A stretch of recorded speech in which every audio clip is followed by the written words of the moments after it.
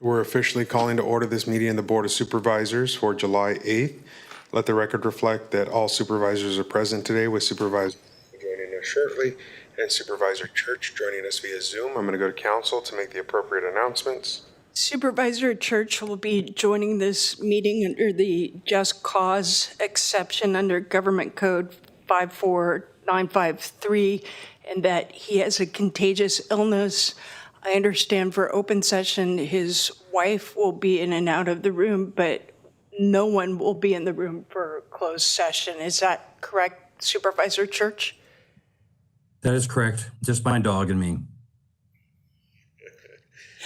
All right, then with that, we will go ahead and proceed with our agenda this morning, calling for additions and corrections by County Council to our closed session agenda. No additions or corrections. This morning, we have items A through E on our closed session. I'm going to invite the public to share public comment on items on our closed session by using the raise hand function via Zoom or *9 via landline in order to be recognized.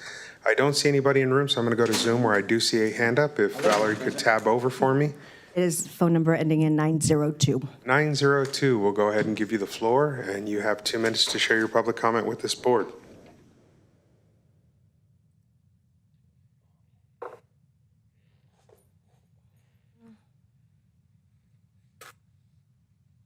Calling again for 902. You should now have the ability to unmute yourself.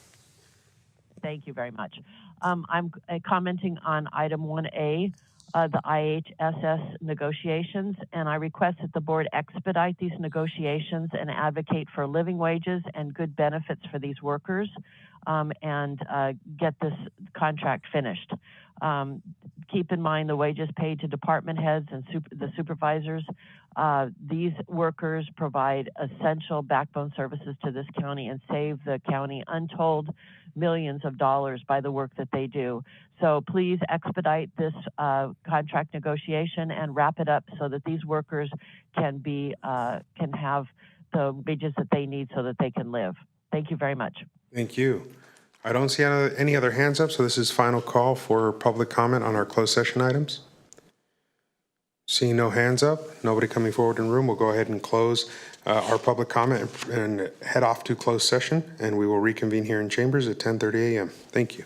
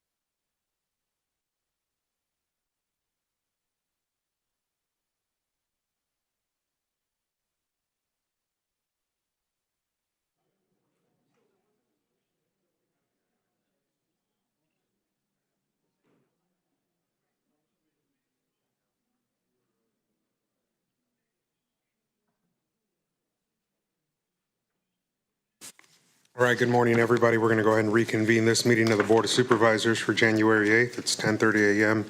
Let the record reflect all members are present, with Supervisor Church joining us via Zoom. I'm going to go to council.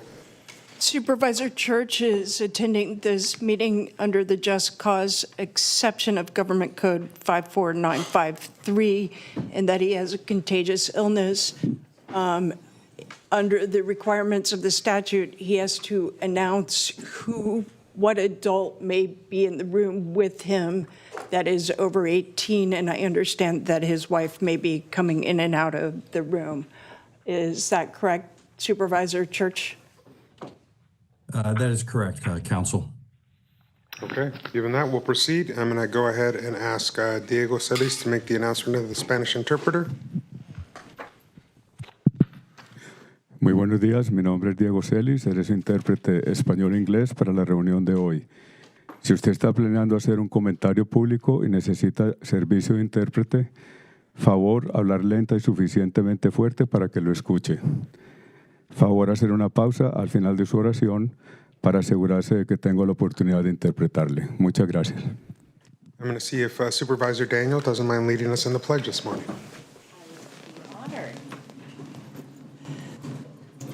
I pledge Allegiance to the flag of the United States of America and to the republic for which it stands, one nation, under God, indivisible, with liberty and justice for all.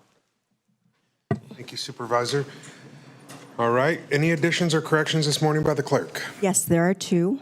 Under ceremonial resolutions, a revised ceremonial resolution was received for item number 2. And under consent calendar for public works, facilities, and parks, a revised board report was received for item number 50. All right. With that, we're going to jump into our ceremonial resolutions. Is there a member of the public who wishes to pull an item from our ceremonial resolutions for comment, question? I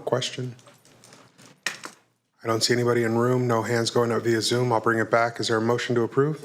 Got a motion from Alejo, a second from Supervisor Daniels, with a correction, right? So if you'd like to read that in now. Chair Lopez, I would like to be able to read that in after the presentations, if that's possible. I think we have to do it now since we're voting. Okay, then I will read it now. Wow, That is- look at that. Service. All right.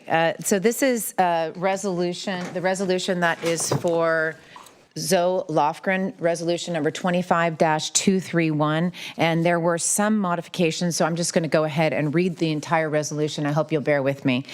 This is a resolution honoring Congresswoman Zoe Lofgren for her trailblazing leadership and dedication to women, democracy, and justice.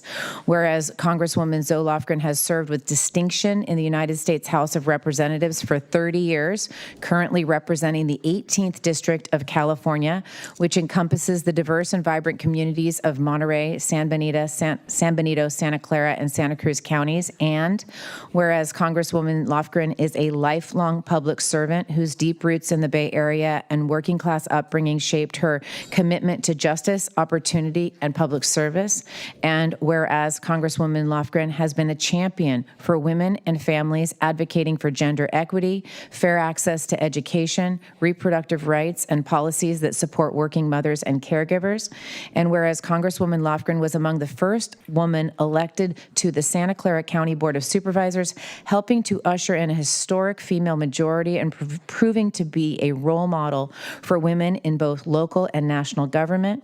And whereas Congresswoman Lofgren served as a House manager during the first impeachment trial of President Donald J. Trump in 2020, demonstrating her commitment to accountability and justice. And whereas Congresswoman Lofgren during the 117th Congress showed unwavering commitment to upholding democracy and the rule of law, notably as a key member of the Select Committee to investigate the January 6th attack on the United States Capitol, and as author and advocate of comprehensive election reform through the For the People Act and Presidential Election Reform Act.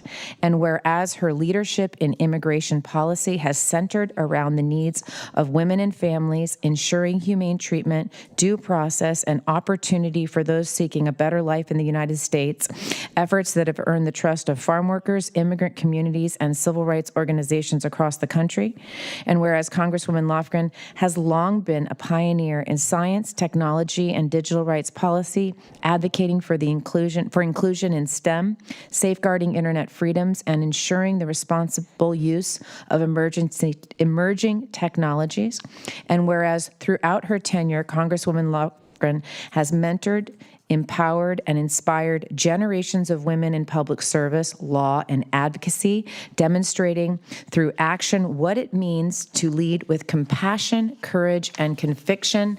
Now, therefore, be it resolved that we honor and commend Congresswoman Zoe Lofgren for her extraordinary contributions benefiting women, an advocate for justice, a defender of democracy, and a trailblazer for equality, whose legacy will continue to uplift the voices of women and girls across the nation. And this will be passed and adopted today upon the motion that we just had and the second. Thank you very much. So Supervisor Alejo, does the motion hold with the enhanced resolution having been read into the record? All right, I've got a motion and a second standing. I'm going to go and ask the clerk for a roll call vote given our remote participation today. Yes. Supervisor Alejo? Supervisor Church? Aye. Supervisor Askew? Supervisor Daniels? Aye. And Chair Supervisor Lopez. Aye. And with that, I'm going to ask Supervisor Alejo to go ahead and kick us off today. He's got 2 resolutions to present this morning. Go for it.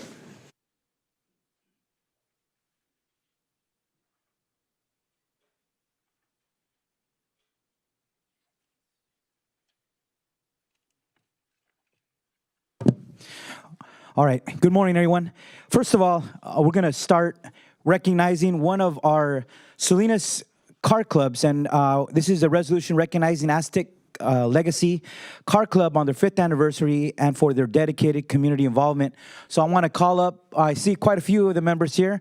Jose Urquizo, co-founder, Carmen Barragan, co-founder and treasurer, Ozzy Zarceño, current president, Sammy Valadez, current vice president, Lily Haragui, secretary, and Andy Haragui, and Pete Diaz, sergeant at arms. Let's give them a big round of applause, everybody, too. And you want to move more down this way?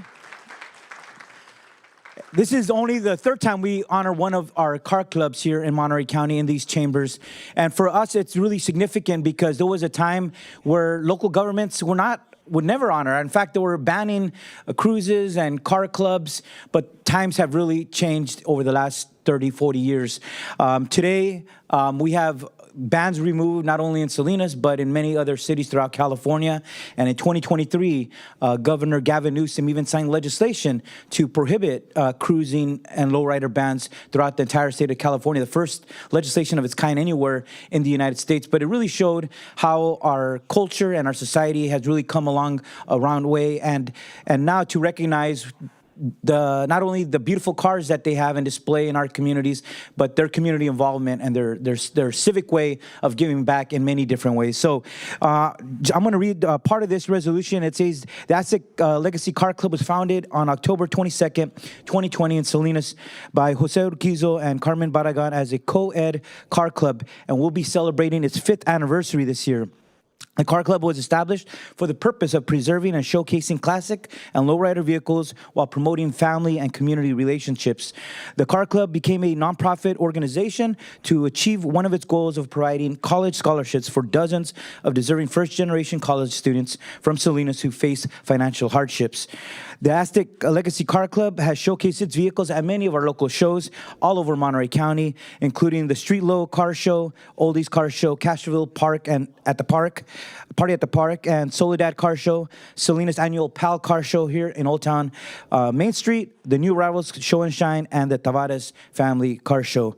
Aztec Legacy Car Club has participated and made history in the Soledad Correctional Training Facility Car Show for being the first car club to hold a car show at the Soledad State Prison, CTF, and just recently represented at the first ever Monterey County Juvenile Hall Mini Car Show. These are the first times these things have happened, I think, anywhere in the state and in our Juvenile Hall. The current executive officers for the Aztec Legacy Car Club are Jose Urquizo and Carmen Barragan, co-founders. Ozzy Zarceño, President, Sammy Valadez, Vice President, Lily Jauregui, Secretary, Carmen Barragan, Treasurer, Andy Jauregui, and Pete Diaz, who are the Sergeant of Arms, with a total of 16 dedicated members. Lowrider culture and its beautiful cars are today celebrated and loved in the Latino and other diverse communities throughout Monterey County and the state of California. So therefore, the County of Monterey Board of Supervisors, on behalf of all our residents, hereby recognize and celebrate the Aztec Legacy Car Club on its 5th anniversary. We commend the club for its strong commitment to community involvement, for serving as positive role models, and for its continued celebration and promotion of lowrider culture and cars in Monterey County and beyond. And so we want to present the club this beautiful resolution here, recognize your tremendous work. And I do want to say, every year I go to Alisal High when they're giving out scholarships, I see the car club there wearing your shirts and giving out scholarships to students who otherwise probably would have a more difficult time paying their way through college if it wasn't for the dedication you do by helping it make their journey through education just a little easier. So let's give them a big round of applause, everybody, for their work. Thank you, everybody. Any other words? I just want to say we are blessed to have nice cars, but our number one goal for our car club is to do things in our community for everyone. The scholarship thing for us is a big thing. Thanks to a lot of hard work by a lot of our members. Some of them are not here, but it makes us feel good to be able to give something back to our community. So thank you for this award. All right, we're going to take a photo here.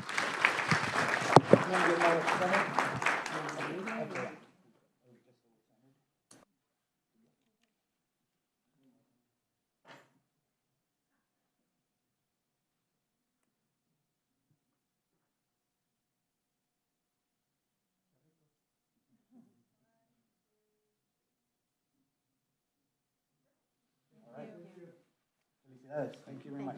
Thank you very much. Thanks for coming today. Everyone, this next recognition, it's a bittersweet moment for us here in Monterey County. Obviously, a lot of the work we do at the local level, especially during these very challenging times, we don't do it alone. We have a lot of partners, and one of our greatest partners has been the Mexican Consulate General, Alejandra Bologna Zubicaray, who will be finishing her tour of duty here, serving as the Mexican Consulate General out of the San Jose office. So let's give her a big round of applause, and then I'll read some of this. And then we'll have her other friends and colleagues, if you want to say some words, Blanca Sarazu and other colleagues here.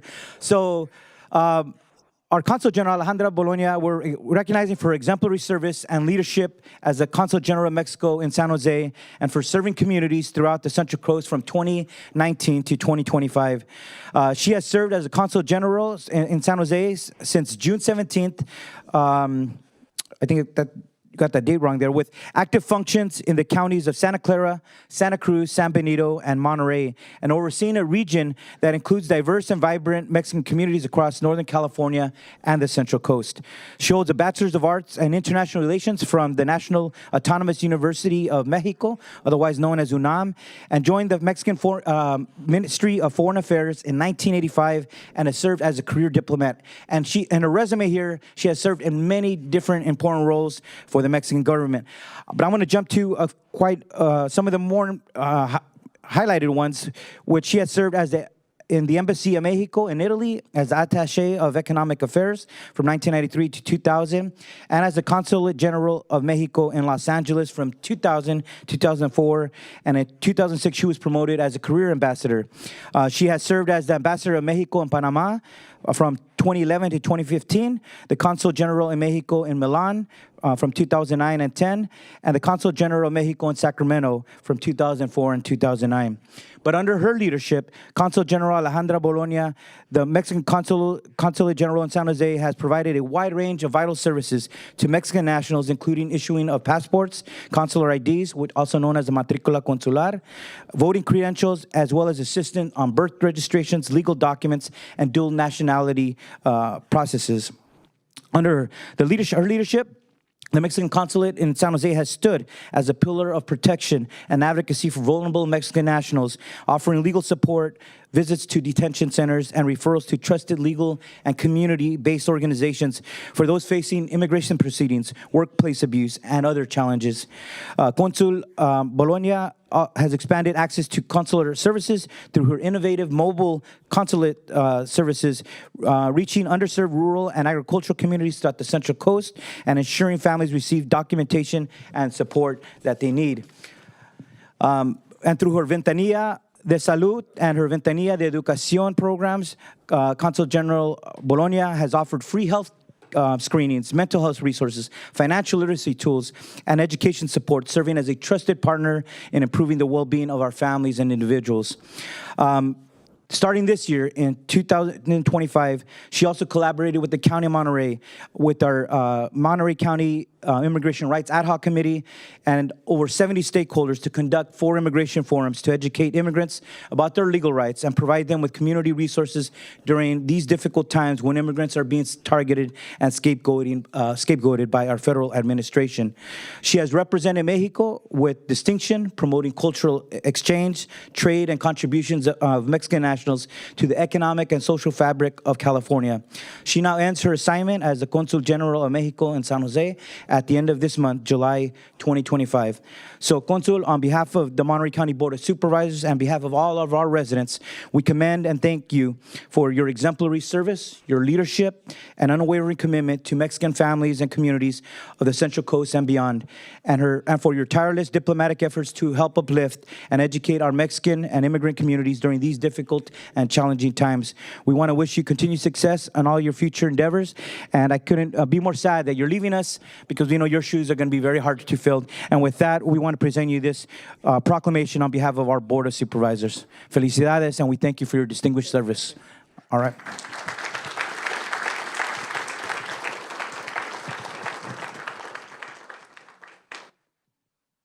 Here's some words. I can hold that for you. I'm truly honored to receive this recognition for our work in service for the community. The acknowledgement is not only a personal privilege, but a testament to the dedication and commitment of an entire team working tireless behind the scenes. I want to express my heartfelt gratitude to the authorities in the County of Monterey, to our honorary consul in Salinas, my team, and partner organizations whose collaboration has been essential advancing our consular efforts. Together, we build bridges of trust and solidarity that make a real difference in people's life. This recognition belongs as much to every colleague, my family also, and allies who shares this mission as it does to me. I remain committed to continue this work with humility, energy, and a deep sense of responsibility to the community I will serve in St. Paul. Thank you so much, and thank you all of you. Claro que sí. Realmente agradezco mucho al Condado de Monterrey, a los supervisores, porque el trabajo consular no se puede hacer sin contar con aliados, sin contar con el respaldo de las autoridades, como ha sido el caso que siempre tuve las puertas abiertas en este condado, en todos los proyectos que llevó a cabo el consulado. No es un trabajo individual, es un trabajo en equipo. La fuerza, la unión de todas las entidades, de todas las organizaciones, es lo que fortalece a nuestra comunidad. Por eso mi emoción en estos momentos, después de 6 años de servicio intensos, pero sobre todo la tranquilidad de que se han hecho cosas, que hay mucho por hacer, pero que hay un gran equipo que seguirá respaldando ese trabajo. Muchas gracias. All right. And want to ask the board to come take a photo. Es una despedida, but we want to get a photo with all of you. And unfortunately, our colleague, Supervisor Church, is out. But thank you very much. Like we said, your shoes are going to be hard to fill. We hope we get somebody who is just as passionate and such as collaborative as you have been with us. So we really appreciate it. You want to say anything? Just, Alejandra, from the bottom of my heart, working with you over the last years has been absolutely incredible. Anytime there's been a request, your office stood up. Anytime we were thinking there may be something we need to address, you were already there. You said, we've got resources for that. Let me tell you what we're already doing. It's that sort of forward-thinking leadership that has made our region feel upheld by your efforts, upheld by your office, and I know that it will continue because true leadership isn't what happens when you're there, but what you leave behind when you walk out of the room. And we've seen you accomplish so much, and I'm grateful for the team that you've helped build in San Jose because we know they serve us so well here in Monterey County. So thank you for all that you've done so far and all that your legacy will continue to do here in Monterey County. Thank you.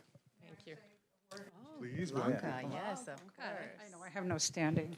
I think you should be in I the think you're picture. standing. Good morning, everyone. I think that we don't want to overlook the fact that this leader is a woman because it adds to the credibility of all women. And it changes the narrative about Mexicanos because there's so much negative talk about Mexicanos and, you know, how much we're unwanted here. And here we have an exemplary person who has done everything in her power throughout her career to change that narrative and show that we are people of dignity. And so I want to thank you for that. And I've been honorary consul for 22 years, and this is the first female that I've been honored to work with. So let's not overlook this slight, very powerful detail. Thank you.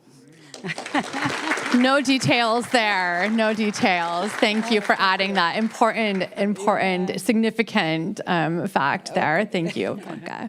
And I'll just add, you know, I think that as we talk about partnerships and working together and relationships, that it is significant that the County of Monterey has a relationship. And thank you so much for being here and for the work that you've done to strengthen that relationship, our ability to serve our residents, all of our residents, and ensure that we all have what we need is dependent on our ability to work together. And we only do that because we have partnership and relationship. So thank you for making that possible for us.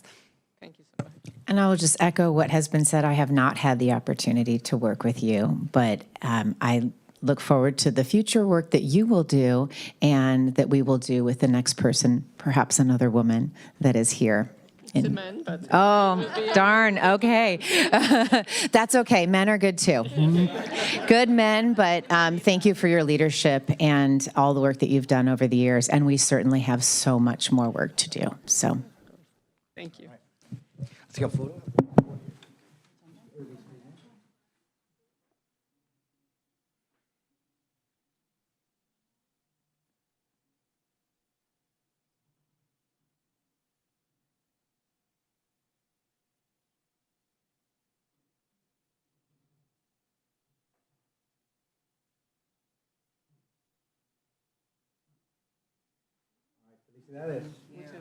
Muchas gracias.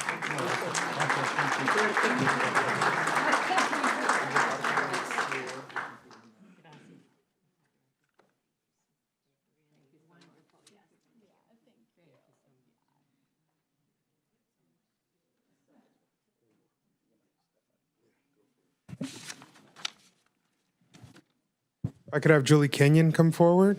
I believe I'm presenting Probation Week. Do you have anybody you want to bring up with you? I know you got a lot of folks in the room, so bring everybody up. This award is about you, not the chief. That's So it. please come up. Step forward.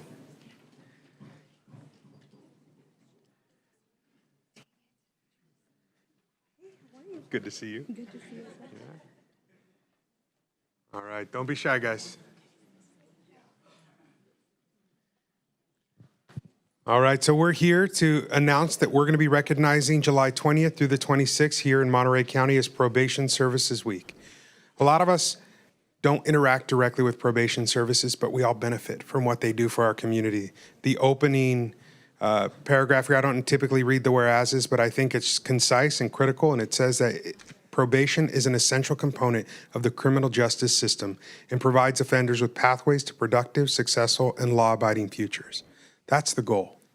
How we do it matters, and it begins with the people that you see up here and the way that they approach the youth and adults that they interact with and work with every single day. I've had the benefit of seeing that recently through an incredible art project that took place in Juvenile Hall. An incredible piece of art built by community, along with staff, guidance by bringing in folks that the youth could see themselves reflected in. That in itself was a creative way to approach a major challenge in our community and bring forward healing, and also a type of therapy that most of us would never imagine, using art as a healing tool. Our probation has done more, in my opinion, than many others around the state, and it is for that reason that we're standing up here today, honoring you all for the work that you do and recognizing Probation Services Week in Monterey County. The work's not easy. And I know that every night you take home a little bit more of the burden with you on your shoulders, but know that the work you do is seen and is valued, and that we appreciate you every single day for what you're doing for us, our kids. I know that right now a lot of the kids in there are from Greenfield, and it means a lot to me. I've been telling their stories, telling your stories about the work you're doing to help bring change to those communities who need it the most. So know that it's seen, know that it's heard, and most importantly, we're going to take this week to really celebrate you, the efforts that you're making, and the benefit that you bring to our community. And with that, I'll pass it over to Julie for a few words. Chair Lopez, members of the board, on behalf of Chief Ramirez, who could not be here today, he's out of state, we are humbled and honored to be recognized by the board for the vital service that we provide to our courts and our community members. In California, the probation system was enacted by lawmakers in 1903. While the practices of probation services have certainly changed over time, our department and our employees continue to recognize our department as a symbol of public trust, and we take great pride in the essential role that we continue to play in our justice system. The probation department serves as the bridge between justice-impacted individuals, our community, and the courts, providing a balanced approach of accountability, evidence-based rehabilitation, prevention, and effective supervision, all of which are done with the goals of long-term success, sustainable community safety, and the unwavering support for the victims of crime. We would like to recognize the contributions of all of our probation staff, including our sworn officers and support personnel, for their dedication to the communities we serve so humbly, and the individuals that we supervise. Your dedication, your professionalism, and your passion are the driving forces behind our progress. Without your tireless and often unseen work, none of this would be possible. Probation Services Week in California means celebrating the accomplishments of our department and all others, honoring the contributions of each of our employees, and renewing our commitment to making a positive difference in the lives of the people in Monterey County. Thank you for what you do, and may we continue to uphold the values and principles that define our noble profession. Thank you. Thank you. I'll present that to you.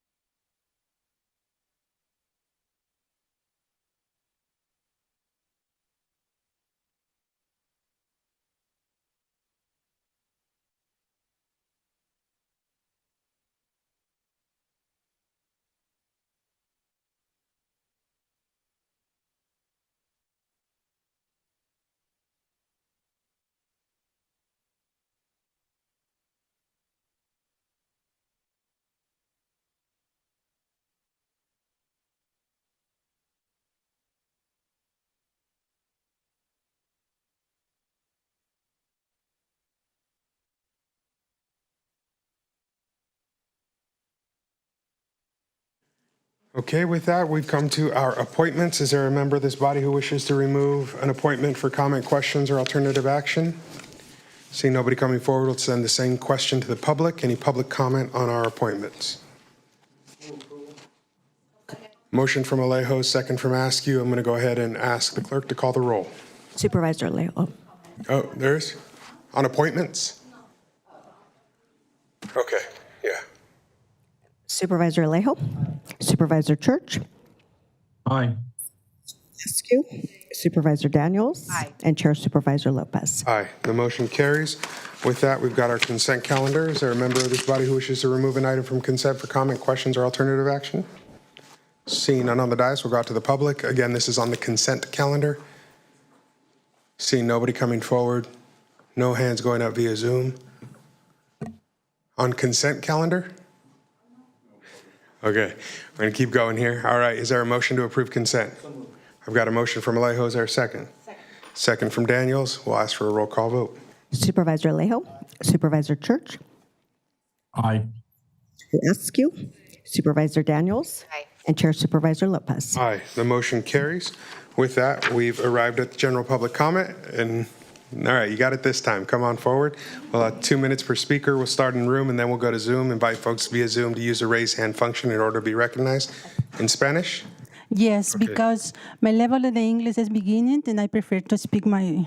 Eso está bien. Lo que vamos a hacer es, si le das pausa entre comentarios para que Diego le pueda interpretar. Gracias. Claro que sí. Buenos días, honorable mesa directiva de supervisores. Good morning, Honorable Chair of Supervisors. Mi nombre es Rosa Espinosa. My name is Rosa Espinosa. Así deseo que me recuerden como activista política. I've been remembered as a political activist. Y estoy aquí como sobreviviente de la trata de blancas como esclava sexual dentro de los Estados Unidos. I'm here as a survivor of the sexual trade in the United States. Me escapé aquí en Salinas, California, I became established here in Salinas, California. embarazada de mi segundo hijo, Carlos Alexander Castro Espinosa, que nació el día de hoy. I was Un pregnant. día como hoy, perdón.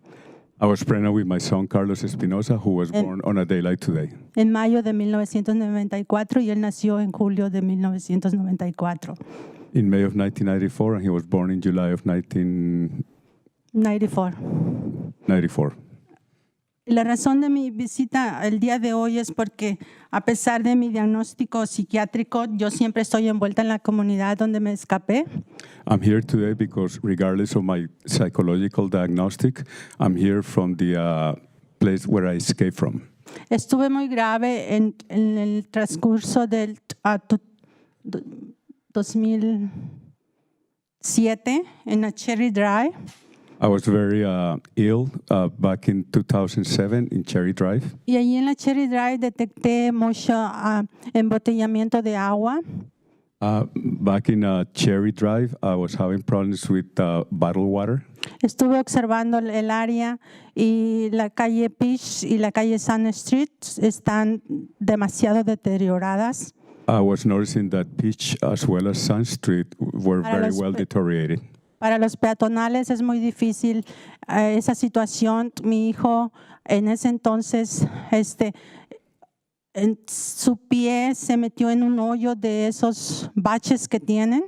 Back then, those streets have very serious issues for pedestrians, and my son stepped into a hole and twisted his foot. Se quebró la mano y a mí me duele mucho mi corazón de madre cuando él me dice que le duele mucho su mano y se fracturó la espina dorsal. He broke his hand, and as a mother, I really hurt for seeing my son Pueden leer hurt, aquí as well que as puse breaking pending his case. spinal column. Aquí puse pending case de City Hall, Salinas, California, Sun Street, Peach and Cherry Drive. I have a pending case from Cherry Drive in front of Salinas, California. Actualmente me he vuelto a envolver y tengo una junta con el padre Freddy de la Santa María y de la Iglesia Católica. I become involved again, and I have a meeting with Father Freddy with the Catholic Church. Ya también entablé comunicación con el Sun Street Program. I also established communication with the Sun Street program. Y solo deseo que ustedes se envuelvan y traten de ir a caminar por esos baches o vivir unos 10 años para que puedan tomar conciencia de esta problemática, porque nada más llegan a remachar y nada de solución. My wish for you is to walk those sidewalks that are in poor conditions, since they've been fixed and overpaid, but they're still in the worst condition. Soy de las que les puede abrir una investigación donde están los fondos fiscales. I'd like to see an investigation open to see where the ¿Y en qué financial bolsillo? funds are at ¿Y en qué bolsillo? and whose pockets they are into. Thank you. Thank you. All right. Next, in chambers. All right, then we'll go to Zoom. I see folks via Zoom. I'm going to go to Christine Wing first. Christine, we'll go ahead and give you the floor.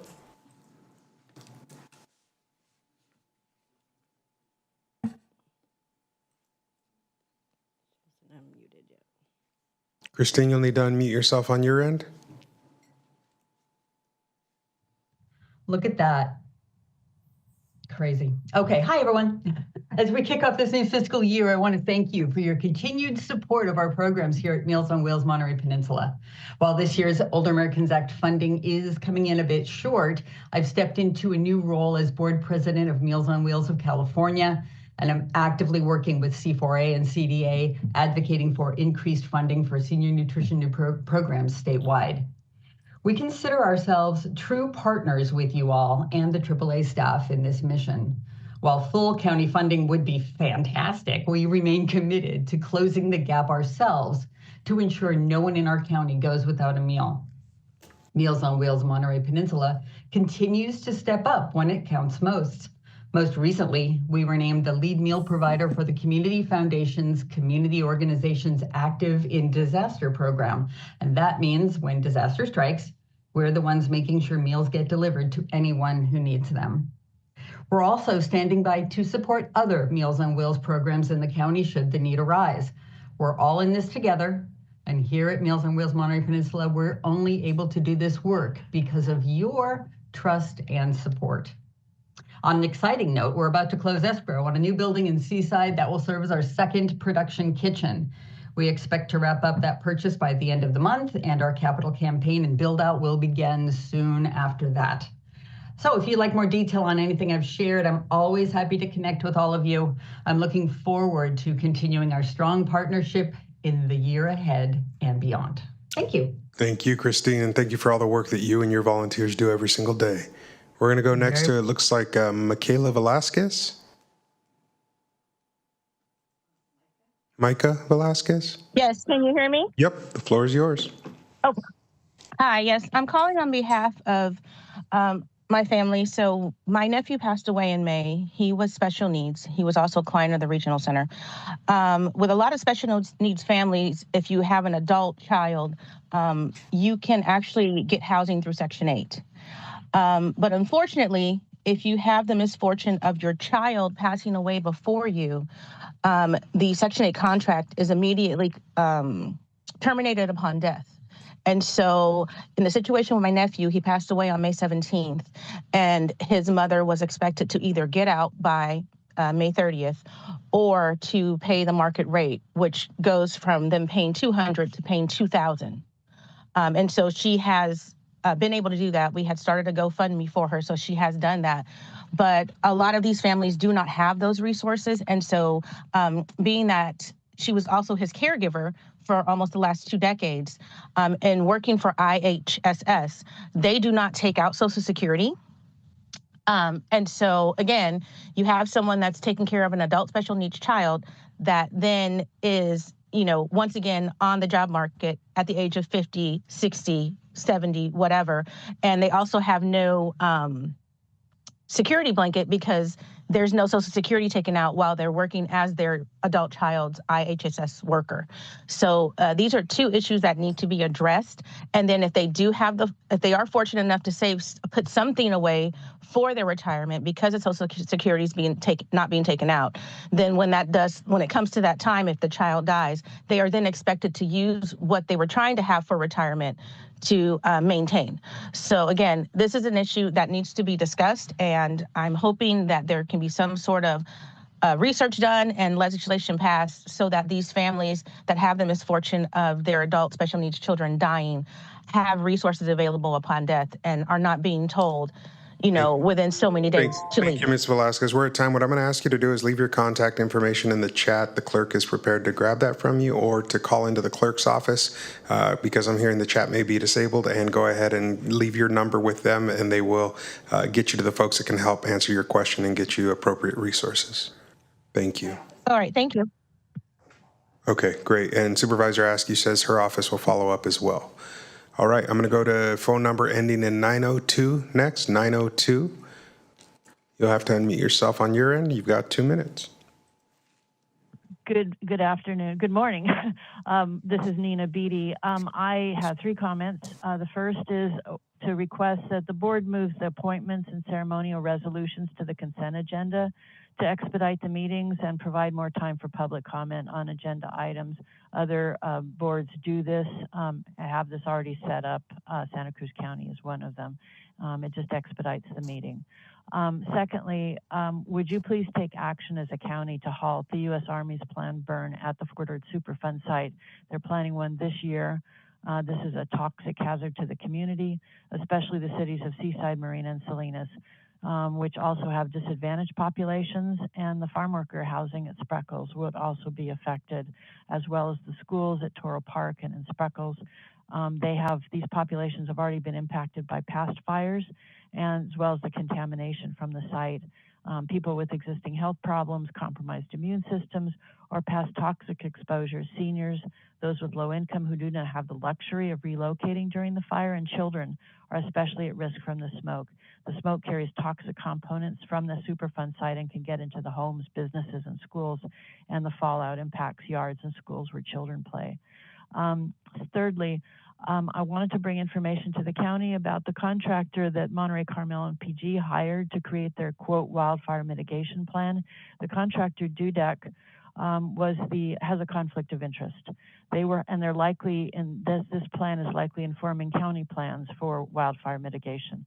The company was hired by the biomass industry company, Golden State Natural Resources, to do an EIR in order to build industrial wood pellet plants in the state in order to harvest and create these wood pellets from cleared forests, vegetation, and trees, and then ship those wood pellets overseas to Europe and Asia. This is a commercial enterprise. This is not fire mitigation. Thank you, Ms. Beta. We're over time. We appreciate your comment. Thank you, Ms. Beatty.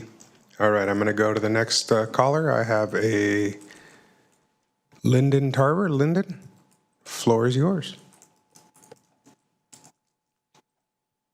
You'll need to unmute yourself on your end. There you go.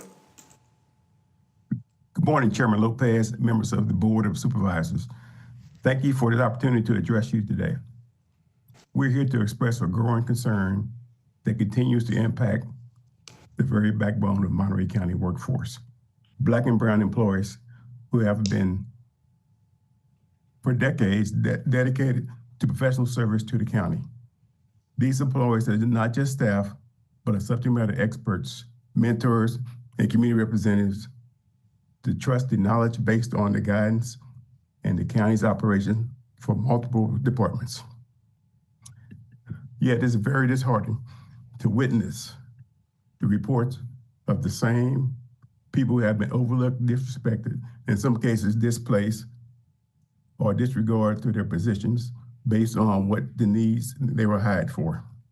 Too often, the institutional knowledge have been used without recognition. Their voices have been muted. The decision-making table and the careers disturbed by disciplinary practices. Let us be clear that we are simply about employee policies. This is about equity, human dignity, and the county's commitment to uphold the very values it claims to stand for. Dignity and respect and fairness is not just an option of public service. We are fundamentally accepted, especially for those who work tirelessly for decades to ensure the county that thrives. We request to conduct an independent and equity audit to affirm and enforce protections, to invest leadership pipeline, and require cultural competency and anti-bias training. Monterey County cannot continue to benefit. Thank you, Mr. Tarver. We're at time. Thank you for your comments. I'm going to come back. I think we have folks in the room. Please make your way to the front of the room if you'd like to speak. Thank you. Good morning, Chair Lopez and Monterey County Supervisors. My name is Chris Barrera, President of LULAC Council 2055. I am here today to discuss the serious complaints that plague our Monterey County government against Black and brown employees. They include racial discrimination and disrespect and targeted displacement of longstanding employees who have dedicated their lives and decades of service to our county, but are still systematically removed, reassigned, or isolated from their positions they were originally hired for. Employees report that executive management of some departments have been weaponized to target, marginalize, and demoralize them, thus violating their civil and employment rights. Your employees feel that they are not supported by you.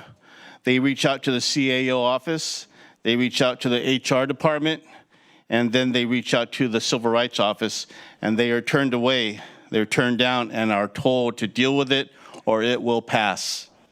Your employees deserve better. They need to know you support them and that your goal is to correct these issues. You are our elected officials. You are who the community voted for, and we are counting on you, yes, all of you, to right all of the wrongs. You are responsible for ensuring justice, fairness, and equity, and are not allowed any discriminatory practices. The county must take immediate and decisive action to put an end to this behavior affecting your workplace. Thank you. Thank you. Next. Good morning, members of the board, staff, and members of the public. My name is Mel Mason, and among other things, I'm a multi-term president of the Monterey County branch of the NAACP. And I say that because for nearly 30 years, that I have been one of the people who have been involved in dealing with allegations that actually turned out to be the truth in terms of racism and discrimination in Monterey County. We've had cases where people have been fired unjustly, had to be rehired. We've had cases of people not being hired when they had qualifications that were higher than the white person. They got hired ahead of them, and they had to be hired. We've had people who were unjustly refused upper categorizations, which included more money. They said that they didn't deserve. The county said that they didn't deserve that. We showed that they did. County was out of a lot of money in back pay. So there's classic examples of this that we could talk about, but can't do it in 2 minutes. But what I want to do is to take us back to and this was pre-pandemic. There was a big day here around something called Governing for Racial Equity, which some of us thought for the county was oxymoronic. And what turned out to be a day of not just reckoning in terms of like we're going to correct the racism that we've been responsible for all these years, but it was a day of pomposity and BS actually, and the goal was to get this county to recognize that this is how we're going to have to function. Some of us went and talked to line staff for a few months after that. Either they didn't know anything at all about it, or if they heard about it, they didn't know what it was. So that was a sign of the non-commitment that this body had to racial equity, and is playing itself out today. And as you can tell from the speeches by Mr. Tarver and Mr. Barrera. Thank you. Thank you. Next.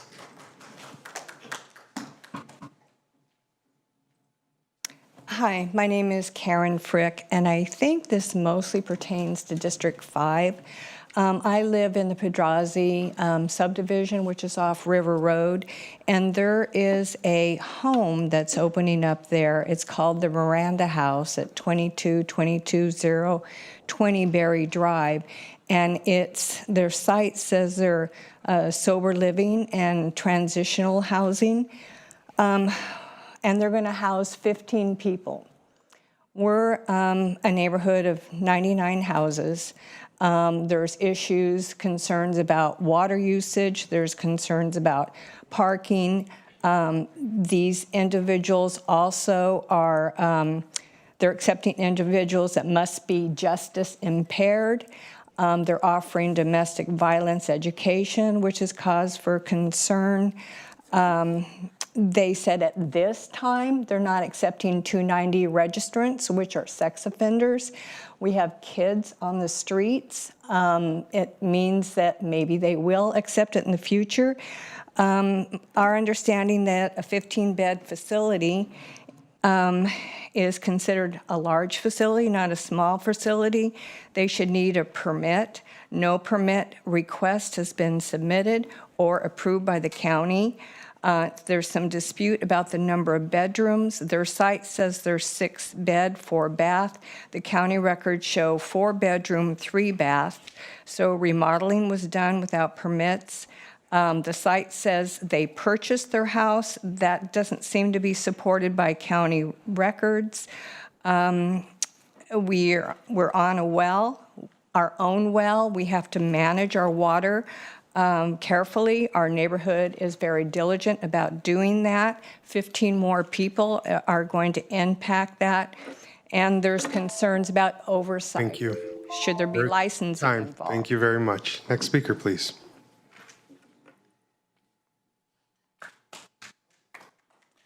My name is Susan Coraju, and I live in the same neighborhood as Karen Frick.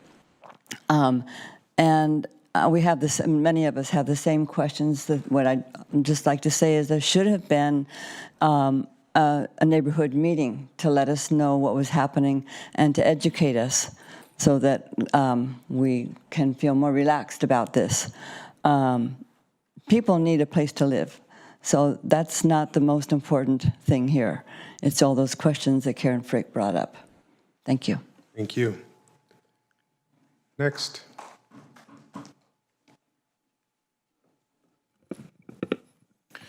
Good afternoon. My name is Robert Daniels. I'm a community organizer for Building Healthy Communities. I'm also a founding member of the Monterey County Black Caucus. I come and approach today because obviously there's an issue with how the county is handling its employees and how disciplinary action is involved. I do not want to bring up due process, but maybe the process is exacerbating harms. I mean, I've met with pretty much everybody on this dais during your guys' campaign, and there were some commitments that were laid. And honestly, I don't feel like those commitments are being fulfilled. So I ask, what are your steps moving forward? Because honestly, there are some harms being brought to the surface. And I stand behind and echo the comments of the people that came before me. Thank you. Thank you. Next.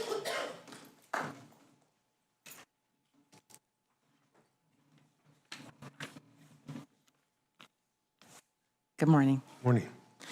I want to address the egregious action that was taken against Dr. Deborah Wilson, who has worked for this county for approximately 28 years in various positions as she's elevated in her career. She has an impeccable record and has been a deputy purchasing officer for over 25 years in this county.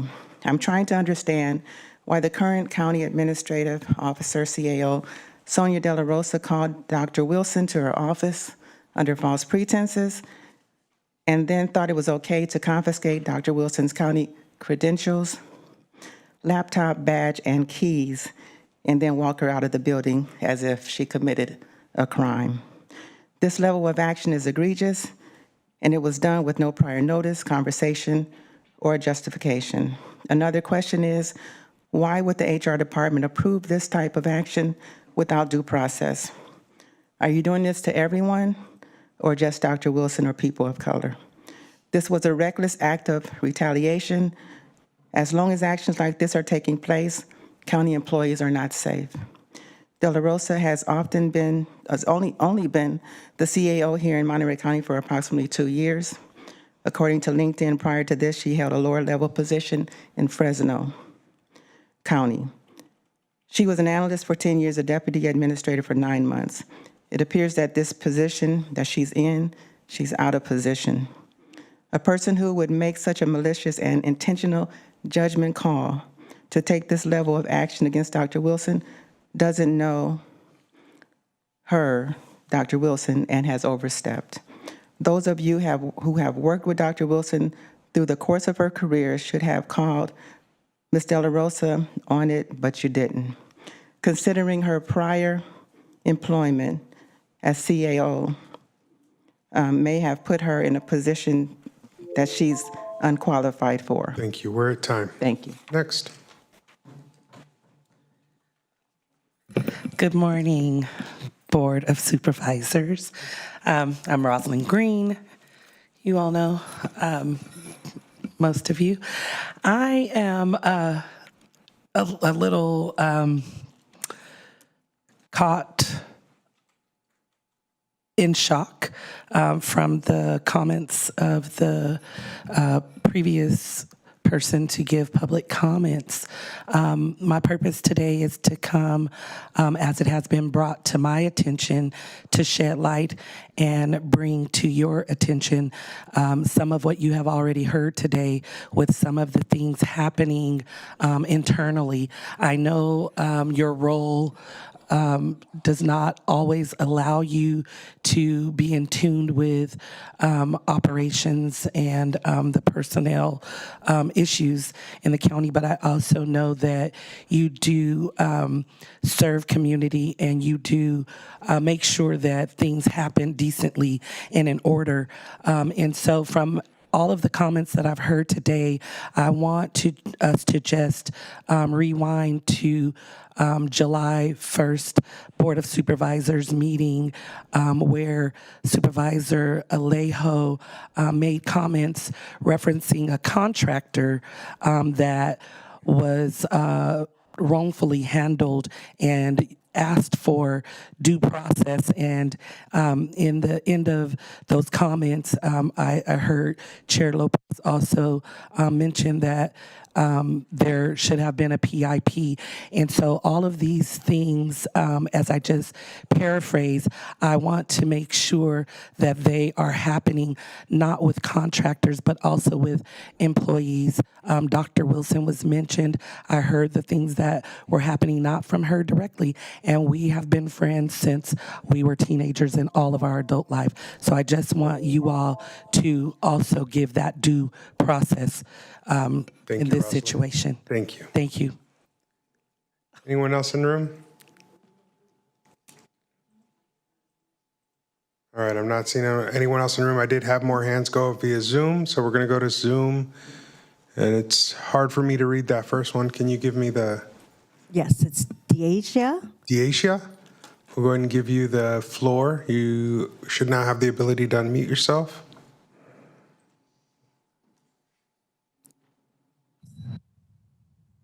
Good morning. Hello. Hi, my name is Deasia Gamble, and I worked at the Public Defender's Office for 7 years, beginning as a temporary employee and advancing to the role of legal secretary. During my time there, I committed myself fully to the work, to the mission of justice, and supporting some of the most vulnerable members of the community.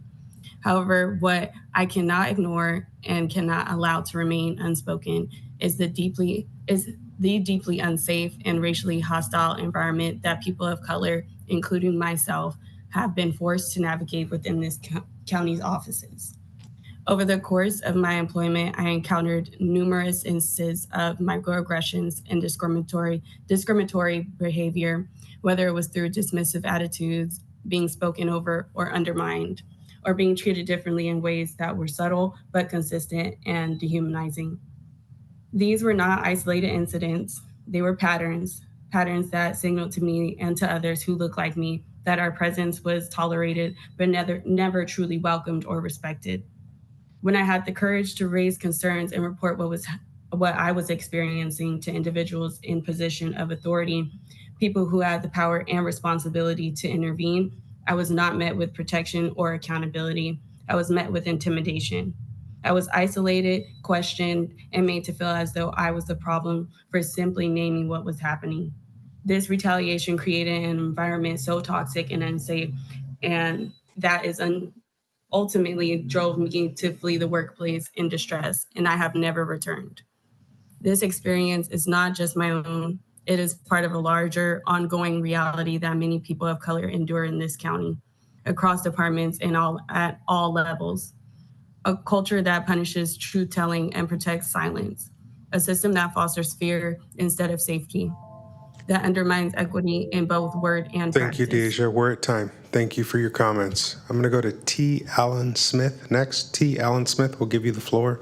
You should have the opportunity to unmute yourself now.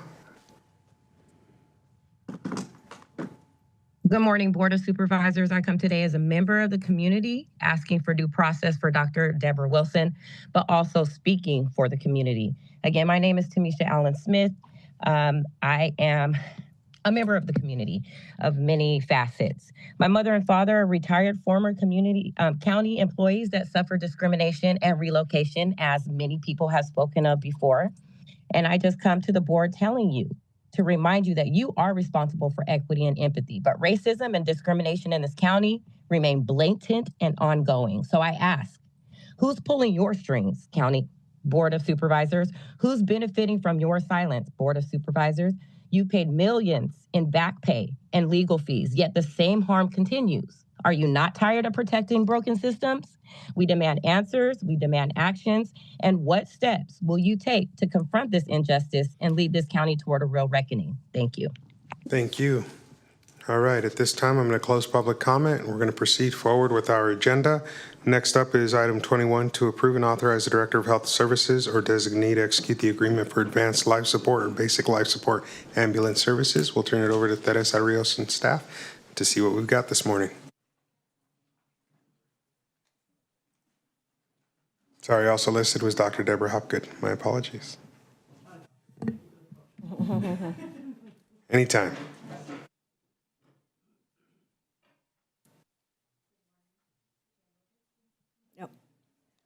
There you go. Members of the board, Administrative Officer De La Rosa, and County Council Blitch. With me today, as you said, is Deborah Hopgood. Today we are here with our recommendation to award the agreement for ambulance services. But before we do that, we have prepared a presentation. We want to provide your board with background information regarding the process that we followed to get to this place today. Sorry, go ahead. Okay, there we go. Okay, so a presentation overview. We're going to talk briefly about the RFP process. We will review some of our local EMS system challenges. We will tell you a little bit more about the actual development of the RFP. We will talk about the proposal evaluation and the panel recommendation. Deborah will provide to you some highlights of the new agreement before we make our recommendation. So the purpose for today is to request your approval of the agreement. Let's go to the next one. Thank you. So our ultimate goal was to conduct an RFP process that would lead to the award of an agreement that meets the needs of our community as it relates to emergency medical services. The primary procurement priorities were to select a competent and reliable provider of emergency medical services, ambulance services, in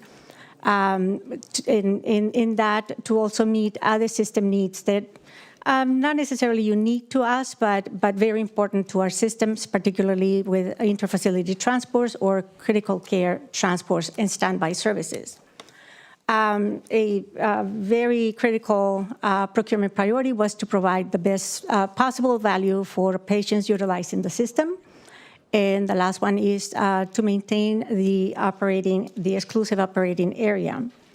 Given the complexity of the County of Monterey for the provision of not just emergency medical services, but other services as well, having an exclusive operating area has been important because it ensures consistency of service levels throughout the county. It is efficient, it creates economies of scale, and ensures that the same rates are applied throughout the EOA.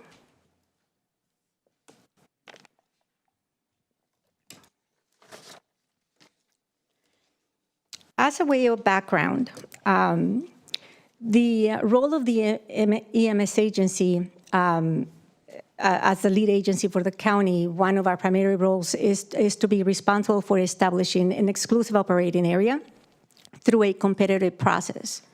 The competitive process is a strict overseen process overseen by County Council, Contracts and Purchasing Division, and the California Emergency Medical Services Authority, which is the state authority, the state agency that oversees all of the EMS agencies in California.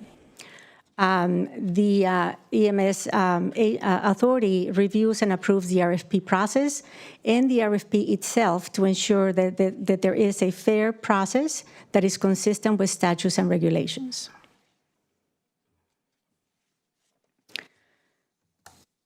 In terms of local challenges that we needed to address as we move forward into the new contract, we had to balance sometimes competing needs of our stakeholders. We have stakeholders that are from fire agencies, from hospitals, from law enforcement, and sometimes those tend to pull us in different directions. We also, these contracts tend to be not flexible by nature, so fostering innovation in a tightly regulated process was another challenge. The County of Monterey, as we all know, is probably one of the most beautiful counties and areas in the world.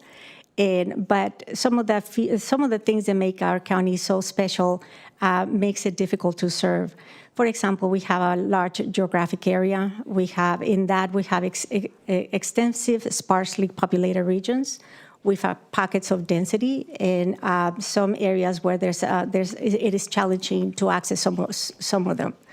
Our payer mix can also be a challenge, and there's other added costs of providing services that some of it can be unique to the County of Monterey. In the development of the RFP, we approached it with a focus on system improvements. We apply lessons learned from the administration of the current ambulance contract.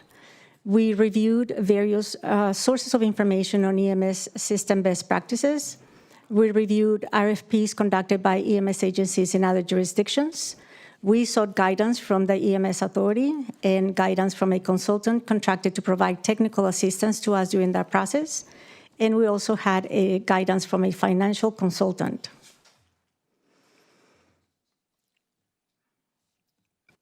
Ensuring that we gather as much input from our stakeholders, as much input as possible from our stakeholders was critical for us.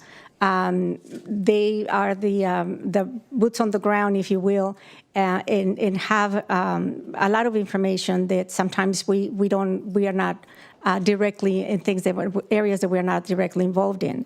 So prior to the formal RFP process, we held a number of activities to ensure that our stakeholders had input, including the SWOT analysis, having public meetings, and specific meetings with the Fire Chiefs Association and the hospitals. They have very unique needs. And we incorporated all of that feedback into the final RFP, which was submitted to the state for approval. Upon receiving approval from the state agency on our RFP, the RFP was released on January 30th. There was another opportunity for additional input from the public and our stakeholders during the Q&A period of the RFP. The proposals that were due on April 22nd, and right now we sent the intent to award in started negotiations on May 12th, and here we are today bringing you the recommendation to approve the contract. The agreement has a transition period from the agreement execution to January 31st of 2026, and the actual operational period will start February 1st of 2026. As I mentioned, the proposals were due on April 22nd. The EMS agency received 2 proposals in response to the RFP.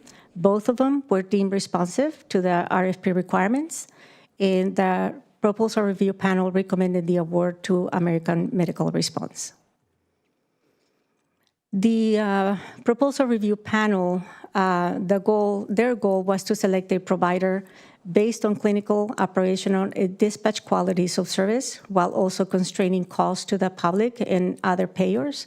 And for that, we developed a structured quantitative scoring method, which you see on the board. They took in consideration different aspects of the ambulance services agreement and scored accordingly. The next section is going to, Deborah's going to talk to you about some of the new features of the contract. All right, so all of that work has brought us to the new agreement that is before you today. The agreement is unique in that it becomes effective from the time that the agreement is executed, as Teresa mentioned. This allows the county to have the ambulance provider under contract during the transition period from now until the current agreement expires. This will allow us to work closely with the contractor to establish and implement many of the programs that you'll see in the next few slides. Additionally, it allows the EMS agency to hold the contractor responsible for accomplishing the items included in their transition plan by the established deadlines. The operational period of the agreement will begin on February 1st, 2026, and that initial period runs through January 31st of 2032. The agreement does provide for additional opportunities for extension through January 31st of 2037. In order to earn these extensions, the provider must meet the performance standards established within the agreement. And while drafting the agreement, we did want to build in flexibility so that we can implement future system improvements and enhancements over the lifetime of the agreement. All right, so as a part of the proposal submission, the interested ambulance providers were asked to submit their base rates as well as rates for a variety of items such as procedures and supplies. The rates shown here capture the more frequently seen charges. The rates reflect a 25% increase in these particular categories. It's important to remember that the rates that you see here do not reflect the amounts actually collected by the ambulance services provider. There are many different factors that influence the actual collection rates. And we also did want to point out here that since the last RFP process, the state enacted AB 716, the Ground Medical Transportation Bill. This bill went into effect on January 1st of 2024 and was primarily targeted at preventing patients from receiving surprise out-of-network bills for ambulance services or being stuck in the middle of a dispute between their insurance company and the ambulance services provider. So what the bill does is it limits the amount patients owe for out-of-network ambulance services to their in-network cost-sharing amount, and then it requires insurance plans to pay non-contracting ambulance providers the difference between the patient's cost-share amount and the locally established and approved rates. Within the EOA here, that is the rate that's approved by this board. Additionally, the bill caps the amount that uninsured or self-pay patients can be charged to the greater of the Medi-Cal or Medicare rates. Overall, the bill helps protect patients against the impact of ambulance rate increases. So there are many positive attributes of the current EMS system that this new agreement will allow us to maintain. We'll briefly review a couple of highlights from this list. First, AMR has over 17 years of continuous service to the county and a management team with extensive local experience. This experience will serve as a significant asset for the EMS system as it eliminates the time, expense, and learning curve necessary for a new provider to become established in the county. Additionally, it will maintain the working relationships that system stakeholders already have in place with AMR. Second, the agreement covers emergency or 911, interfacility, and critical care transports. The services included are much more extensive than some of our neighboring counties and other areas throughout the state receive from their providers. This helps ensure a depth of resources within the county and that our hospitals and other facilities have a designated provider responsible for handling their transport needs. Third, the ambulance services provider will continue providing dispatch services. An important part of this is the provision of emergency medical dispatch call screening and pre-arrival instructions. The EOA provider agency not only does this for their own agency, but also for other ambulance transport providers, and additionally, the information obtained is relayed to first responder agencies throughout the county. Finally, the agreement maintains many of the important ancillary service requirements that are currently in place, including things like providing training to first responders, equipment and supplier restock, and purchasing programs for those agencies. All right, the next slides look at different categories and types of enhancements that the new agreement will bring to the EMS system. We'll again highlight some of the key enhancements in each category. This slide discusses operational improvements. Firstly, AMR has committed to providing additional weekly ambulance unit hours. This will increase the number of ambulances available in the system and allow them to respond to calls for service in a more timely manner. Second, the agreement permits the implementation of basic life support or BLS ambulances staffed by 2 EMTs. The BLS ambulances will be available to handle interfacility transfers appropriate for their level of care, as well as lower acuity calls through the 911 system. The BLS ambulances will help reserve the advanced life support or ALS ambulances staffed with a paramedic for higher acuity calls. Third, the agreement brings about several equipment and technology related improvements. Primary amongst these improvements is a phased-in transition to Type 3 ambulances. This is a change from the Type 2 or van-style ambulances that we're used to seeing around the county. to a modular or box-style ambulance. AMR will start the operational period of the agreement with a portion of Type 3 ambulances and transition the remainder of their fleet as their ambulances are in need of replacement. The Type 3 ambulances are larger in back and more comfortable for both patients and EMS personnel. The agreement also provides for additional resources such as a bariatric ambulance and access to regional disaster resources.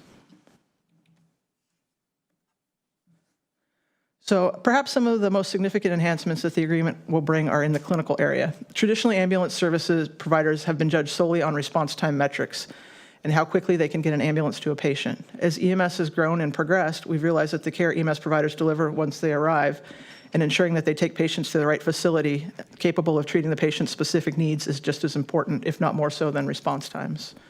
The agreement provides for the implementation of a clinical scorecard that will allow the EMS agency to measure and monitor the clinical care that AMR delivers so that we can ensure that patients throughout the county receive appropriate high-quality care.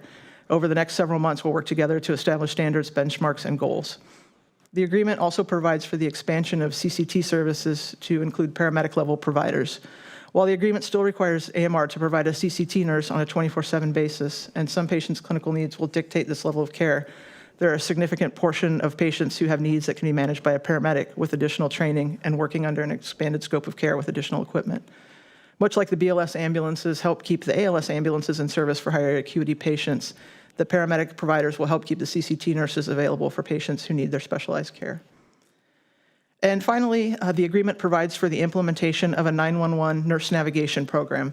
The EMS system frequently sees the use of 911 for situations that could be better managed by resources other than an ambulance and transport to an emergency department. This program would allow dispatchers and providers in the field to divert a subset of patients with lower acuity problems to nurses available by phone. The nurse navigator is able to assess the patient's needs and refer the patients to a variety of different care resources available within the community. If the nurse determines a solution for the patient's needs would require transport to another location, such as a pharmacy or outpatient care setting, the nurse helps arrange appropriate transportation to the facility. These referral services are provided without regard to payer or insurance status, and there's no charge to the patients for the use of the referral services. We believe that the various new programs and resources that we're discussing today will work together in concert to ensure that the EMS system provides the right resources to meet patient needs, and that those resources are capable of providing the highest levels of care can be reserved for the highest acuity patients. The agreement also includes multiple items to help ensure that the level of service and care provided is consistent throughout the county and regardless of statuses such as race, language spoken, gender, and housing status. The agreement allows the EMS agency to not only monitor response times in the larger zones, but also to look at response times on the community level, ensure that there are not pockets of the community receiving a lesser level of service. This level of analysis can be particularly helpful in ensuring that resources are adequately allocated to South and North County to meet response times in those individual communities located there. If the analysis identifies pockets of inequity, AMR will be expected to take steps to improve their services. We previously talked about the clinical scorecard, looking at the clinical care provided. The agreement also provides that this data must be disaggregated and reviewed to help ensure that all patients are receiving high-quality care, regardless of their race or gender or other statuses. Finally, the agreement provides for a variety of resources for personnel and patients to enhance the patient's experience and use of the EMS system. Resources include additional training for AMR's personnel on equity-related topics, providing for language translation resources for use by their personnel in the field, and making patient-facing documentation available in multiple language. Additionally, AMR has committed to a patient satisfaction survey process and providing reports on the results. This will help ensure that we receive feedback directly from the patients utilizing the system. And the final set of topics are related to monitoring and accreditation. The agreement provides for enhancements related to system monitoring and various accreditation commitments from AMR. AMR has committed to obtaining 3 key accreditation or recognition metrics within the next 2 years. The first is CAS accreditation, which looks at their operational programs and practices. And then ACE accreditation looks at analogous metrics for their dispatch center and its performance. Finally, the American Heart Association's Mission Lifeline recognition program looks at EMS system performance and the care delivered to patients experiencing heart attacks or strokes. The agreement also provides for the implementation of a suite of software to monitor clinical and operational data and programs. The software allows the EMS agency and AMR to monitor the health and effectiveness of the EMS system on a near real-time basis. It also provides the tools to measure and report on response times and clinical performance metrics. Another important tool of this program will allow AMR to monitor the workloads of their providers in the field so that they can identify the potential for crew fatigue and take steps to alleviate it. We believe that these items, when taken together, will help ensure a high-performing EMS system that is poised to identify, implement, and take advantage of future opportunities for improvement. And so that brings us to our recommendation. The EMS agency recommends that the Board of Supervisors award the agreement for advanced life support and basic life support ambulance services, inter-facility and critical care transport, standby, and communication services for the exclusive operating area for the County of Monterey to American Medical Response. And we'll be happy to answer any questions you may have. All right, I'll start. Tell me about the billing.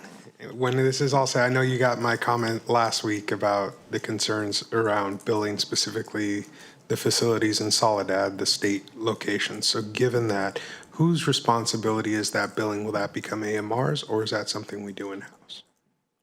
The billing, the actual billing of that would be, that is the provider's responsibility to do the billing. That's what I thought. So I wanted to take this opportunity just to share that I've got a very extreme concern about the billing process with the state at those facilities, knowing we're getting back less than 10% of what we're billing them at this time, and yet they're using the vast majority of the resources in South County, often leaving my district in Southern Monterey County without any coverage, while obviously not paying their fair share. So I'm curious what can be done about that, given that there's more than $3 million outstanding annually on that. It's of high concern for me. And so in terms of the provision of ambulance services, the coverage for South County is there.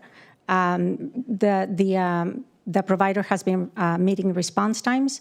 It is, Salinas Valley is a high user of the services, yes. But the deployment plan of the provider is such that they account for those fluctuations when there's a need for services at the prison.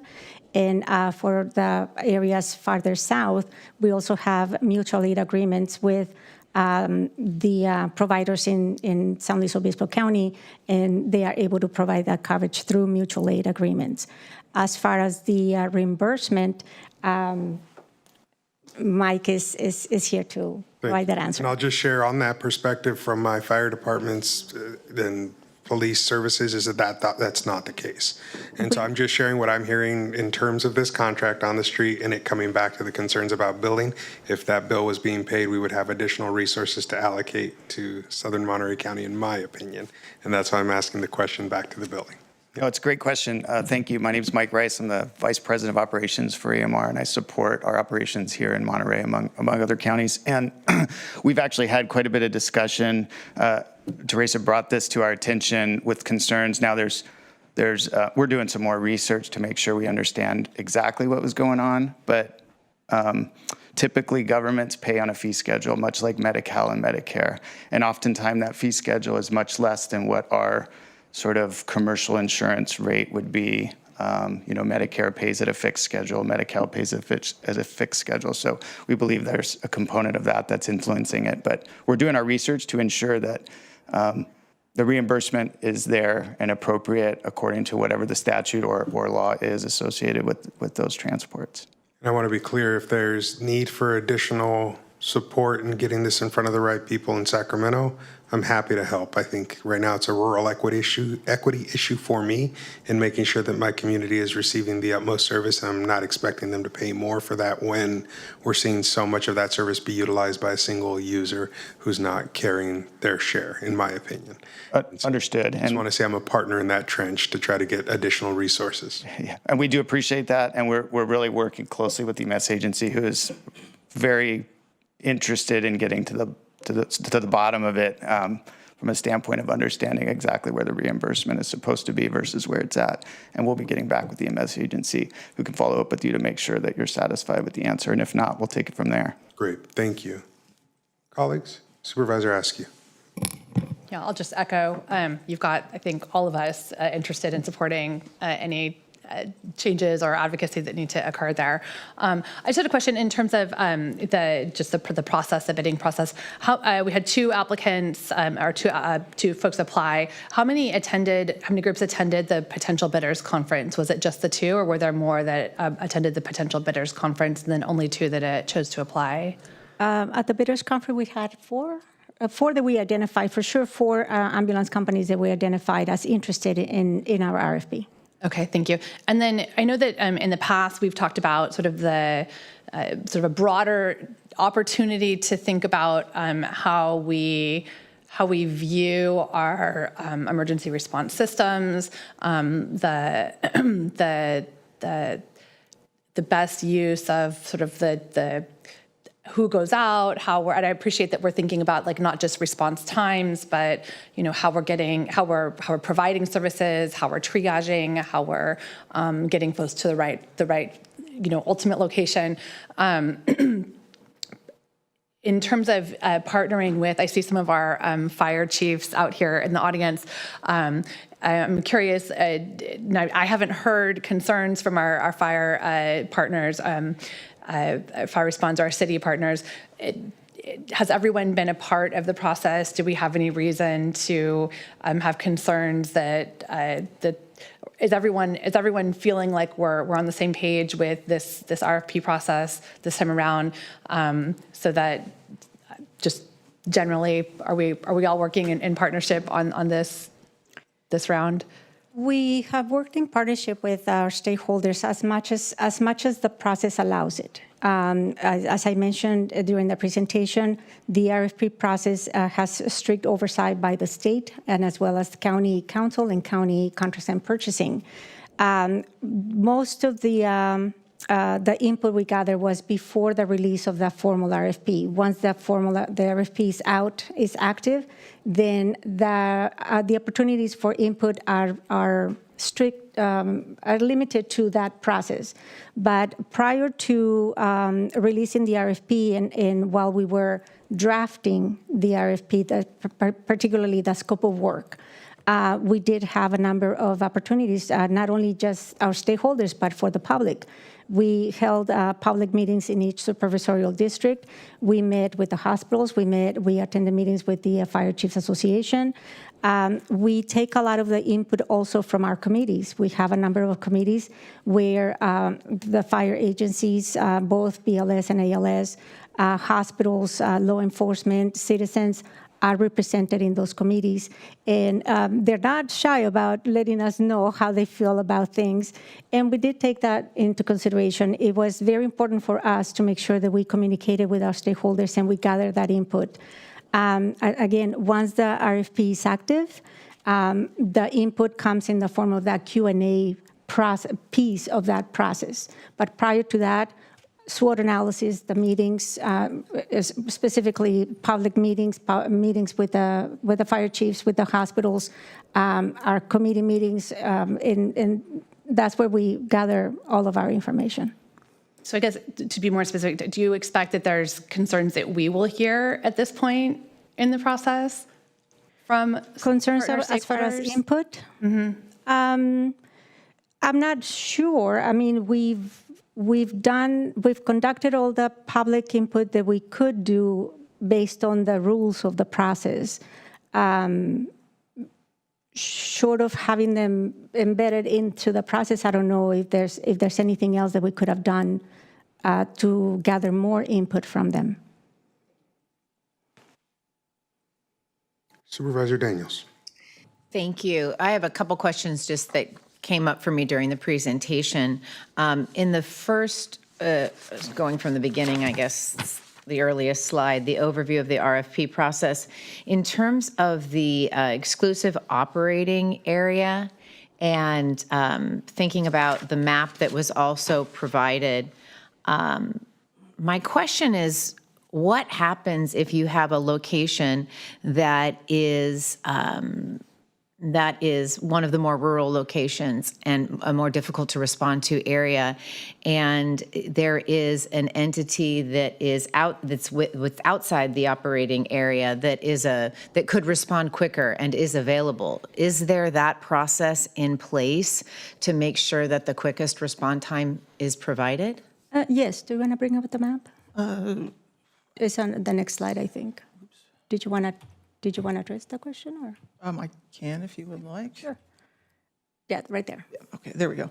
So as you can see on the map, there are several areas that are identified as difficult to serve areas. These are areas, just like you pointed out, where there may be other providers who are closer and will have a more timely response to the particular geographic region.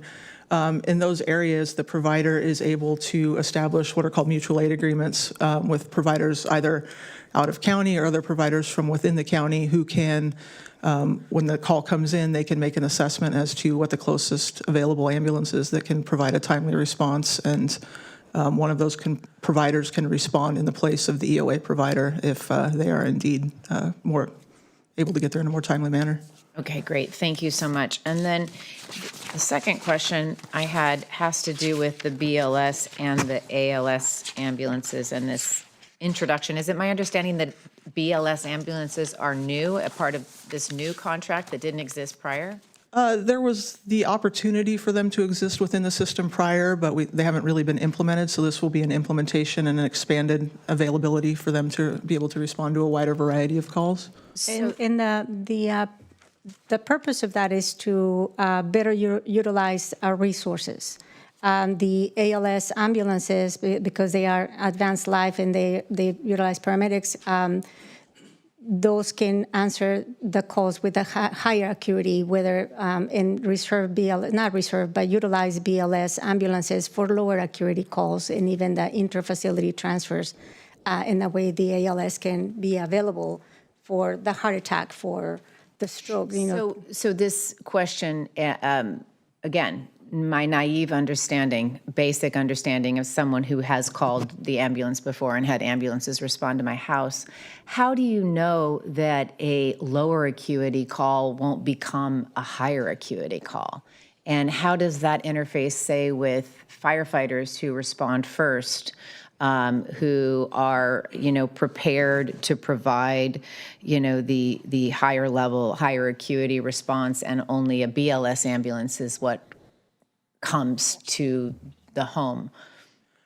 So you may remember from when you called into the 911 system that they asked you a series of questions. So what they do is they assess the complaint that the patient has or the issue, the medical condition that the patient has. From there, they use a data-driven, well-established system that assigns a different priority and makes a different recommendation for dispatch resources to that particular priority. And that's all vetted within the county by our medical director, who's a contracted position with the EMS agency. So the medical director can work to decide the particular priorities and levels of calls that are appropriate for those BLS ambulances. And then we do, or will do, data review to make sure that they're used appropriately. The system has been in place for many years. There's been a lot of different data. It's used internationally in many, many different systems. The most commonly used system that helps guide those decisions. And then the first responders, who are both BLS and ALS, when they arrive, if they determine that there's a need for a higher level of service from the ambulance, they can always request to have an ALS ambulance respond as well, or they would have the option potentially to accompany the patient on the way to the hospital. So there's we're going to have to set up the system to actually implement it in some of those parameters, but there are a variety of different ways that those situations can be handled. Okay, and then in terms of the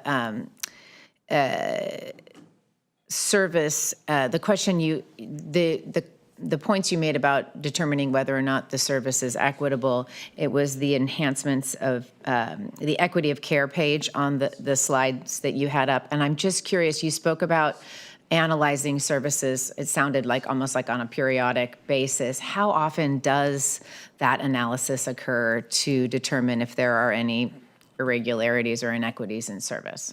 Well, I guess I'll answer that in two different ways. So response times are monitored on a monthly basis, and then we do a quarterly, I believe it's quarterly, maybe every 4 months, deeper dive into the response times on a community basis. So we're looking at that. And then the clinical data and the clinical scorecard will be new additions to the system. So we are supposed to look at clinical data on a monthly basis, so we'll look at that disaggregated data on a monthly basis as well. In the RFP itself, and even the agreement that is for your approval, there's an exhibit there that lists a number of reports that that we'll be working with the provider. And yeah, depending on what it is, we set it up as a monthly report, as a quarterly, and we can always change those frequencies as needed. We also have we can also ask for data on something that is not on the list, depending on the needs of the system. So we've, to the extent possible, we've tried to make the contract as flexible as possible. These contracts are, by nature, they're not. And we've tried to build that with the approval of the state. Thank you. All right, at this time, we'll go out to the public, see if there's any public input on this item, and invite folks to come up to the dais and room and raise your hand via Zoom in order to be recognized. Please come forward to the dais, and we'll go ahead and start with folks in room and then go to Zoom.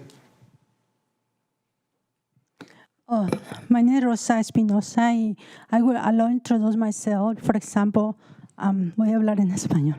Gracias, muy amable.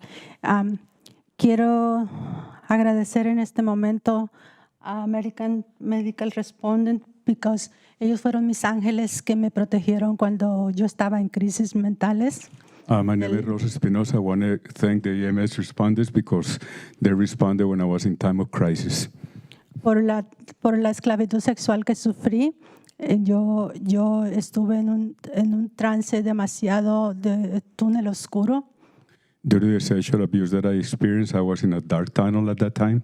Ellos respondieron prontamente, incluso para mí los fire departments son mis arcángeles.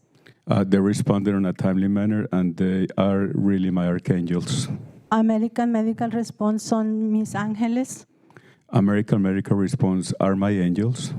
Y solamente quiero darle testimonios que gracias a ustedes yo estoy viva aquí. And I want to give all of you this testimony because thanks to all of you, I am alive here now. Era para mí una alegría inmensa reconocer el sonido de las ambulancias. To me, it was an immense happiness to recognize the sound of the ambulances. Para que pudieran salvar mi vida yo en sí. So that they could save my life at that time. Debido al trauma, especialmente de la trata de blancas, porque sufrí abuso físico, verbal y emocional de mi madre. Due to my inflictions, due to the sexual trade that I was under. Después la trata de blancas para esclavitud sexual. After the sexual trade, also to the sexual slavery. Después caí en la violencia doméstica, la cual a mí me victimizaron. Then I fell into domestic violence, which I became a victim of. Como me pusieron los cargos a mí, pero se hizo dismissal el case. Se hizo delete, se borró el caso de los cargos que me puso mi ex esposo. Then the charges that were brought up by my ex-husband were erased. La policía también, a pesar de que ha cometido muchas irregularidades en mi caso. The police as well, even though they have committed many irregularities in my case. Cuando yo caigo en crisis, no me dan credibilidad de lo que me está sucediendo. When I fall into crisis, then I don't feel weakness due to what is happening to me. Quiero aprovechar para darle las gracias a mis ángeles. I would like to take this opportunity to thank Si hay again my algún fire angels. department aquí, muchas gracias a esos arcángeles y quiero pedirles que por favor aprueben su nuevo contrato que están solicitando los beneficios porque son importantes en nuestra comunidad. As well as to archangels that are here, please approve this contract because they are serving the community here. Muchas gracias. Thank you very much. All right, Mr. Peterson.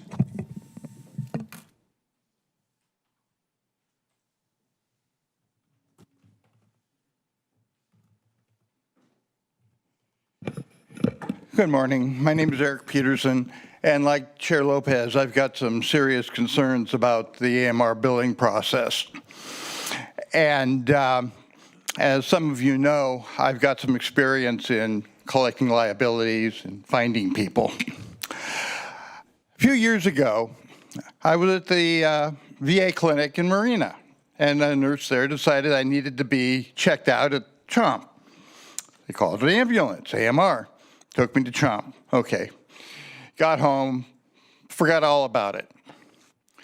Months and months later, I get a phone call from AMR, and they're wondering where their money is. What had happened? First of all, the VA was responsible for paying it. They shouldn't have been going after me at all. But more than that, their billing process was totally inept. Anybody in this room can find where I'm likely to live without leaving this building. They couldn't find me. They were sending notices to an old address they found somehow. And if they called, I don't know if they tried calling me at all, but they never left voicemail. And if you're going to find somebody, if you think they owe you money, you at least try to not be totally incompetent. And hopefully they've fixed their system since then. I kind of doubt it. What happened after I finally found this person, they very quickly fixed it. They did not file a lien. They very quickly, apparently, reported it to a credit reporting agency, which are notoriously inept anyway. But my concern is, I know what to do. And a lot of people don't. And my concern would be for those people and just not being able to fight something as bad as AMR's billing. Thank you. Mr. Peterson, and thank you for your service. Anyone else in the room? All right, let's go to Zoom. I see no hands up via Zoom. I'll close public comment, bring it back to the dais. It's the will of the board. Additional comments, questions, or a motion? Got a motion for approval from Supervisor Alejo, staff recommendation. Is there a second? I'll second. We've got a second from Askew. Any additional conversation? Then we'll go ahead and ask the clerk to take us through a roll call vote. Supervisor Alejo, Supervisor Church, Aye. Askew, Supervisor Daniels, Aye. and Chair Supervisor Lopez. Aye, the motion carries. With that, we're going to recess to closed session. We will reconvene here in chambers at 1:30. Thank you, everybody.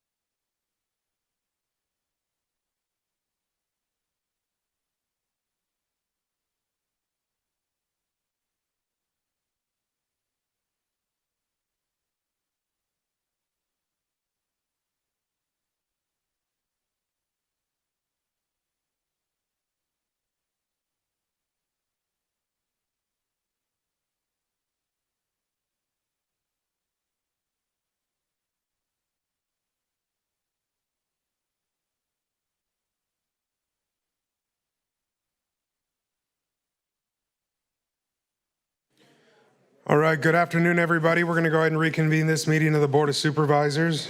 Apologize for our tardy arrival. I'm going to ask the clerk to confirm that Supervisor Church is with us.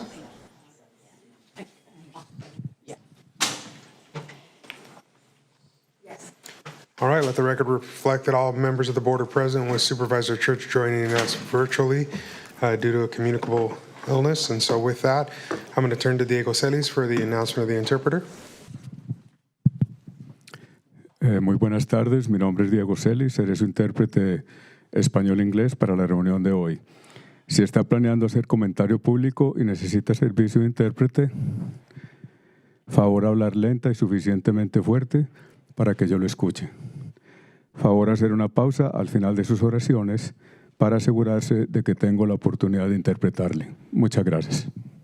All right, thank you. With that, we're going to jump into a introduction of Supervisor Alejo's young supervisors. We'll give him the floor.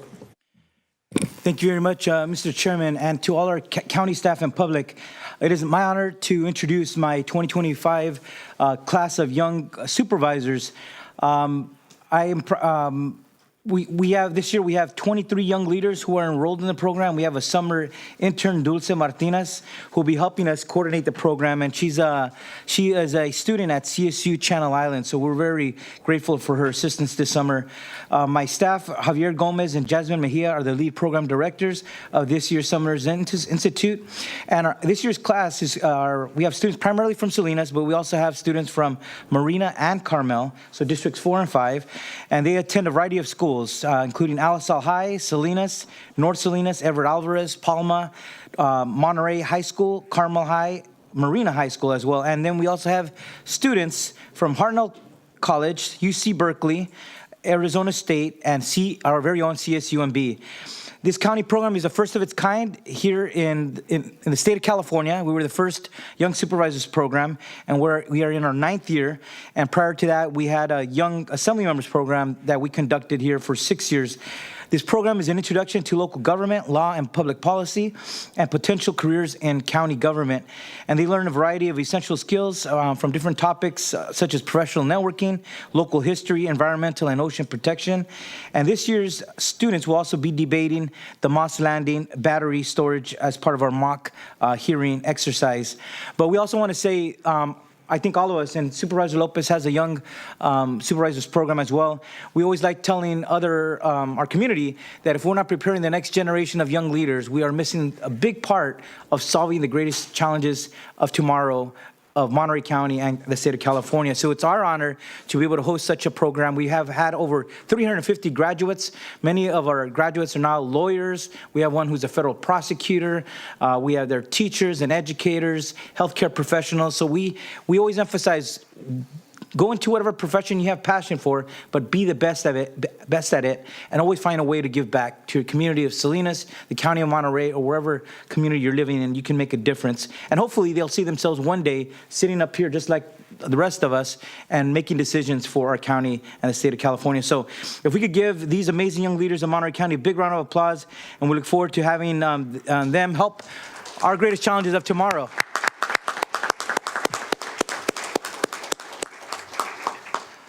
And so one thing we want to emphasize is that this is a 4-week program, so it's short, but we also want to add to the resumes because we know these students will compete with thousands of other students. And we also hope we give them a letter of recommendation or a job reference. But we also want to have them meet people here at the county so that when they finish their education, if they're interested in a career here at Monterey County, they know who to come and talk to. They've met people, they've met our CEO, they've met some of our other county leaders. So we want to just say how proud we are to have these young leaders here participate in this program, and we hope that it is something that you will take away and learn from and carry on for the rest of your educational pathway and your professional career as well. So thank you very much for joining us. One more round of applause. All right, with that, we'll let them have a seat, and we'll jump into talking trash. We're going to go over to our friends from Environmental Health. I see Rick Encarnacion and Liz Hall with us for an update on last week's presentation.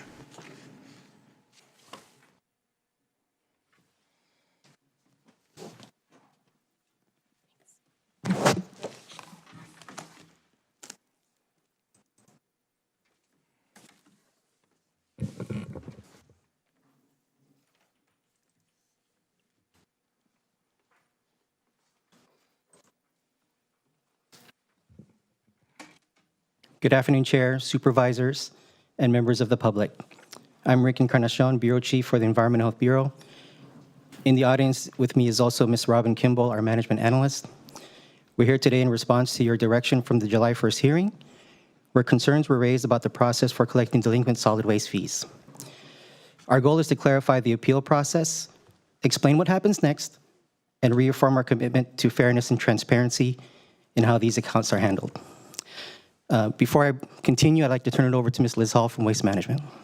Thank you, Rick. Good afternoon, Chair Lopez and members of the board. I'd like to open the presentation just by thanking the board for the opportunity to share an update on the special assessment process and ways the community can connect with WM to resolve any outstanding issues. You know, myself and the team, we value all of our customers and heard and received the feedback shared during the July 1st meeting.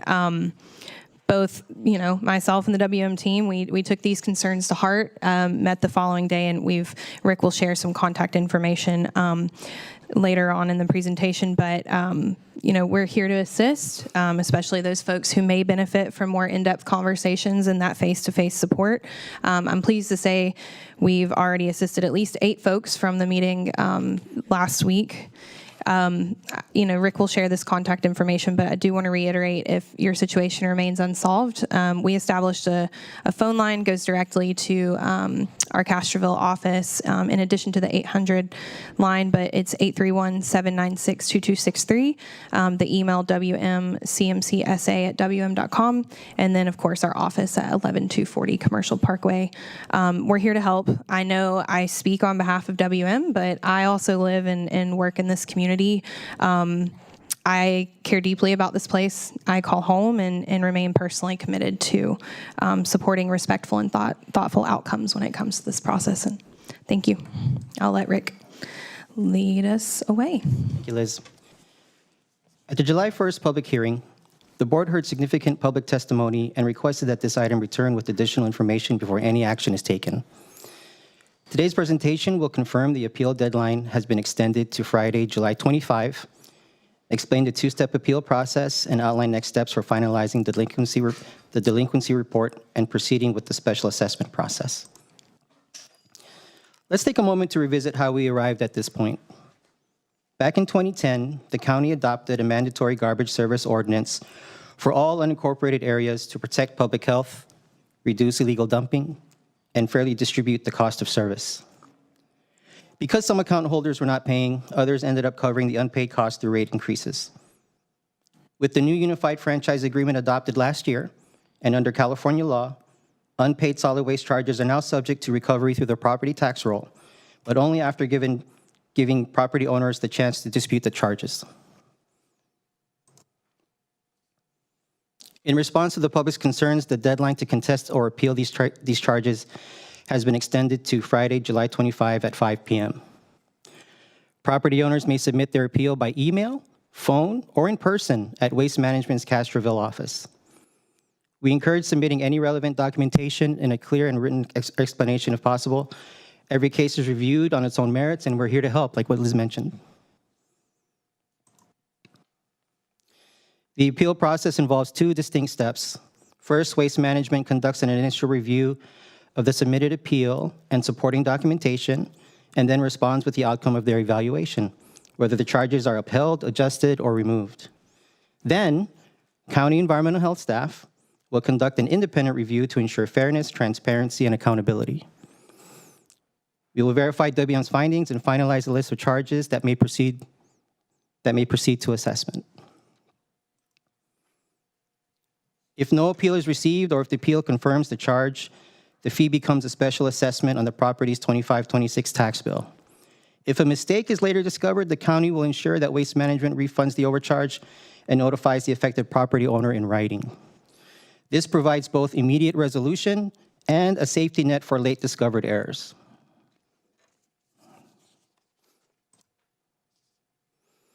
The Environmental Health Bureau's responsibilities include reviewing appeals impartially, adjusting or removing fees as necessary, and finalizing the delinquent account report. Our priority is maintaining public trust through a transparent, fair process where each appeal is taken seriously. Property owners also play a key role in this process. Because solid waste service is tied to the parcel, not the tenant, landlords need to stay informed about the status of these accounts. If you receive a notice, it's important to act early, contact Waste Management, review your records, and submit any appeal before the deadline. We want to ensure that everyone has access to help and accurate information. Again, you can contact Waste Management by email, phone, or by visiting their Castroville office. You can also find information, and we'll put information up on our own environmental health website. Again, we're committed to helping residents navigate this process, so please don't hesitate to reach out. So today, staff recommends to the board, confirm the delinquency report, allowing for any revisions or reductions following conclusion of the dispute resolution process, authorize unpaid fees to be collected via special assessments, direct the clerk of the board to transmit the final report to the auditor controller, and continue working with Waste Management to resolve any issues that arise. Again, we remain committed to fairness and responsiveness as we finalize this process. And with that, I'll turn it back to Liz for any final words. Thank you, Rick. I just reiterate what Rick has said. We're here to help. I think that might have been lacking last week at the July 1st meeting, but we are here to help. And I know that there's kind of this other category. You know, there's situations that happen, but as Rick said, you know, communicate with us. Let us know. We're here to help any folks out that reach out. So thank you. We welcome your feedback and direction today. Thanks for your time. All right, any word from the board before we go out for public comment? I do. Supervisor Daniels. Yes, I just wanted to just to say thank you both to Environmental Health and to Waste Management because a lot of the questions did just get answered in that presentation, in particular about the safety net, if there is an error that's discovered. I appreciate the July 25th date. It gives us still some more time to resolve some of the disputes. I wanted to reiterate to District 5 residents, again, 647-7755. We're here to help you too with these, if you have a dispute and you want our support going through the process. But I also wanted to just say that Waste Management has been incredibly responsive, both before the hearing we had last week and throughout the last week. So I do appreciate that, and just do appreciate this presentation. Looking forward to hearing from the public. All right, let's take it out to the public at this point. Invite folks to come forward or raise their hand via Zoom, *9 via landline. In order to be recognized, we'll go with folks in the room first.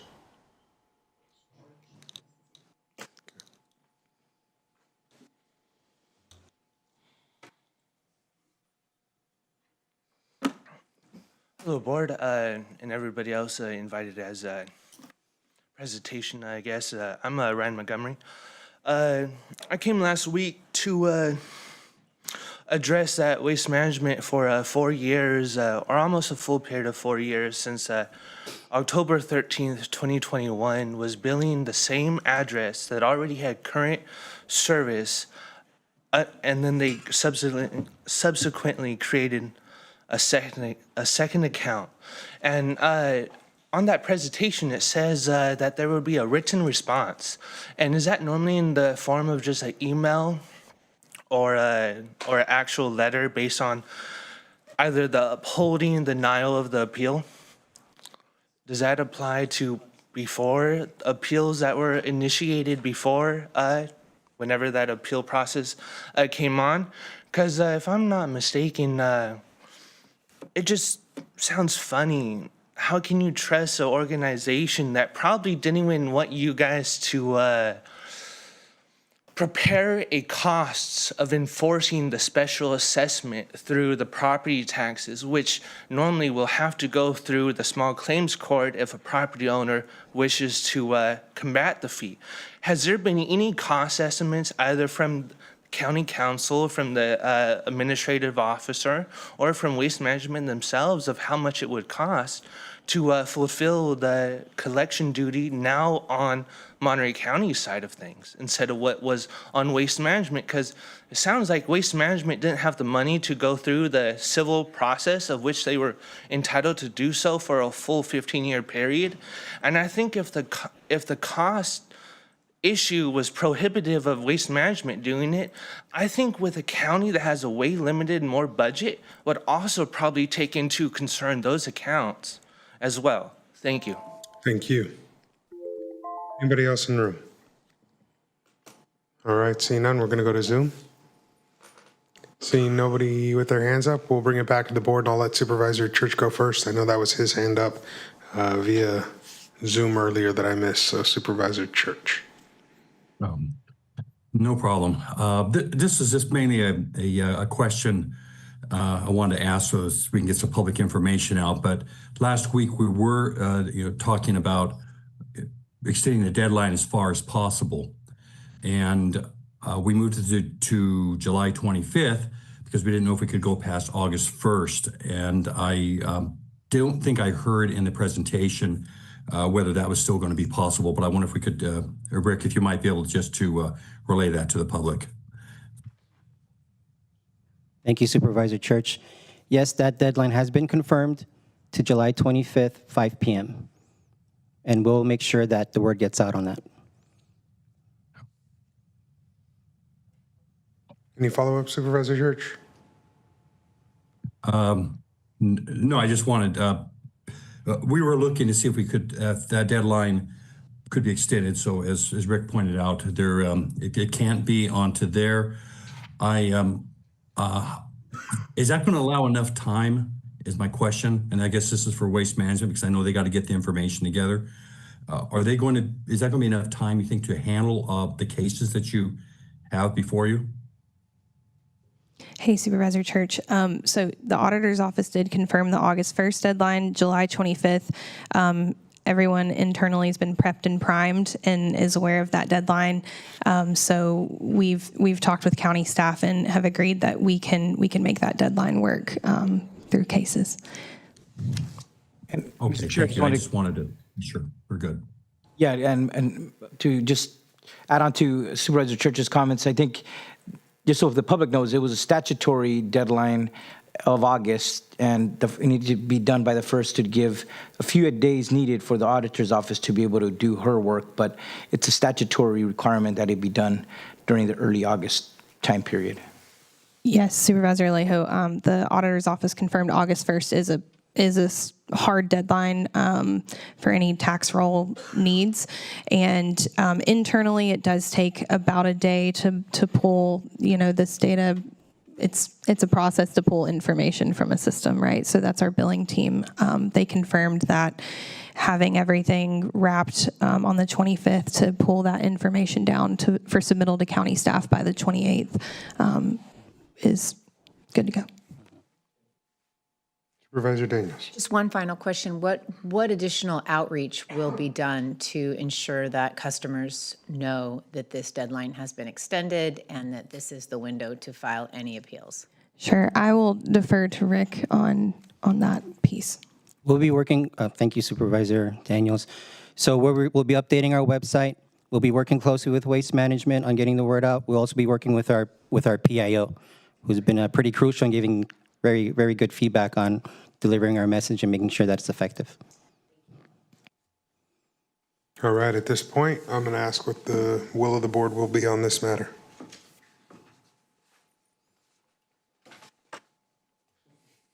Guess I'll go for it. Confirm. I will make a motion to confirm the report that was provided to us to authorize the delinquent solid waste hauling fees as set forth in their report, and to authorize the clerk of the board to file a certified copy of the final report with the auditor controller, and direct staff to please continue working with Waste Management to correct any errors and resolve post-submission issues as needed. And this was the staff recommendation. And I'll second that. I've got a second. So before I go ahead. And I just wanted to say, I appreciate, obviously we have a lot less public comment here today. I appreciate this dispute resolution process that you've done, because otherwise, if there's a dispute, then it would require the the property owners then go to small claims and try to get an order to say that they do not own it if they dispute it. So the more that we could not have to create a headache for both sides going to small claims court and dealing with these claims under, I think the limit's 10 or 12,000 today, I think resolving it early on, I think is the best route. So thank you for your hard work on that, Mr. Encarnacion and Ms. Hall. Thank you. So before I call for the vote, I want to see, we did have a public comment with a question. Did you have any answers to those before we call for the vote, Rick? This is the first year that we're instituting this new process, whereas before the collection process was pretty much unsuccessful. So putting resources and time to this is crucial. We will take any feedback to help improve the process. Yes, it takes resources, time, and cost to address these issues. But like the other issue with putting it on the front end and getting the word out on responsibilities for mandatory garbage collection, the importance of it, the importance of tracking your property as a property owner, everything makes sense to help support the system. So work in progress, and as we pretty much have seen, pretty successful in terms of addressing the issues with unresolved collection debt from 3.5 million down to 1.25 million. Pretty successful. But I think in terms of the work in progress and the progress that we'll do, we're looking at the appeals process, ensuring that there's probably a more one-on-one, taking care of the issues beforehand to avoid small claims makes sense. All right. And with that, I'm going to go ahead and ask the clerk to take us through a roll call vote. Supervisor Alejo? Aye. Supervisor Church? Aye. Supervisor Askew? Supervisor Daniels? Aye. And Chair Supervisor Lopez. Aye. The motion carries. With that, Mr. Chair, just one question didn't get answered was just the written answer for a dispute. Will the gentleman, in those kind of cases, they get an email? Will they get a letter in writing about the final decision on a dispute? Well, I'll make sure to work with Liz Hall and her team to make sure that information and follow-up is followed up appropriately in writing. Okay, thank you. all right. Then with that, we're going to recess the Board of Supervisors and convene the Board of Supervisors of the Monterey County Water Resources Agency. Calling to order, let the record reflect that all members are present, with Supervisor Church participating remotely via the allowances of, what is the number of that bill? It's 5495. AB 54953. 5493. Government code. All right, we've got a bunch of numbers being thrown at me in different orders, but that law allows Supervisor Church to participate remotely because he is currently experiencing a communicable disease, and he is alone in the room with his wife at times passing through that room as well. And so with that, we're going to go ahead and convene, acknowledging all board members present with just cause. Jumping into our scheduled matters, we're going to go to item 1, which it says Shauna will be presenting, but we'll go ahead and kick it over to Ara, who's standing at the dais, to make an introduction. Yeah, thank you, Chair Lopez, Supervisors. Ara Ashdarian, General Manager, Water Resources Agency. Today's presentation will be done by Deputy General Manager Shauna Murray. And then, if we may, we'd like to reserve a few moments after her presentation. Executive Officer Paul Sciutto with Monterey One Water has joined me here today, and so we'd like to offer a few closing comments. Thank you. Good afternoon, Chair Lopez and members of the board. Shauna Murray, Deputy General Manager of the Water Resource Agency, and today's action is to consider approving Amendment 4 to the 2015 amended and restated water recycling agreement with Monterey One Water to revise Sections 7 and 8 of the agreement related to financial provisions, including budgets, payments, reports, and annual reconciliation processes, retroactive to July 1st, 2025, and authorize the chair of the Monterey County Water Resources Agency Board of Supervisors to execute the amendment number 4. This board, as well as the Board of Directors and Finance Committee, have approved both the original agreement and all 3 amendments starting in 2015. The Finance Committee and the Board of Directors also recommended this amendment for move forward back in the May meetings. Monterey One Water Board has approved Amendment 4 at their June 30th meeting. So a little bit of background, the two agencies have been collaborating since 1992, entering into their first agreement for providing recycled water to the Castroville Seawater Intrusion Project area. The current agreement, and as amended, goes through 2045. Those three amendments all were related to conditions precedent for new source waters. In 2023, the agency requested a third-party financial audit of the Auditor Controller's Office to kind of run that through fiscal years 2018-19 and 2021-22. So for 4 fiscal years, to make sure that the accounting was done in accordance with the current agreement. The Auditor Controller did engage GPP Analytics. They've been to the board and kind of presented their findings here. And many of those findings were related to direct and indirect cost documentation, the financial systems in place, internal controls. And so those findings also kind of spearheaded numerous recommendations. And so this amendment does address most of those recommendations as far as clarifying language going forward related to payments.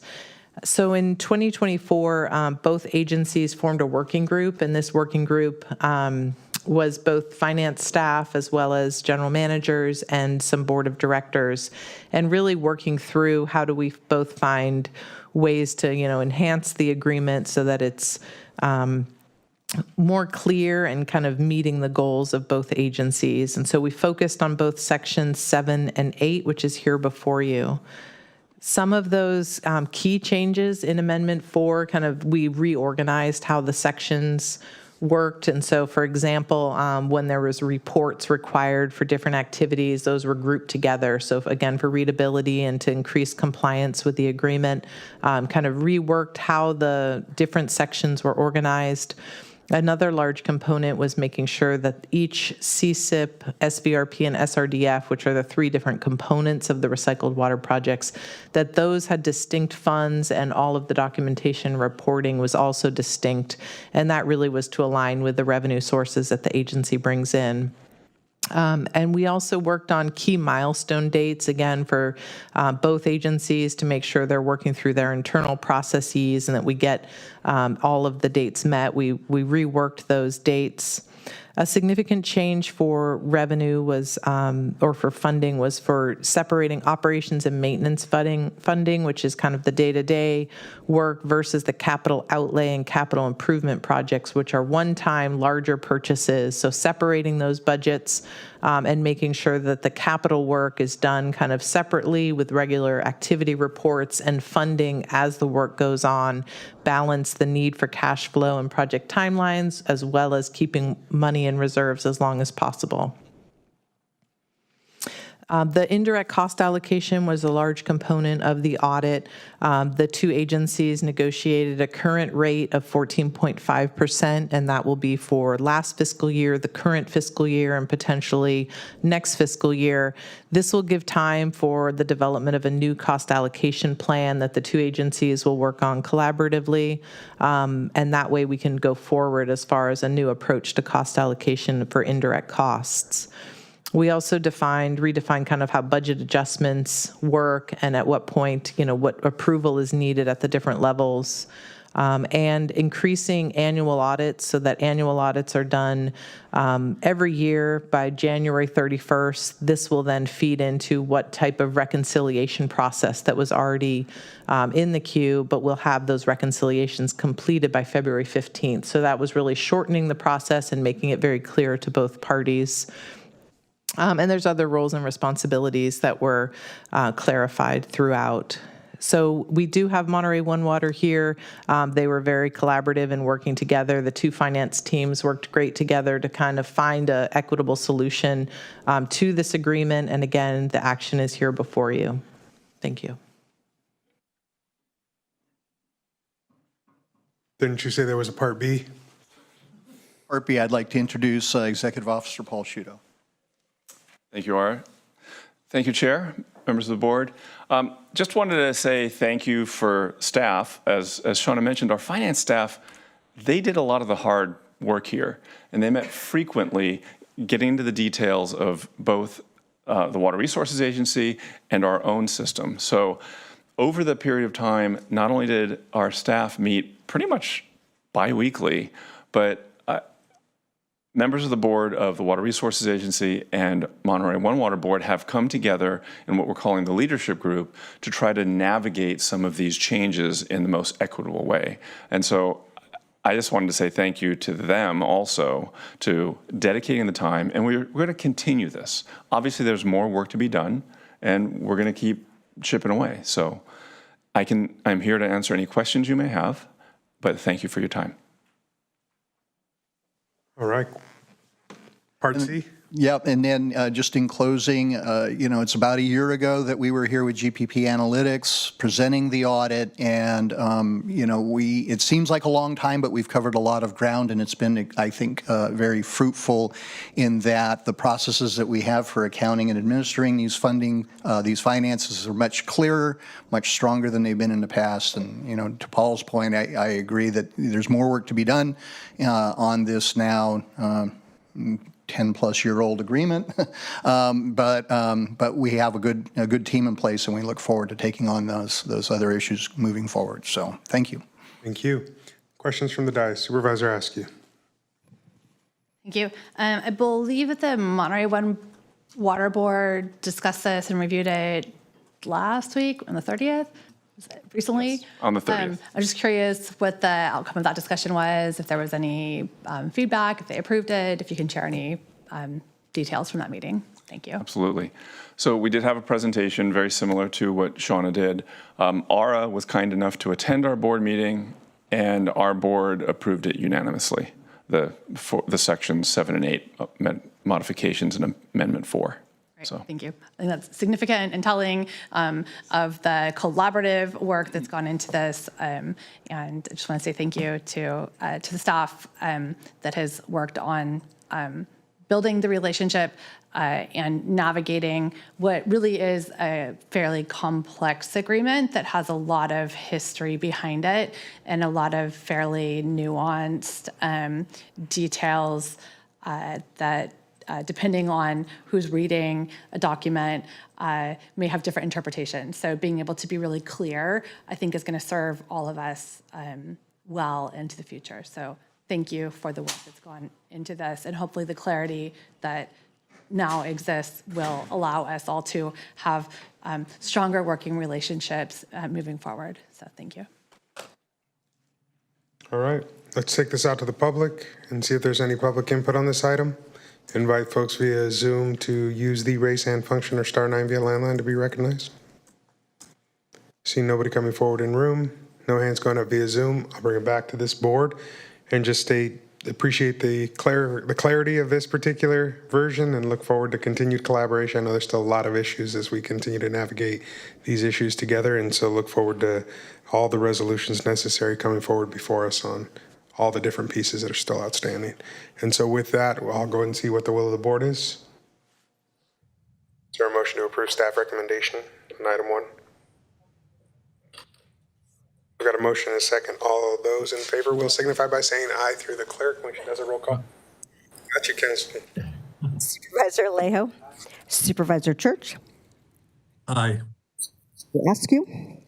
Supervisor Daniels. Aye. And Chair Supervisor Lopez. Aye. Motion carries. All right, so now we're going to the Groundwater Monitoring Program for regulatory fees for an update. Always.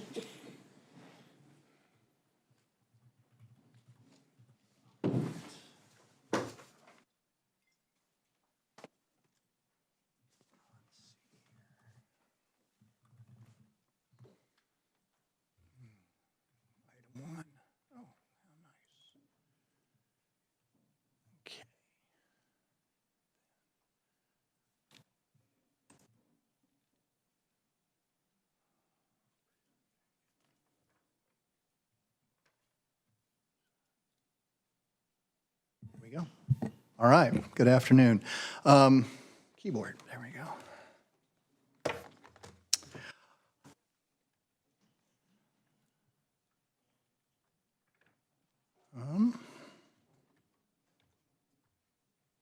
Does that keyboard work? Yeah, there we go. Here we go. You want to hand it over? So today we will, for those who may be new to the issue, do a quick overview of the groundwater monitoring program. We will discuss the proposed GMP regulatory fees and the specific services that are being provided through the groundwater monitoring program, talk a little bit about the benefits of the GMP to well owners, and about the cost allocation method.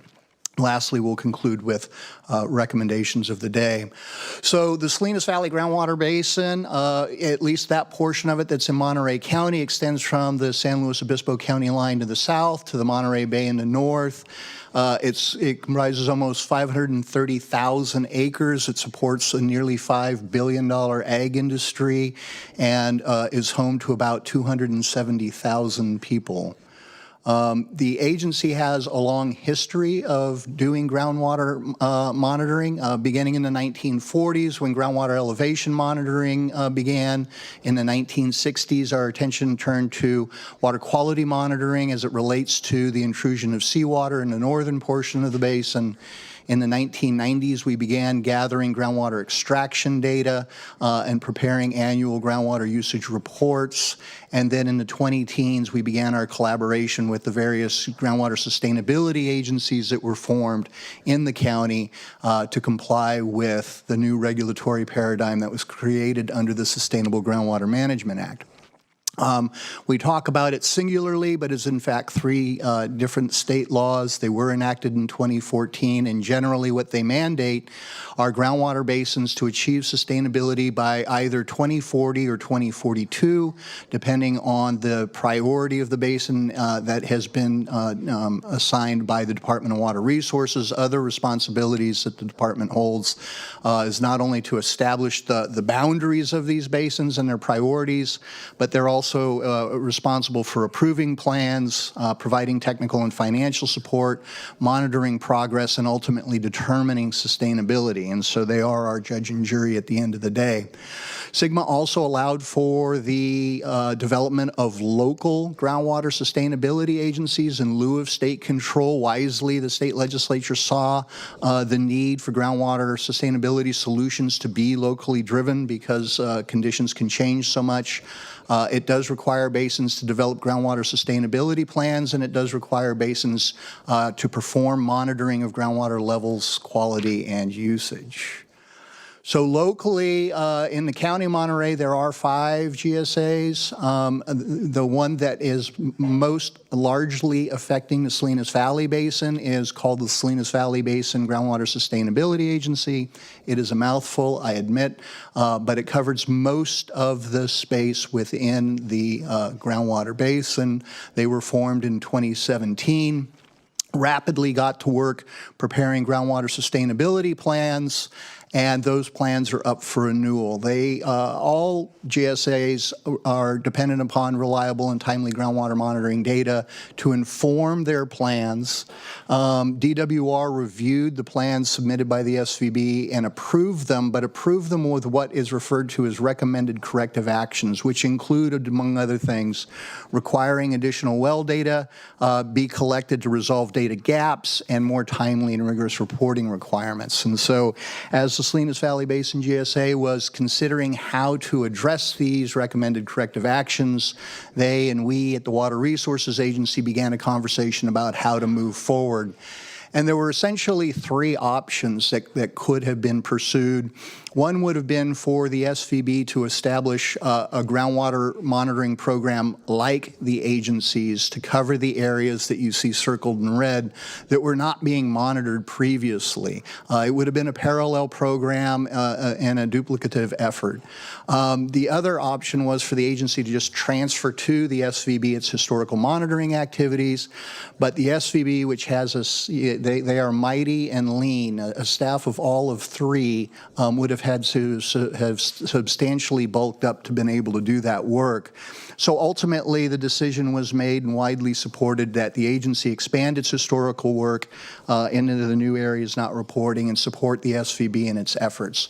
That decision was culminated in October 1st of 2024 when this Board of Supervisors ultimately approved Ordinance number 5426. 2006, which included adopting a groundwater monitoring manual and directed us to go and establish this fee. So we began the work on the fee study last year. Just want to pause here for a moment and remind ourselves why this is important. And, you know, the Monterey County, of course, is a groundwater-dependent county. Our communities, our economy, our culture all depend on it, whether you're in ag or hospitality. Almost 40% of the workforce is involved in agriculture in some way, and so it's vitally important that we do this well going forward. So what are some of the groundwater monitoring program specific services? Because each subbasin, and there are 6 of them that are administered by the SVB, develops their own groundwater sustainability plan, the needs within each subbasin are different. And so we approach that reality by establishing 5 specific services. One is the initial well registration service. If there's a well that isn't already in an existing database, this is that effort to capture all the data regarding the well that makes good management possible. There's the maintenance of the database, which is captured through the annual registration renewal. There's the extraction reporting for those that have to do that. There's the groundwater level monitoring and the water quality monitoring, both of which occur on different frequencies and throughout the year. A bit of a departure from past practices is that the proposed fees going forward to support these services would be administered on a sub-basin basis and billed per well. And so that's kind of the main change here going forward. So to talk about the fees, I'll break them down quickly. So the one-time well registration fee, this does not apply to wells that are already registered within the agency's database, nor to wells that we can identify through other databases, whether that be the County of Monterey's Department of Health database or the state's database. And this service really is about providing the agency with information regarding the well's location, who owns it, its status, its construction characteristics, and so forth. We estimate this to potentially apply up to about 50 wells per year. We're really not quite sure. This won't apply to landowners who choose to drill a well. They approach environmental health for a permit, and environmental health and processing that permit collects funds to support this. So this is really for wells that aren't in databases yet going forward. And so I'll just pause here to ask if there are questions on this particular fee or move on to the next. So just to clarify then through the chair, you're trying to understand with this fee, wells that aren't in any other database and specific characteristics about that well, such as, I don't know, where they're located, how deep they go, those kinds of data points. Yes, and to clarify, it's not necessarily that they're not in any other database. We can see in other databases an APN and that the parcel has a well, but sometimes that's all the information that's available. And so we don't know how deep the well is, we don't know where it's situated on the property, which matters. And so it's those important characteristics that we're looking to secure. And so it could be in a database, but the data that's contained in that database is insufficient for our purposes. So just to follow up then, it has nothing to do with the extraction that is passing through that well. Correct. This specific service, the initial well registration that we're talking about. Okay, thank you. I have a question here too, and that is on the estimate here that there's going to be about 50 a year that will be getting charged for this initial registration and that are not going to be on there initially. I thought that was going to be new wells that were going to be charged. But as I understand it, all right, you're saying that the new wells are going to pay for that during their registration and permit process with the health department. So we're going to be going after just basically wells that are not, as you say, not in a database, wells that might have been dug prior to needing some of these permits. We have some very old wells in this county. And it just seems really unfair that we should be dinging people with wells that have been in existence for decades and decades to become a part of this program when we don't, and we're giving advantage to the people that we do have data on, and we know the information about the well. I'm really concerned this could be a lot larger than 50 wells per year if you're looking at just at existing wells that aren't being registered. And I've brought this up at the last meeting of several hundred wells that I know of, and from just what the health department has in North Monterey County, that you don't feel you have the data on to initially register. Yeah, and this is a bit of jumping to the end, but I'll pause here just to state that with the Salinas Valley Basin GSA's support, what we are proposing to do in the initial year is stand the whole program up with grant funds, which would allow those individuals that aren't in the database to step forward and identify themselves at no cost. And so we'll talk about that a little bit more. And so, depending on how many people choose to do that, this number of 50 wells per year could drop dramatically. So the annual renewal fee, this is really the maintenance of the database. This is about maintaining the ownership. The predominant or most of the wells out of the 3,500, it varies by sub-basin certainly, but many of the wells are agricultural in nature, and those lands are leased, and so we do see tenant turnover that requires updating of ownership or control information. It's about the administrative side of maintaining the database and keeping the data accurate. And so we estimate that this would apply to all of the wells within the basin, which is approximately 3,500. The groundwater extraction reporting, under our old activities, this was really based on the size of the discharge of the well, which was 3 inches or greater. What we are doing now under the new program is aligning with the state standard, which is called de minimis, and the state defines that, generally speaking, is 2 acre-feet per year. And so if a well owner is using more than that, then they would be required to report. And if they're using less than that, then they will not be required to report.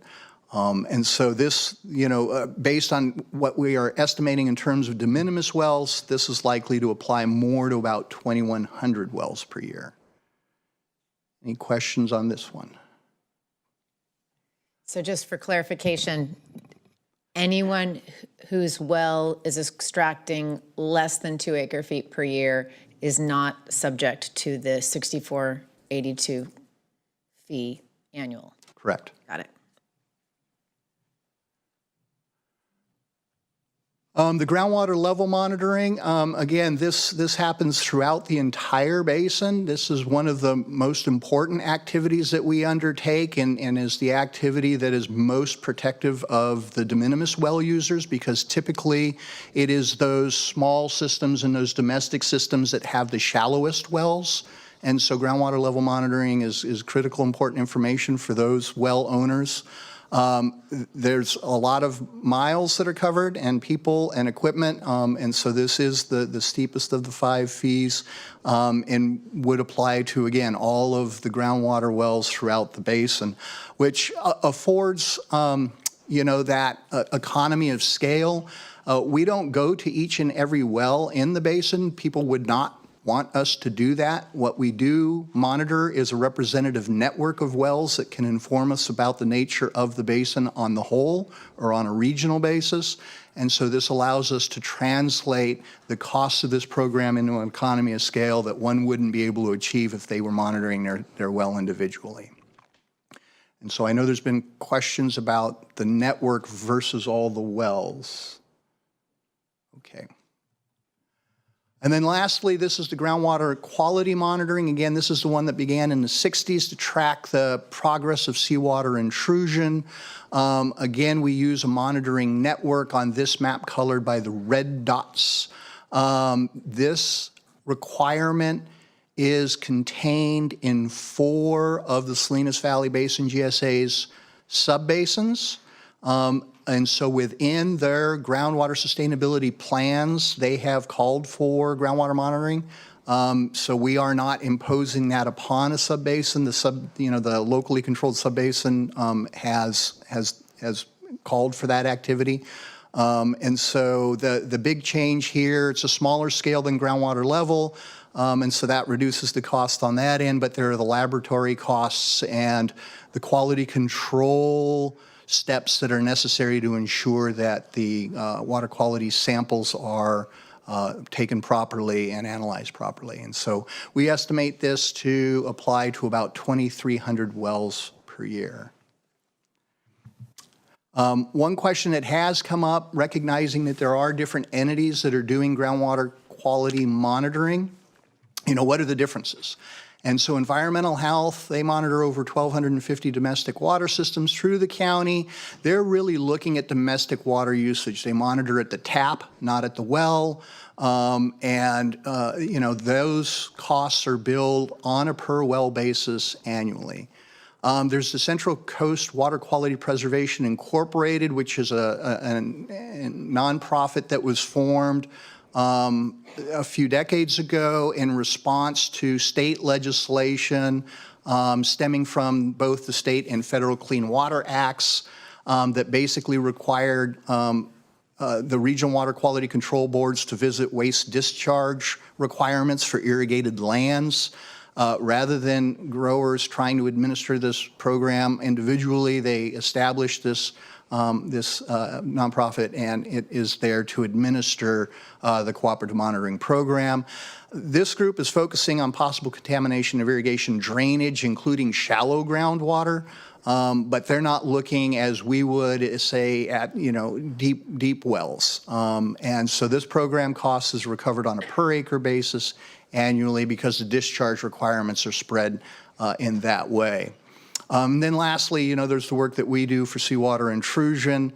Again, this is called for in the individual GSPs. This focuses on chlorides and a variety of chlorides that we can then analyze and track the status of seawater intrusion. And so we can tell when a well is beginning to be intruded, and we can track a well, to the point where it is no longer useful for irrigation purposes.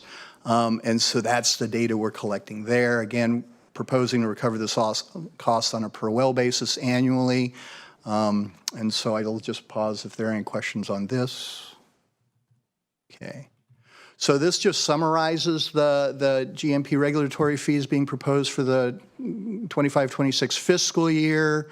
And then we also present that data, the sum of those specific fees as they apply to specific sub-basins. And so if you look at the Upper Valley Forebay de minimis well users, they would not have a water reporting requirement nor a water quality requirement, and so their annual fee per well would be approximately $140.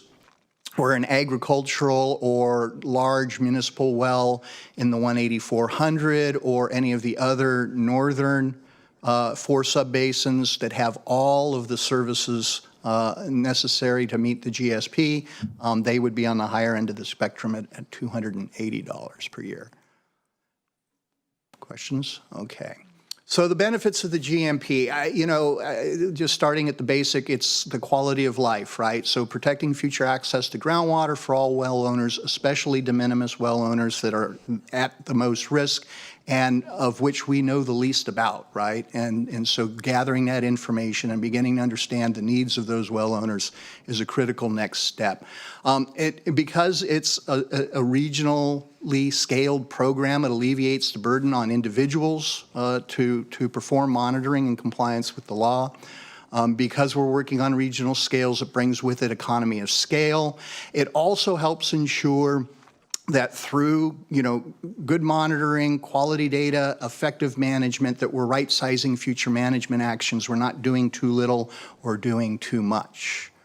It helps avoid costs. So if we can manage subbasins in a manner that prevents a well owner from needing to repair or replace a well or potentially treat their water. It maintains that viable use of the groundwater for that well owner, which also then preserves the value of their property. And then ultimately, of course, you know, and this is kind of straightforward, it complies with the law. And so, you know, there are a number of benefits to moving the GMP forward. One question that we've been asked is why allocate on a well basis? And at the end of the day, it's, you know, we know there's more than 500,000 acres within the region. We know there are many parcels that do not have wells. It's that decision to drill a well that subjects the well owner to SGMA. SGMA requires management of groundwater, and effective management requires that we have well-specific information, which we collect through registration, and we have quality monitoring data. You know, and we're working in the Prop 26 realm here, which talks about specific services, which in this case is monitoring, and how that translates to a specific benefit, which in this case is well ownership. And so there's that one-to-one linkage between the service and the benefit.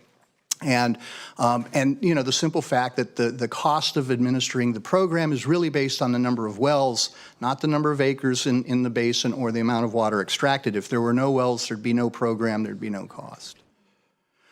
So for fiscal year 26, working with the Salinas Valley Basin GSA, they've been great, super supportive in trying to stand this up. And so we really have, you know, three suggestions for a path forward here. First, of course, you know, we would like to see the Board of Supervisors adopt the fiscal year 26 GMP regulatory fee so that we can be transparent to individual well owners about what services they're receiving and what those services costs. For the initial year, through a proposed amendment in the SVB's grant with the Department of Water Resources, the SVB is able to fund the program in its entirety. So this would be de minimis wells, this would be large ag production wells, and everything in between. And so there would be the exposure to the well owner of these are the services, this is the program, these are the costs, and for this fiscal year, here is your credit. This is the opportunity for us to reach out to those well owners that haven't been registered previously to say, now is your opportunity to register at no cost. Come on into the program. We'll gather this information. You won't be exposed to the $160. And, you know, we would encourage people to do it. So how do we reach out to them? The SVB has a robust database of all of the parcels within their jurisdiction. They would send out a letter informing landowners of the groundwater monitoring program and encouraging landowners, if you have a well, please contact the Water Resources Agency because they are providing their service for us on our behalf. And then the agency, we would of course be reaching out to our registered well owners and essentially explaining the same thing, issuing the invoice, issuing the offsetting credit, and standing the program up. And a huge advantage in doing that, you know, we have an opportunity to expand public awareness of this important program at no cost to them in this initial year. We have an ability to exercise the program, which is going to help us at the agency better understand the level of effort and the costs involved with it going forward. And we continue to, you know, promote our good relationship with the SVB. So that's how we would propose to move forward this particular year. The specific action today, there's 3 of them. B and C are really contingent on A. And so A would be, you know, adopting the 26 groundwater monitoring program regulatory fees that are enumerated here. This would be contingent upon execution of the subgrant agreement between the agency and the Salinas Valley Basin GSA to provide that initial year grant funding. And then if this gets approved, then we would ask the board to then authorize the auditor controller to amend the budget. And so what we had to present absent the revenue and the program was a budget that it needs to be amended. This would require a 4/5 vote. And then ultimately authorize the Auditor Controller's Office to incorporate the approved budget modifications in the fiscal year 26. So that concludes my presentation. Thank you for your time and attention, and Amy and I are happy to take on any questions folks might have. Right, questions from the dais at this point? The second time we've heard this. All right, then I'm going to go to the, I see Supervisor Church. Are you okay if I go to public comment first there, Supervisor? Yeah, go right ahead. I'll lower my hand on that. Thanks. Public comment on this item, see if there's any input.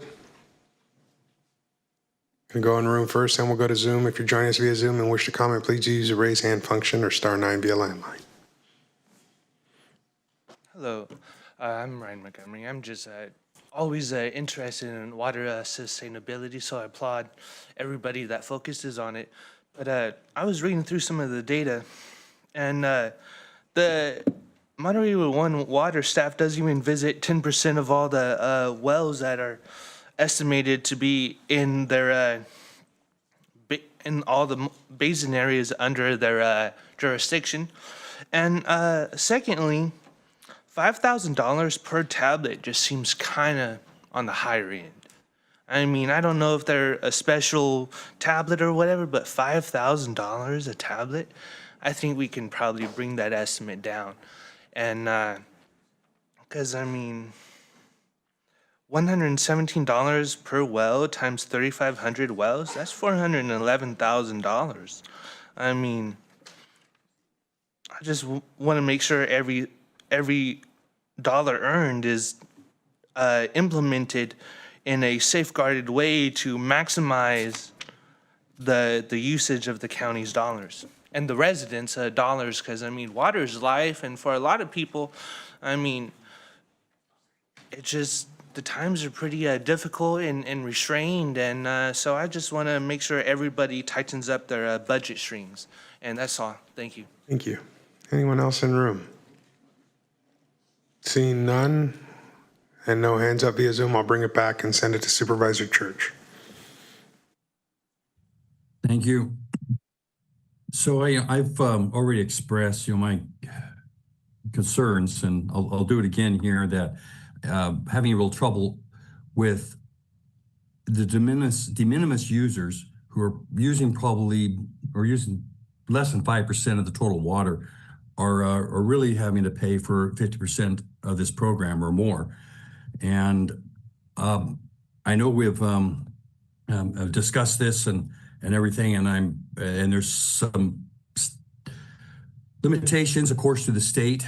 Prop 26, for example, it's limiting us on addressing that at this point. But I can't really quite go ahead and support doing this right now. I think want to take a little bit more of a deeper dive into this and see what we can find on solutions. Because part of my understanding on this and what makes it really difficult is we're charging these de minimis users, who are the majority of individuals into this, but as I point out, such a small percentage of the water being used. But as I understand it, we're not using their data because they're de minimis, and we're only using their dollars. So their dollars are being used to subsidize the larger users, and coming up with a solution so that we will have groundwater sustainability. That's a hard sell to people that are facing increasing regulations, increasing costs from small water systems. We have, out in my area, there's increasing problems with, well, it's not so much increasing problems, it's been there for a long time with hexavalent chromium, but the state is going to be coming down with more and more regulations on that. And I know the county's going to have to follow as well. And that's going to be an extremely expensive thing to handle. So that's just one of the increasing costs come around. And now we're throwing this one in, and to be telling people that we need you to be a part of this program to address groundwater sustainability. And that's going to go through and let us understand and gather the data that we need. But we don't need to use your data. We just need your dollars, is a hard thing to sell. And and Ora, you did make a very good point earlier where you mentioned that each sub-basin is different and going to have different steps to rectify the problems there. But part of the problem going on here too is that there are sub-basins like Langley or Monterey, which are filled with de minimis users who are basically, again, going to be subsidizing other subbasins because they do not have that many of the de maximis users. And these are the things that I just haven't, I'm not comfortable going ahead at this point. I know we need to come up with a solution on this in the next couple of months, but I'm not ready to, at this point, move ahead. I do like the idea that's been suggested about the implementations that, we need to have a letter go out to all landowners and lay this out when we're ready. But I just don't think now is quite the time. There's got to be a fairer solution. It just isn't what we have right now just is not fair. It just is not just, and it just isn't right. That was a sneeze of concurrence. I'm going to go to Supervisor Daniels. A sneeze of concurrence. Okay, I did hear that. I guess it actually has left me a little bit more confused. And so my question would be that with your presentation, it appears we're looking for monitoring data. And if we want monitoring data, that data is specific to individual wells, whether they're de minimis or de maximis. I guess if de maximis is a word, de minimis is definitely a word. One of the things that I just heard that I wanted some clarification on is that I understood that even de minimis data, de minimis wells may be part of the representative network that you're talking about. It's not that the representative network, when you're not looking at all wells for, I think it was maybe the groundwater level monitoring was the one where you're using a representative network. De minimis may be part of that representative network. Is that correct? Yes, so they would be, if you recall the map that had the red circles on it, there are areas that have not been a part of the historic monitoring activities. And so bringing those areas in is vitally important to being able to successfully implement the groundwater sustainability plans that have been developed for each subbasin.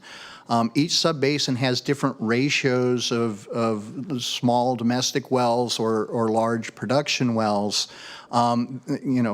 Supervisor Church is correct. The Langley has predominantly the smaller system and domestic wells, as is true in part of the Monterey subbasin, whereas, for example, in the South County, those ratios change. So we would be using that data from the representative monitoring networks to help inform our understanding of those spaces that we don't understand very well now.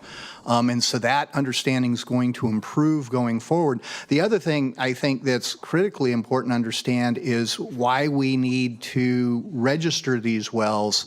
And we need to know the depths, we need to know the locations so we can make better decisions about how to manage for them. Those wells are at the greatest risk. And those individual well owners are in the sort of least ability to be able to address a sudden drop in groundwater levels or a sudden change in water quality because of the expense of having to do that. And so yes, so we will learn more about those wells. That information will be gathered. So I guess that's where I'm just trying to get some clarity because I want this to be equitable, and I do want to make sure that my colleagues where this will impact understand or see or have their questions about equity answered.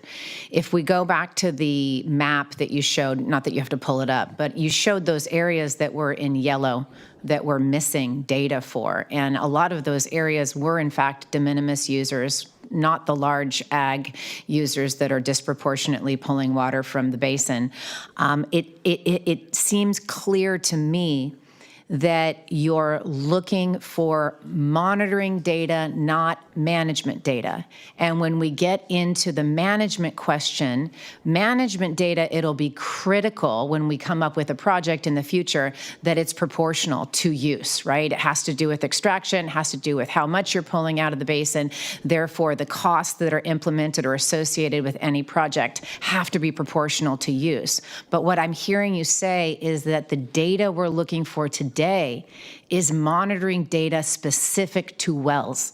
And that's why we need the data from all of the wells when it comes to the initial well registration, when it comes to the annual registration renewal. I'm not completely clear when you do some extraction reporting if that is a representative sample.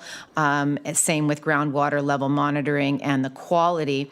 But I don't see it as we're dinging people. I see it as you're talking about somebody in your office sitting at a desk needing to know about specific wells and their characteristics, how deep they go, where they're located, et cetera, these like qualities of that well. So I do see this as being equitable because I'm understanding, I think, what you're asking for. Down the road, when we have this data and we understand the characteristics of the wells that are in the valley, we will then move into a plan for management. And the plan for management will be proportional to use, right? I think it would have to be, and that would be the only fair thing.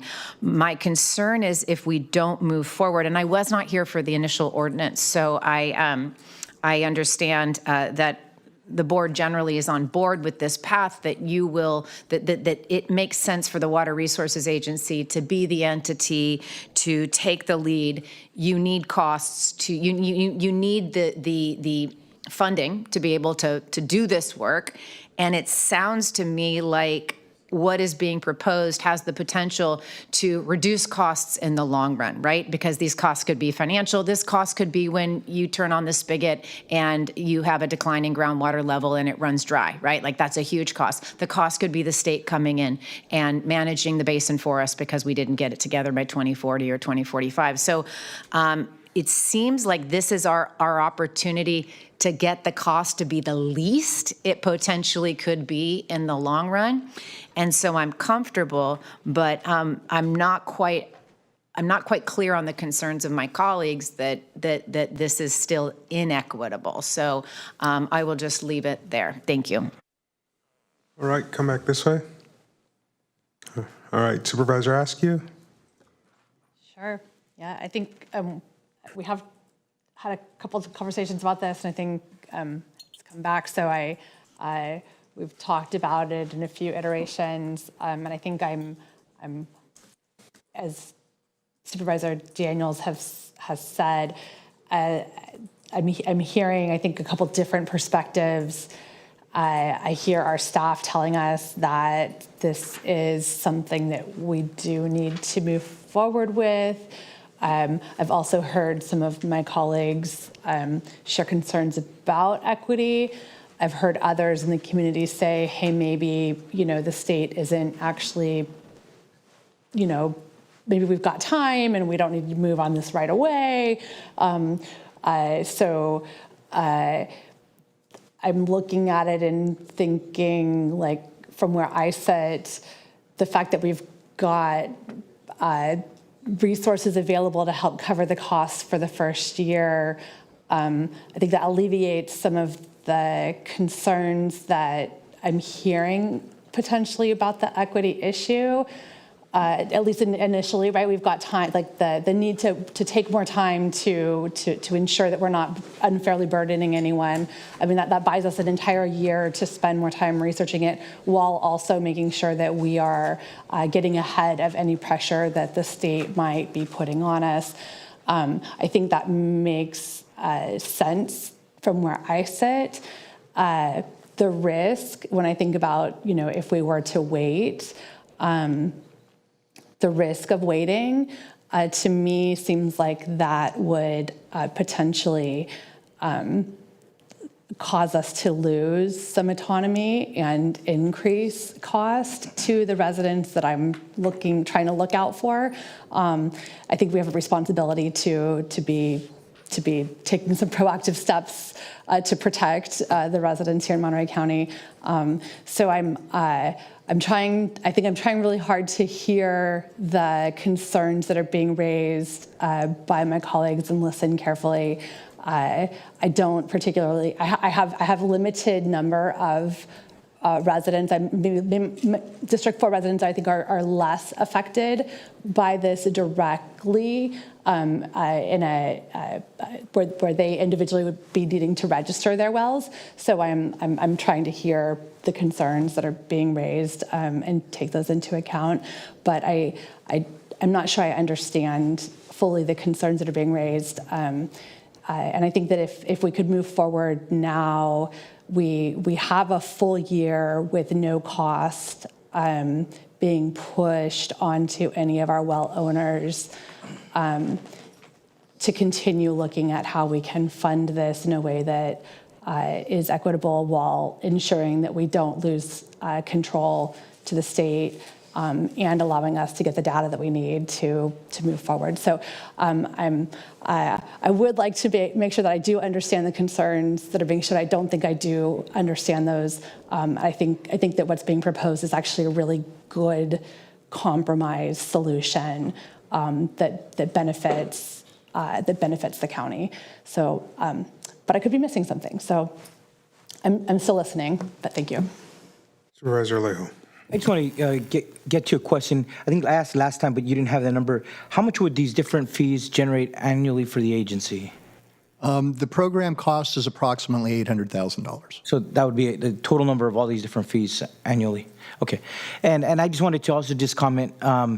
I think we all look at this a little grudgingly because obviously nobody likes to have fees imposed, right? We already live in an expensive part of the world, the expensive part of California. And this is one of those examples. Well, incrementally, we keep adding more and more costs to property owners, and in this case, those with applicable wells. But on the flip side, obviously, other countries like Australia were ahead of the United States, where they were ahead in terms of having sustainability plans. We brought, I think, consultants early on to Monterey County to learn from what they did over many years. But there was a need because, especially during the drought, a lot of overpumping. There wasn't a lot of water available in different parts of the state, so a lot of communities and farmers and other businesses took to pumping more water from the ground that has environmental impacts. And so this new law passed, and so now here we are at a point where we have to implement it and do the monitoring and do the tracking. So I think we realize we have to move forward with this, but I think we recognize even the pain of those who have to pay, that we do this a little begrudgingly, and that we recognize that we know that it makes their cost of living just a little bit more difficult, having to pay this additional cost each year. But thank you for your work on this and explaining it and bringing this back to address the questions we had last time. Thank you. So at the risk of causing rolling eyes, I think what I'm going to ask is a little different. Given everything we've heard up here, I'm going to ask that we move this to our next meeting in August, but on consent. I'm working on something that, it's a conversation about potentially changing some of the guardrails we have right now. And so I would just ask for that extra month to do that work on my own, but it being on consent would give us that time then to bring it back. Again, we're not at risk from the state right now. I know I heard that, but it's not a real risk at this point from everything I know in the conversations I'm having. We're not under that threat. And so I think we need 4 votes on this. I don't believe we have 4 votes today, if I'm not mistaken. Right, Supervisor Church? That is correct. I do have, from the questions been raised by some of the other supervisors, I do have a couple questions for Ara to help clarify things from and to confirm for information to me, but I will support your suggestion here. All right, go for it. Okay, again, I just want to kind of address where my concerns are on this, and I want to make sure that my understanding is that for the de maximis users, and that is a word, I did look it up, so I want to confirm that. But the de maximis users, they will pay the fee, and then they will be reporting from their meters on a regular and timely basis. Is that correct? That is correct. It doesn't have to be a water meter per se. It can be an electric meter or some other method for measuring, but for anyone extracting more than 2 acre-feet per acre per year, they will be required to report. So in the de minimis users, they will pay the fee, but they do not have to report the amount of water they're using, correct? And they will not pay the fee for extraction reporting. So that fee is subtracted out for de minimis users. Yes, but they're still paying a fee to be in a system where they're not even providing any data. And which is my entire point on this, is that we're not getting data from them, but we're taking their money. So anyway, I want to get that clarified out because I know a couple supervisors were raising the issue of trying to understand where my concerns might be. And that's where it really rests onto there, is that they're in the program. Is there any data anywhere in there and it being in the program that they're contributing? Yes, absolutely. And so through the registration process, the information we gain regarding the characteristics of their well is hugely important. When we think about the de minimis wells, and especially the de minimis wells that are outside of the historical monitoring area, we have very little information about them, which means making management decisions is a big risk. And so getting those well characteristics is very important. The other two services that they benefit from, depending on which sub-area they are in, is the groundwater level monitoring. All well owners benefit from that. De minimis well owners the most, because they are ill-equipped to monitor their own well depths for the most part.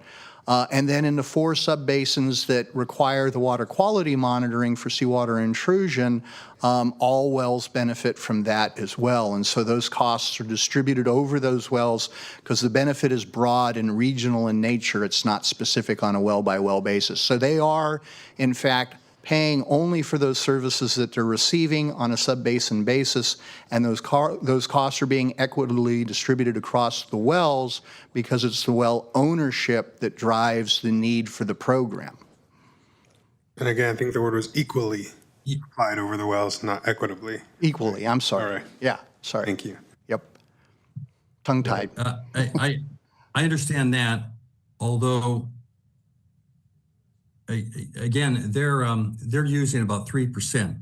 Whatever the characteristics of their wells, it's great to have that information, but these folks aren't going to be the ones that are going to be creating any significant, any noticeable, even perhaps even measurable impact on groundwater sustainability from their use, because they are using so little, particularly individually. Yeah, So, it would be sub-basin specific, Supervisor, and so in the Langley and in parts of the Monterey, the de minimis users or the de minimis well owners are, to turn your phrase, are the de maximis water users, right? And so we see in the Langley and portions of the Monterey that the greatest use of groundwater in those two particular areas are domestic and small water system and municipal systems, and so it really is sub-basin specific.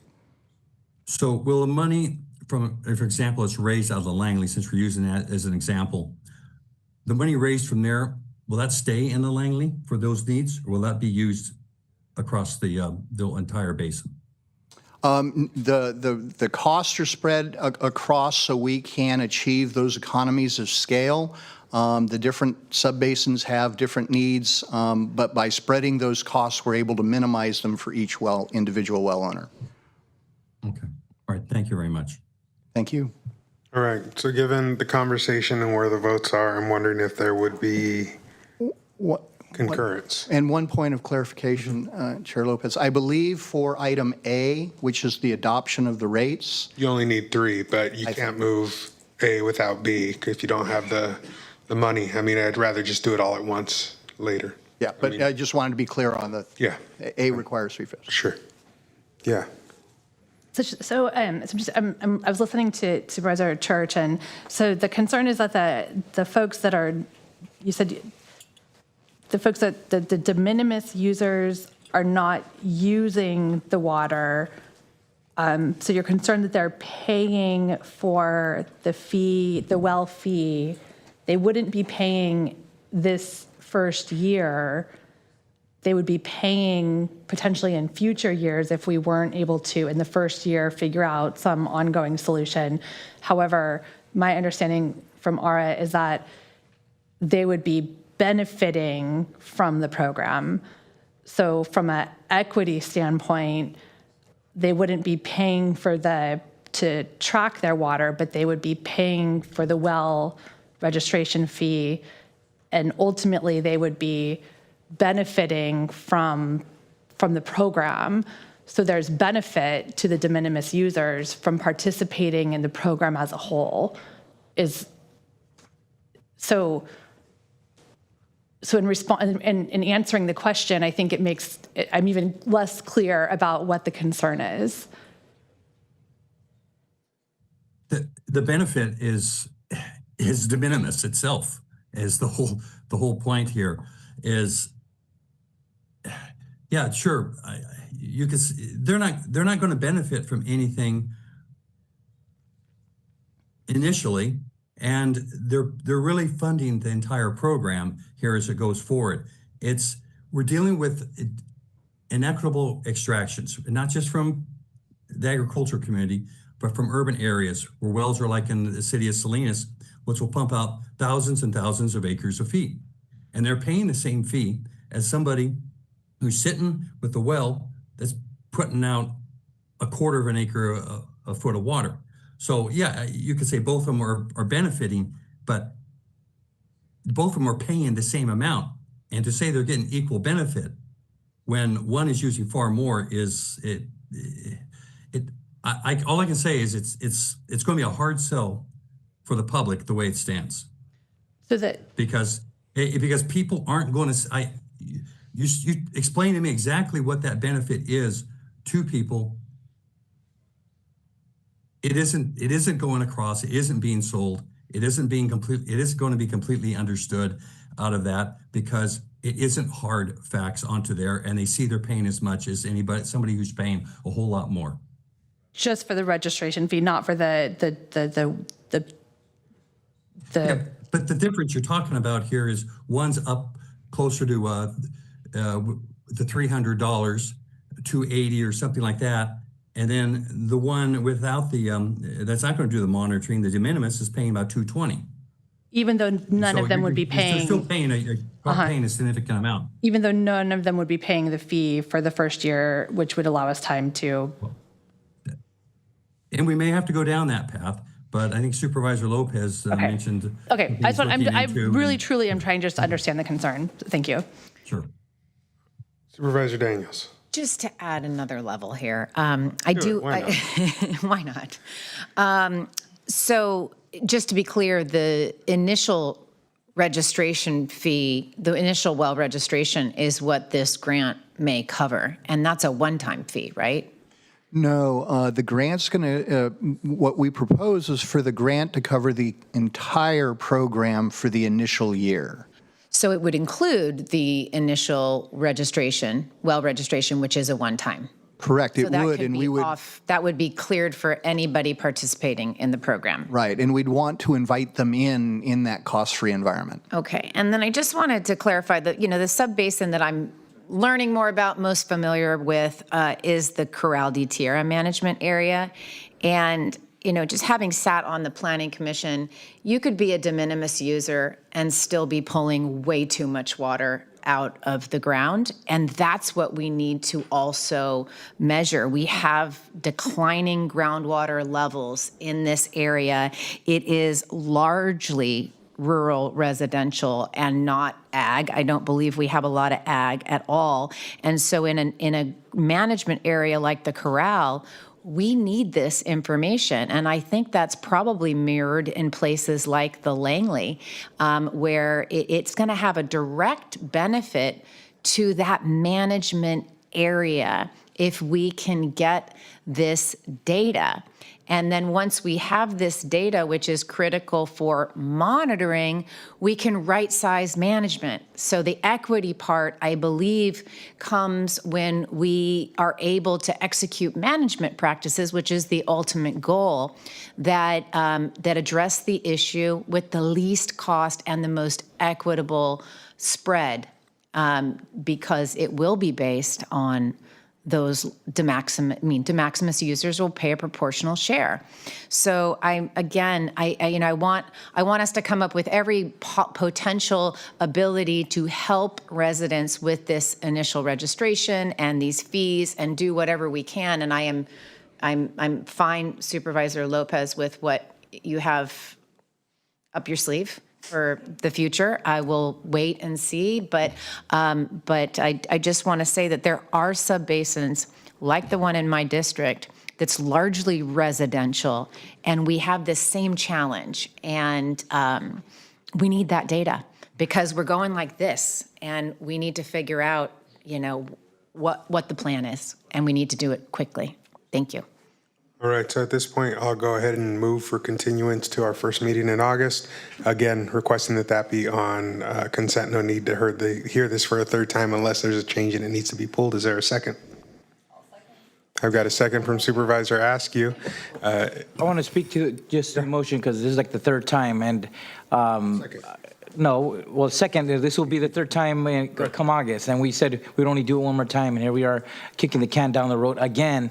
I just hope that it won't come August, then because we don't have 4 votes, then we're going to kick it again. We got to make the tough decisions.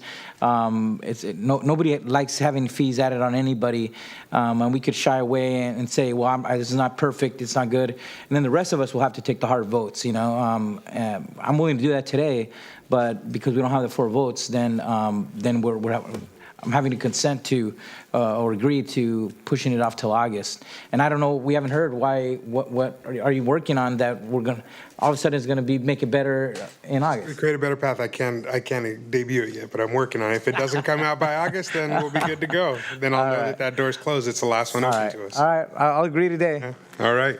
Then with that, I'm going to send it to the clerk to take us through a roll call vote. Supervisor Alejo? Aye. Supervisor Church? Aye. Supervisor Askew?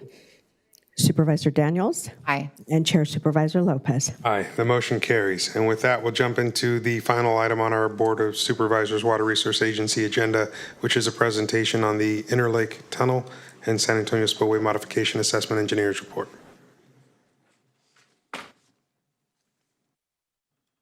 Good afternoon, Chair and Supervisors. My name is Amy Woodrow, Senior Hydrologist at the Water Resources Agency. I'm just going to go ahead and pull up the slideshow here for you. And this item was something that was shared with the Joint Water Resources Agency Board of Supervisors and Directors Leadership Committee last month, and we were requested to bring it forward to you today. I've kind of got 3 reports and projects we're going to touch on really briefly. The first being what's been referred to as the Historical Benefits Analysis Update. This is a project that was intended to develop an updated analysis that could be used to understand and quantify the benefits of existing projects that had been constructed and operated. So we're speaking specifically here about construction and operation of the 2 reservoirs and dams, the Monterey County Water Recycling Project, so that's the Castroville Seawater Intrusion Project, and the Salinas Valley Reclamation Plant, and the Salinas Valley Water Project. So what we're doing with this project is to kind of look at different categories of benefits, understand how these projects over the course of the years they've been operating have resulted in different hydrologic, flood control, and economic benefits. This update really is looking at refreshing a document that was produced in 1998 that was prepared for the agency. And at the time, that document looked at similarly quantifying benefits, but only of Nacimiento and San Antonio reservoirs. So the other projects had not been constructed or operated yet. So what the agency wanted to do here was take an opportunity to revisit this report.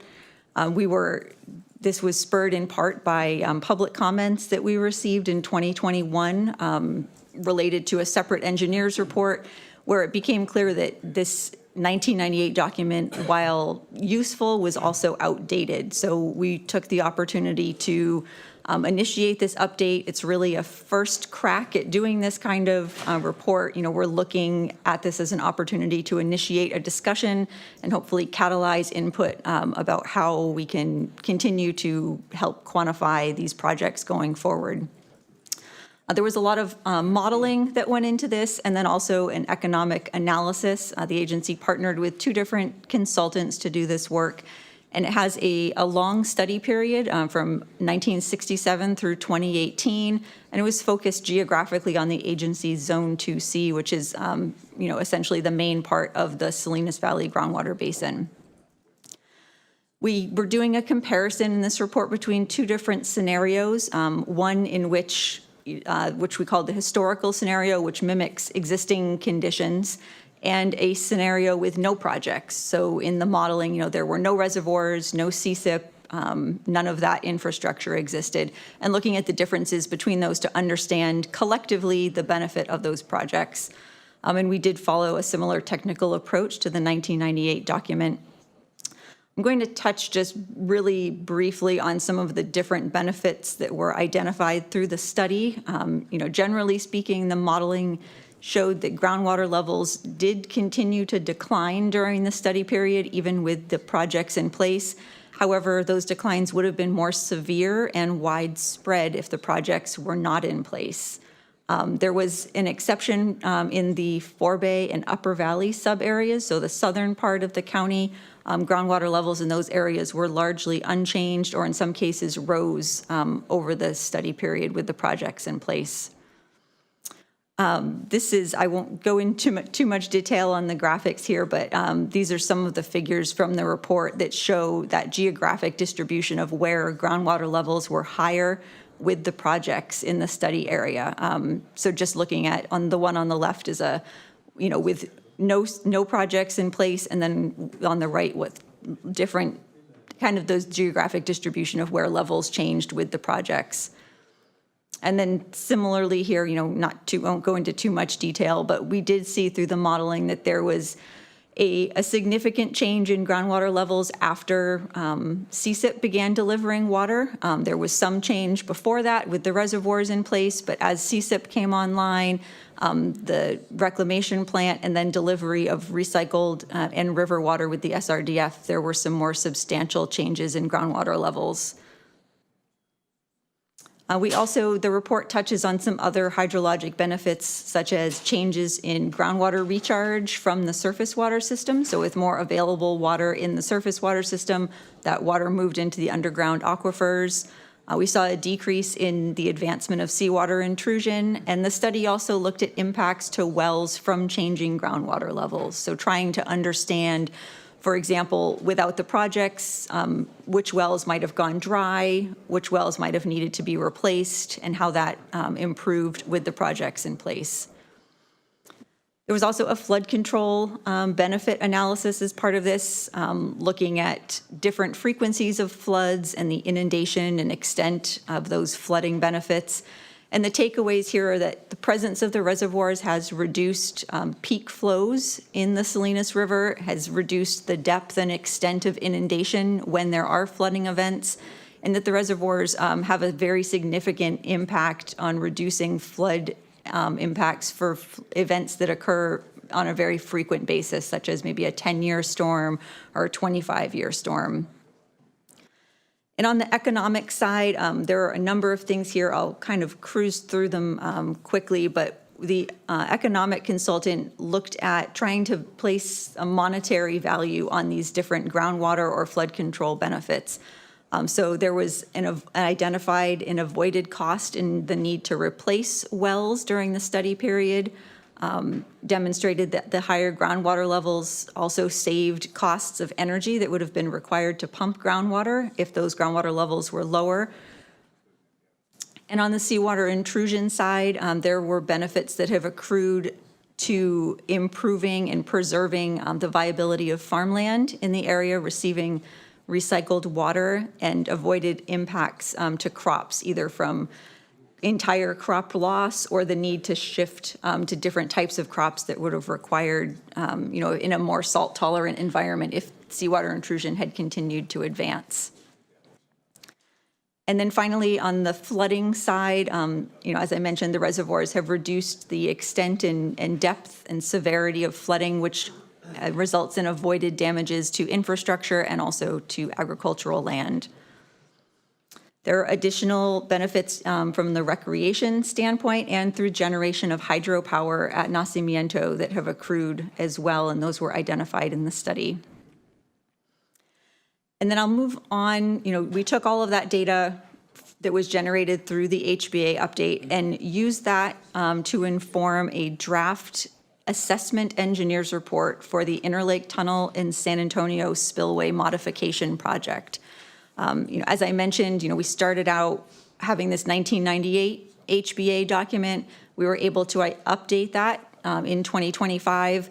And then for the Interlake Tunnel project, some additional modeling was done, and that was used to inform a draft engineer's report. And that draft engineer's report was a required deliverable through a grant that the agency had from the Department of Water Resources to study the Interlake Tunnel and San Antonio Spillway Modification Project.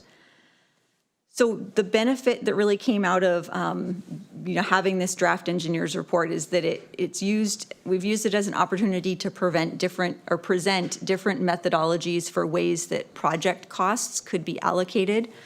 In this case, it's in the context of the Interlake Tunnel project, but it also provides the kind of the logic and the data that could be used to consider different ways to allocate costs for future projects. And we are hoping to use this, again, to kind of catalyze a discussion about whether it's for this project or others as the agency moves forward. And then finally, a tool that was really integral to doing both of these efforts was the Salinas Valley hydrologic models. This was used, again, for the HBA update. It was used for the Interlake Tunnel work. And these are modeling tools that were developed by the U.S. Geological Survey and in partnership with the agency, the County of Monterey, and the Salinas Valley Basin GSA.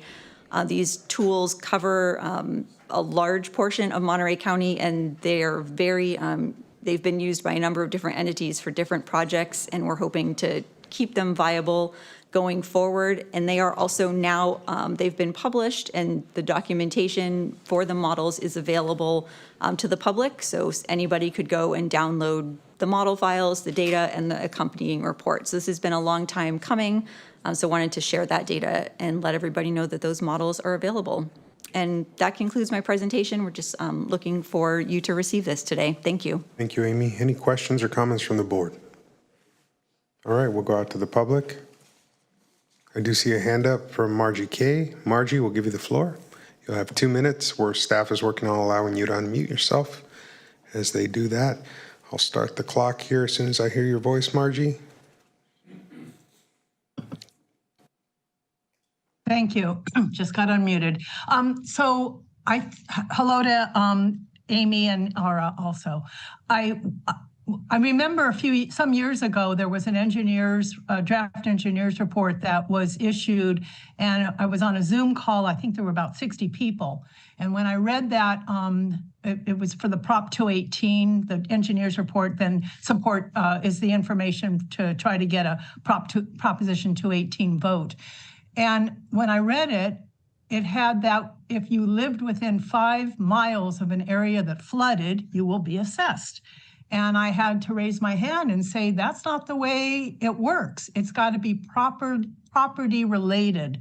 So for a benefit and not 5 miles away. So I just want to remind you all that in the future, if and when this comes back for a Prop 218, that it has to be property related for a benefit, not 5 miles away.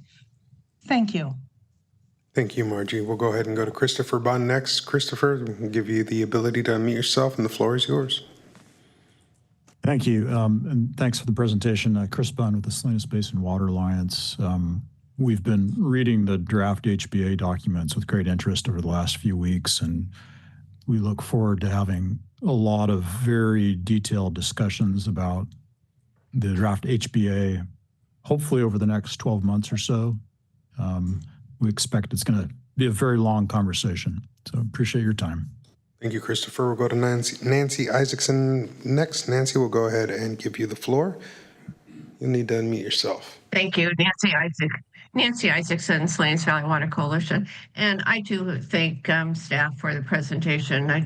We are reviewing the reports and documents as well. Look forward to the Water Agency Board having their workshop tomorrow to garner further input from stakeholders.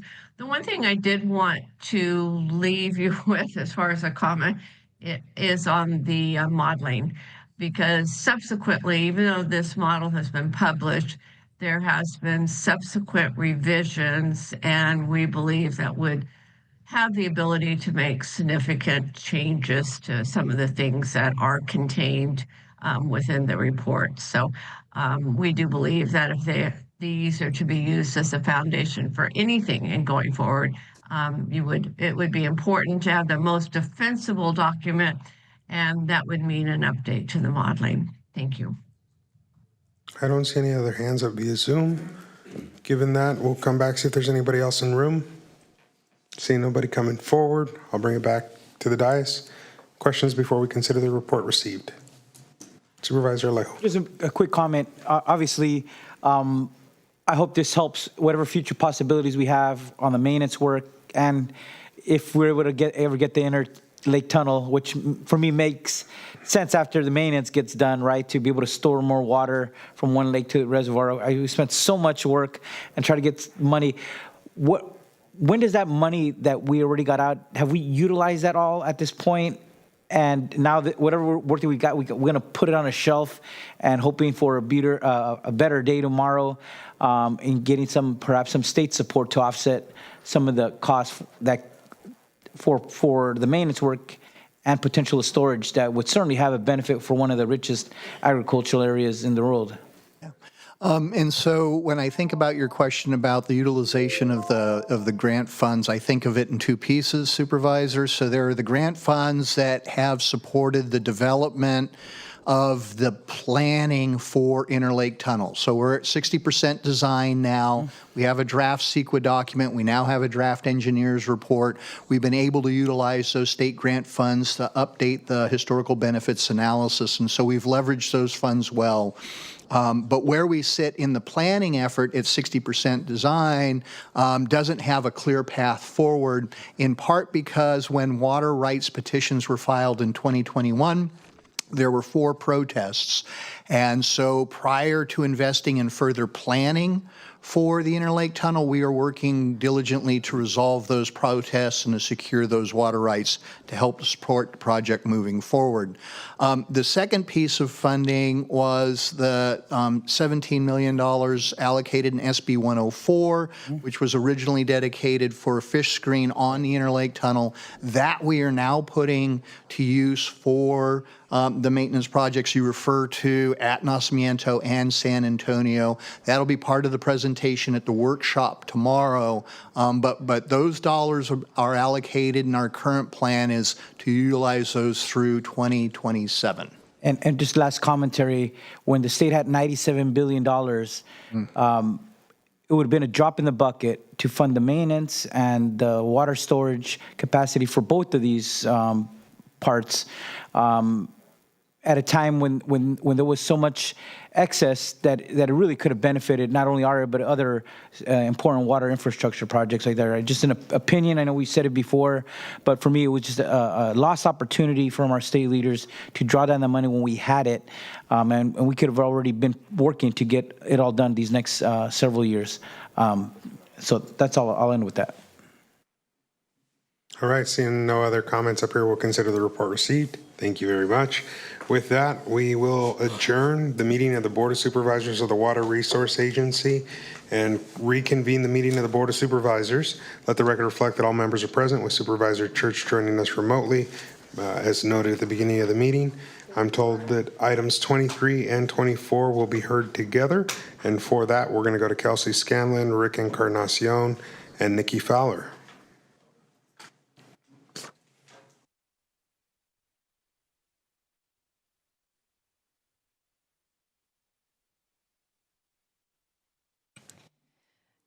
Good afternoon. My name is Kelsey Scanlon. I'm the Director of Emergency Management, and with me I have Nikki Fowler from Monterey County Environmental Health Bureau, and we are here today to provide an update regarding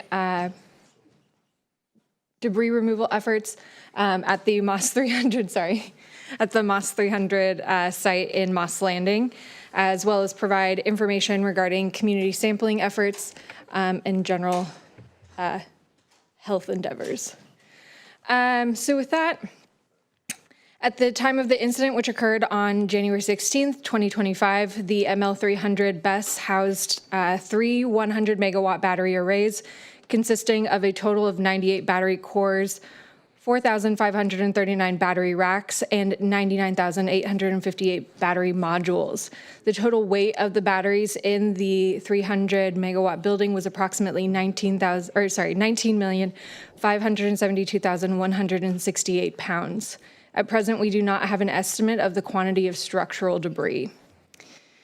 Our activities since our last update include the following. As a main effort to prepare for the execution of the order, which I'll also talk about. But essentially, the United States Environmental Protection Agency and Vistra have been working together to identify safe and effective strategies for the removal of the battery modules and structural debris. Together, they have been developing approximately 36 procedures and plans in preparation for the safe removal of battery modules and structural debris. In preparation to stage and sort the battery modules, Vistra has conducted soil sampling of the staging location, which is located outside of the ash debris footprint, but within the fence line. The soil sampling was for the purpose of establishing a baseline of the possible staging area locations to have something to be able to compare it to in the event that contamination occurs and migrated to the battery removal operations. It's important to note that the soil sampling was not for the purposes of environmental assessment. An asphalt pad has been poured in anticipation of the staging of batteries to prevent the soil and groundwater contamination. Vistra has secured contracts with vendors for the demolition of the remnant structure of the ML300 building, as well as the transport and disposal of the battery modules. Vistra has identified a disposal site for battery modules and related materials and are working to identify more sites. These sites are reviewed by the US EPA for compliance, and the US EPA anticipates concurring with the use of at least one battery waste disposal location, which is named American Battery Technology Company in McCarran, Nevada. Vistra is working with US EPA to identify additional locations, but as of yet, battery recycling facilities have not yet been identified. Over the last several months, in collaboration with the manufacturer, Vistra has been identifying 5 different categories that the battery modules will be sorted into once removed. The categorization is based on severity of damage, and battery modules will be tested against the following criteria to determine their type: visible damage from heat, arc, fire, or debris material strike, sign of deformation or other damage such as crushing, thermal runaway mitigation, bulb damage, water damage, insulation resistance, and electrical tests. The following are the categories, and it's type 1 through 5.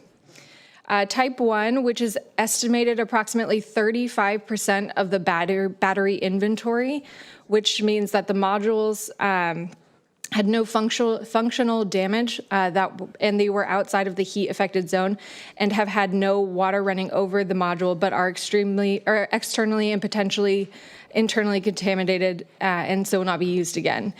Individual modules will be removed using electric and mechanical lifts and or complete racks and transported to the decontamination station for cleaning, sorting, and palletization before transport to discharging and final prep for shipping per Department of Transportation regulations. Type 2, which is estimated approximately 5% of the battery inventory or less.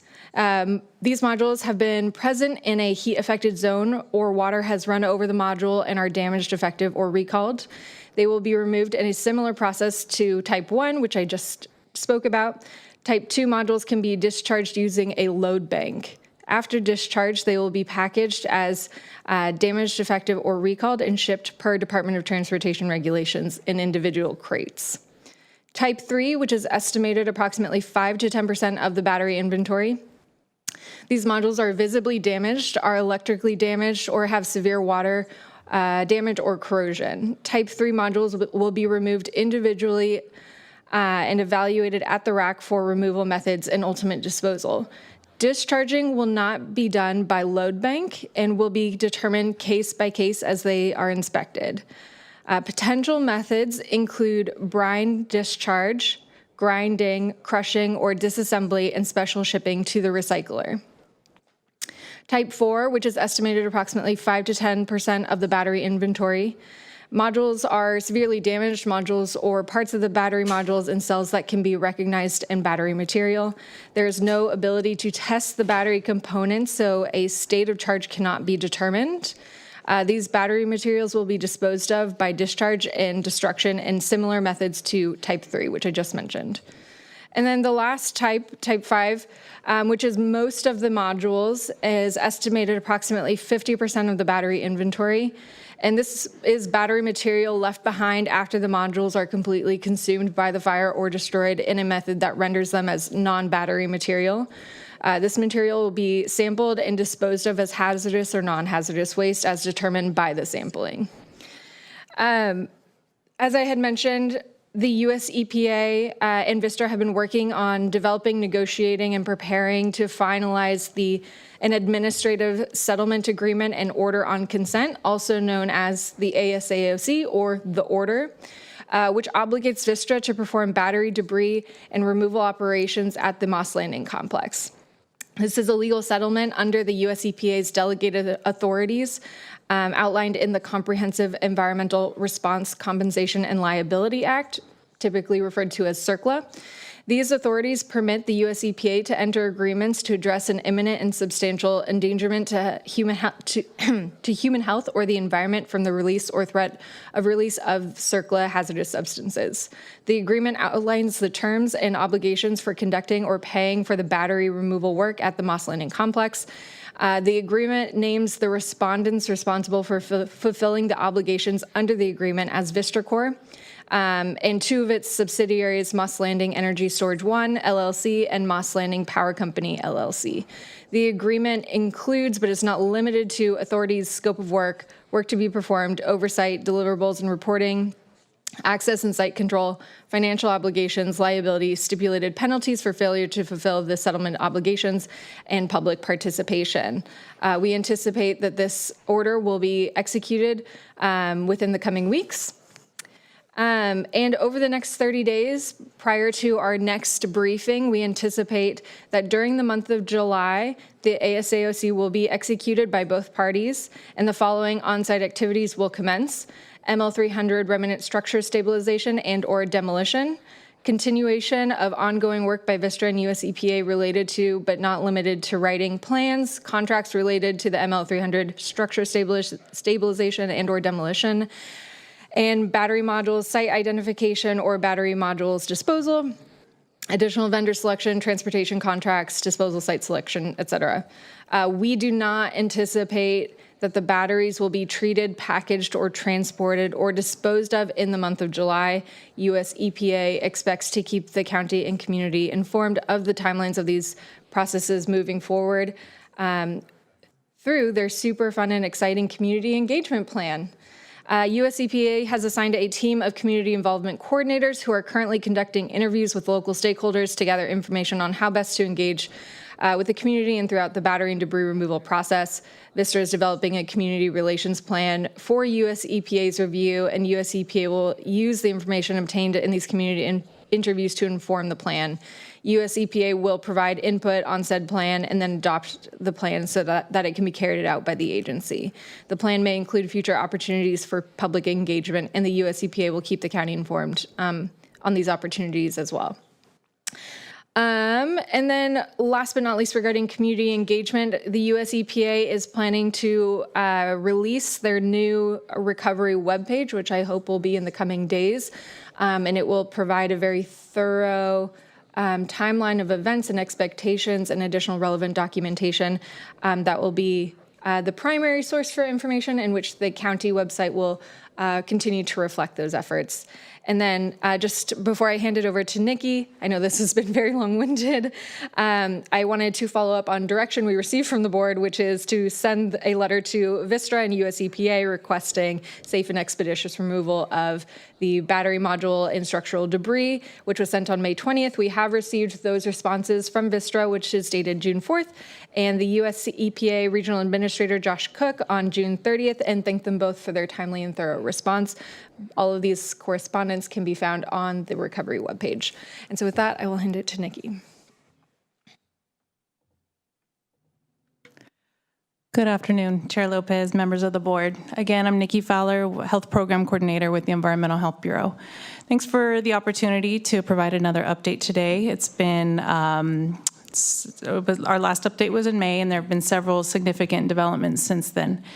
In late June and early July, the Environmental Health Bureau sent letters to Vistra and PG&E requesting that their battery energy storage systems in Moss Landing remain offline until the county has reviewed and accepted each facility's updated emergency action plan. To date, we haven't received a response from either facility. The Environmental Health Bureau continues to focus on data collection and review related to the battery fire. Staff have observed community sampling in the field and coordinated with state partners on work plans for further sampling. Following board direction in May, we explored preparation of a human health risk assessment.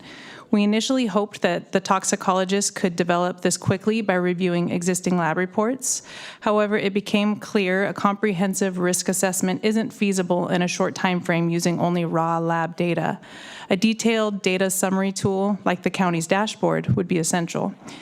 Early expert feedback confirmed the first step must be careful review and cleanup of all environmental data to ensure completeness and quality.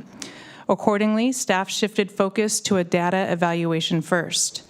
Cornerstone Earth Group completed their review and provided a report on June 25th, finding the data is not yet complete to support a human health risk assessment, and provided recommendations, including focusing on key lab data, adding background data for context, including all quality control and non-detect samples, and evaluating data quality with an appropriate standardized curve. These recommendations show a detailed human health risk assessment requires technical analysis supported by a reliable data set. The county's dashboard was designed for public communication, not detailed risk analysis. However, to improve future readiness, the Environmental Health Bureau is conducting a quality assurance review of data on the public dashboard, organizing it and filling data gaps recommended by the toxicologist, and implementing a policy for quality review of new data before it's added. These steps aim to build a reliable data set should a risk assessment be pursued later by the county. Separately, however, Vistra's consultant, TerraPhase Engineering, has been directed to prepare a human health risk screening as part of a broader preliminary environmental assessment report that will include all sampling data, analytical reports, ecological screening, and recommendations. State partners such as the California Department of Public Health, Department of Toxic Substances Control, and toxicologists from the Office of Environmental Health Hazard Assessment will review the report for completeness and accuracy. This preliminary environmental analysis will include examination of results from both phases of the ongoing community sampling plan. Phase 1, soil sampling throughout Moss Landing and parts of North County, was conducted between May 8th and June 20th. Preliminary lab results are expected in mid-July.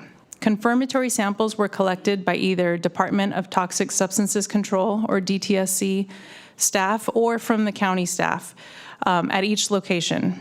DTSC will statistically compare these results of the confirmation samples to results TerraPhase provides to confirm their reliability. Once all results are in, TerraPhase will prepare a technical report within 30 days to be reviewed by the county coordinated experts within 10 business days. Then verified data and reports will be posted online and added to the GIS dashboard. Phase 2 of sampling pertains to sediment and surface water, primarily focused on marsh and slough areas east of the facility. Vistra submitted a draft work plan on June 5th. County and state agencies provided feedback June 26th, and now Vistra has until August 11th to revise and resubmit that sampling plan. We expect sampling to start in late August, and it should proceed quickly compared to the soil sampling due to secured access. A technical report will follow as well within 30 days after the lab analysis is received and will also be reviewed before posting online. Meanwhile, an external source of community sampling has become available. The California Department of Fish and Wildlife collected soil samples on April 30th from the Elkhorn Slough Reserve. Results showed contaminant levels were below DTSC and the US EPA worker exposure thresholds. These will be shared on the county's Moss Landing incident website this week and also added to the data dashboard. So in summary, the next major deliverable is the soil sampling report from Terraphase in late August, including all sampling results and accompanied by the DTSC's independent statistical analysis of the confirmatory sampling. This will be followed by the sediment and surface water report in November and the comprehensive preliminary environmental analysis report, including human health and ecological screenings, around December. All reports will be reviewed by state and county experts for accuracy, including toxicologists from the Office of Environmental Health Hazard Assessment. We recognize that there's a strong community interest in seeing sampling results as soon as possible. While this process takes time, our priority is to ensure the data that is being collected is scientifically sound, independently validated, and reliable enough to support the complex analysis required for a risk assessment. Every step from field collection to lab analysis and expert review is designed to provide the accurate information our community can trust and that regulators can rely on for long-term decisions. This concludes my report and will be available for questions. Thank you very much. Questions from the dais? I'm going to allow Supervisor Church to go first. If he has any via Zoom, I'll go to Supervisor Church. I don't really have any questions, but I do just want to thank staff here for this really great report from Department of Emergency Management and the Health Department. Emphasize again that no county, no jurisdiction has ever experienced a industrial accident of this particular nature. So we're setting a template for the future, and what we're doing here is really groundbreaking and really positive progress. And I'm just really happy to see all these efforts to try to get a handle on this issue, which there are so many unknowns, so there's so many unknowns still out there. Thank you. Thank you. We'll go to Supervisor Daniels. Thank you, and I absolutely agree with Supervisor Church, so thank you both. My question is for environmental health. So it sounds like for the various reasons that you identified, the human health risk assessment that the county was doing is not being pursued, but Vistra is completing a human health risk assessment. Did I get that correct? That's right. Ultimately, the toxicologist confirmed that the complexity of a human health risk assessment will require a large accumulation of the data and crunching of those numbers and statistical comparisons that currently we don't have the resources locally to do. And it's going to be a large push to get our county dashboard up to speed on that, though we're going to start taking steps in case that becomes a necessary path forward in the future. Okay, so, but it was going to be, whatever Vistra submits is going to be reviewed by the California Department of Public Health. It sounded like the Department of Toxic Substances Control, like they will see this. Just to allay any concerns, how does that third-party investigation, even if it's being initiated by Vistra, sort of get transferred to those other agencies that will then do their own due diligence and analyze the results? How does that happen, and how can we assure the public that even though it's Vistra that is completing the human health risk assessment, the results will be evaluated by our state agencies and whomever else? That's a good They question. can trust those results. Sure. Well, ultimately, those partner agencies have been involved since the outset of this response, and so they have been involved in our public health assessment team, and we're involved in development of and review of the work plans, selection of the site locations. They're heavily invested in seeing this, the results of this all the way through. As noted, it's a novel incident, and so they're interested in following it to the outcome, to the end.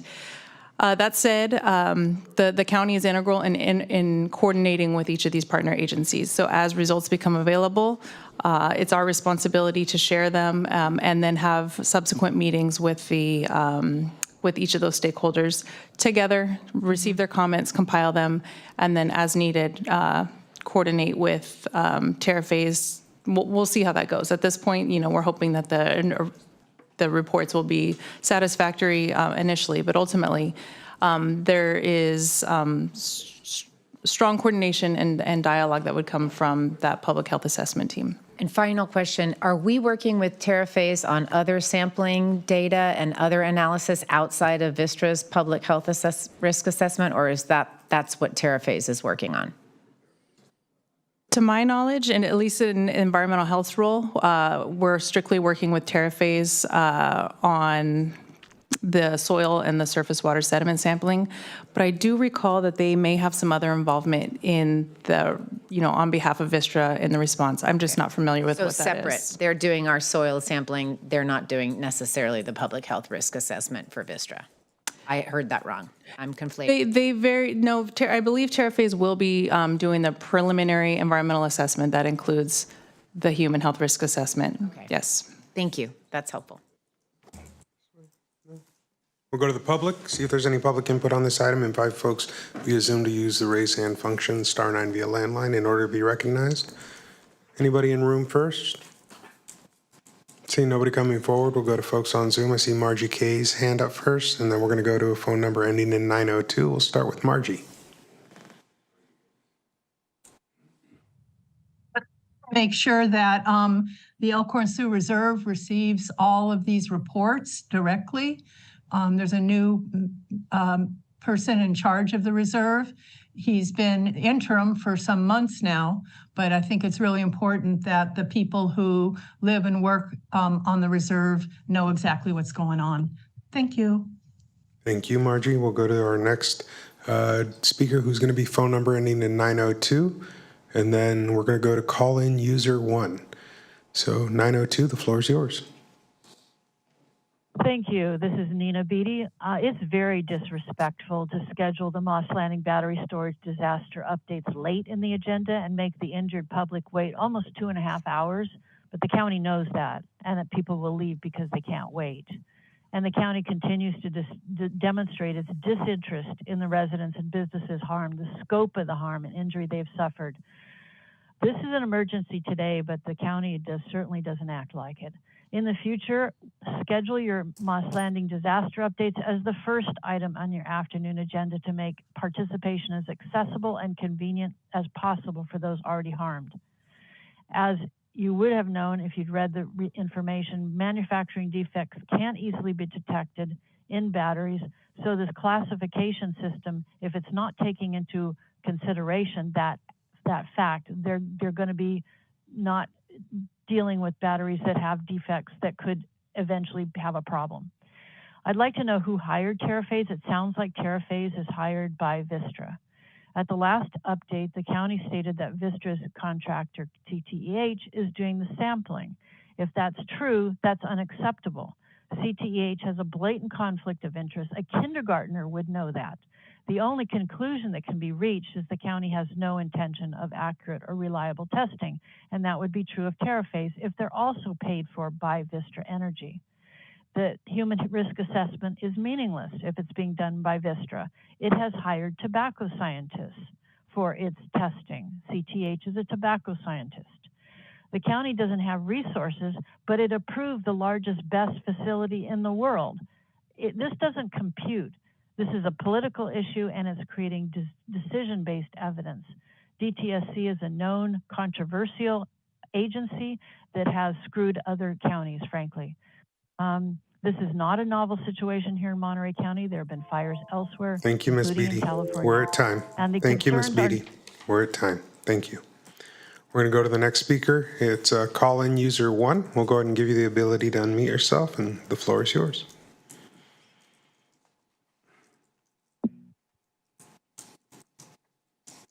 Call-in user 1, you'll need to unmute yourself, but the floor is yours.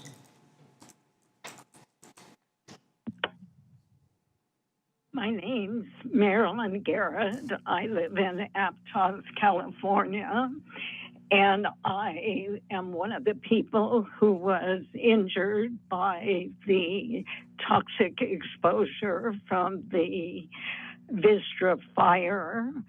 I had a number of symptoms related to the toxic exposure, and these battery storage sites, lithium-ion battery, there have been many, many fires, and these places need to be closed down. I did hear a researcher with the Never Again Moss Landing group, a chemical exposure researcher and independent disaster testing expert on June 1st, Scott Smith.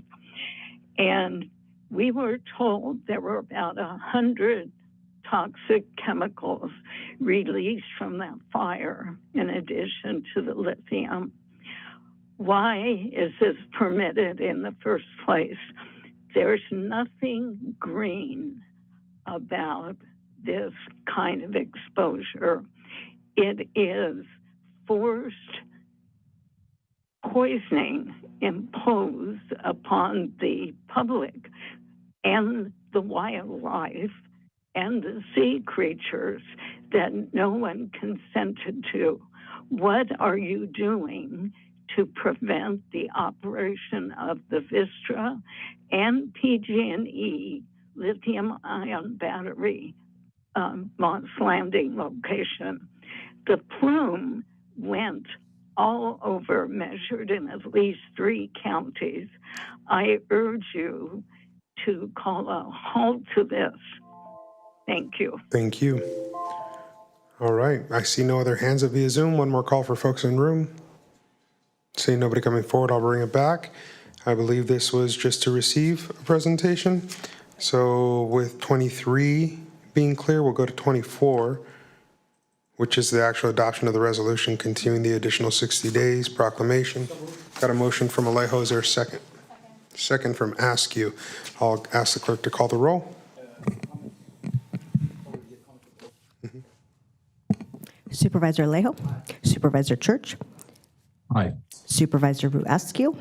Supervisor Daniels. Aye. And Chair Supervisor Lopez. Aye. Motion carries. With that, we've concluded items 23 and 24, and we'll jump into 25, which is a presentation from Fiona Jensen.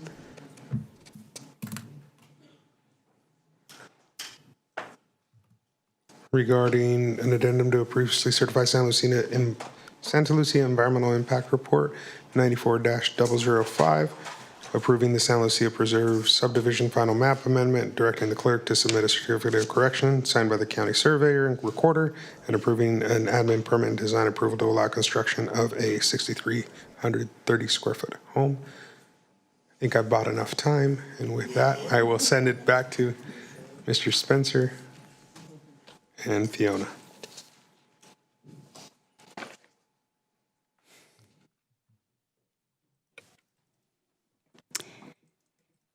Good afternoon, Chair Lopez and members of the board. My name is Jacqueline Nickerson, Principal Planner with the Housing and Community Development Department, presenting on behalf of Fiona Jensen for PLN 240004, known as the Griffith Project. The subject property before you is located on 1 Rumson Trace in Carmel within the Santa Lucia Preserve area, subject to the Greater Monterey Peninsula Area Plan. The subject property is zoned resource conservation with 40 acres per unit with a design control and site plan overlay. The proposed project before you includes a final map amendment and the construction of a 5,441 square foot single family dwelling, an attached 889 square foot garage with associated site improvements, 1,830 cubic yards of cut, and 810 cubic yards of fill. The Santa Lucia Preserve Area subdivision, when it was created, identified specific homeland boundaries, also known as building envelopes. The subject property, also identified as Lot 38, through this presentation has a building envelope of approximately 1.4 acres as identified in the lime blue here. Through the creation of the subdivision, a forest management plan was prepared and identified a threshold for tree removal for each of the phases within the Santa Lucia Preserve area, and also further identified specific tree removal allotted counts per lots that were created. Although the building envelope that has been dedicated for Lot 38 is heavily forested as depicted in the image above, no tree removal was allotted for Lot 38. As shown on the bottom right, east of the homeland boundary within the current conservation easement, this area here is not further constrained by any protected oaks. The applicant had originally submitted a proposal for a single-family dwelling within the existing 1.4 acre homeland boundary, which is on the image to your left. This design and siting of the residence required the removal of 31 protected oak trees, which is depicted by the X's on the screen. The ones in red are identified as landmark trees. The existing homeland boundary cannot be developed without the removing of numerous trees. To avoid the removal of protected oaks as encouraged by the 2010 general plan, the applicant seeks to amend the Santa Lucia Preserve Phase A final map to adjust and reconfigure the homeland boundary of Lot 38 to allow the siting of the proposed development in a portion of the property that is not encumbered by oaks. As proposed, the homeland boundary would be reconfigured and shifted to the east, as depicted in the image to your right, outlined in red. It will continue to remain 1.4 acre in size. The remaining portions outside of this area on Lot 38 will then be placed into an amended conservation easement. The proposed reconfiguration of the homeland boundary would save 31 protected oak trees, 15 of which are landmark trees, and therefore the proposed map amendment results in a superior homeland boundary configuration that better meets the goals and policies of the 2010 general plan. Pursuant to Title 19, the Planning Commission shall act as the recommending body to the Board of Supervisors for final map amendments.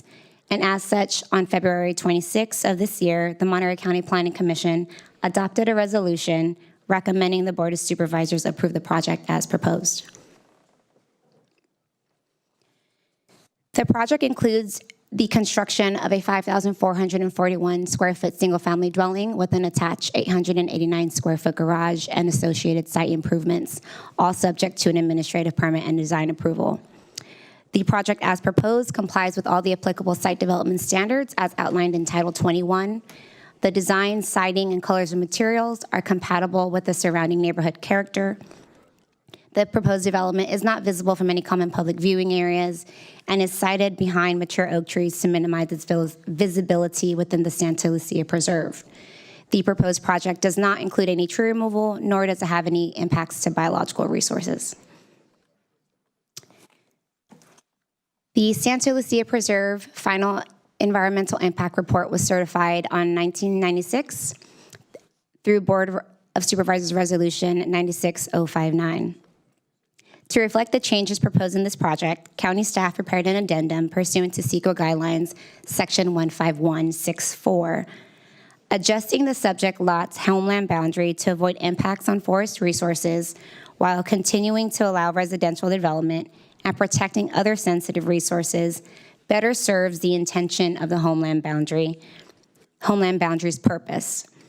The proposed final map amendment and residential development will not result in any new environmental impacts, and there is no new information of substantial importance which would require any major revisions to the previously certified EIR.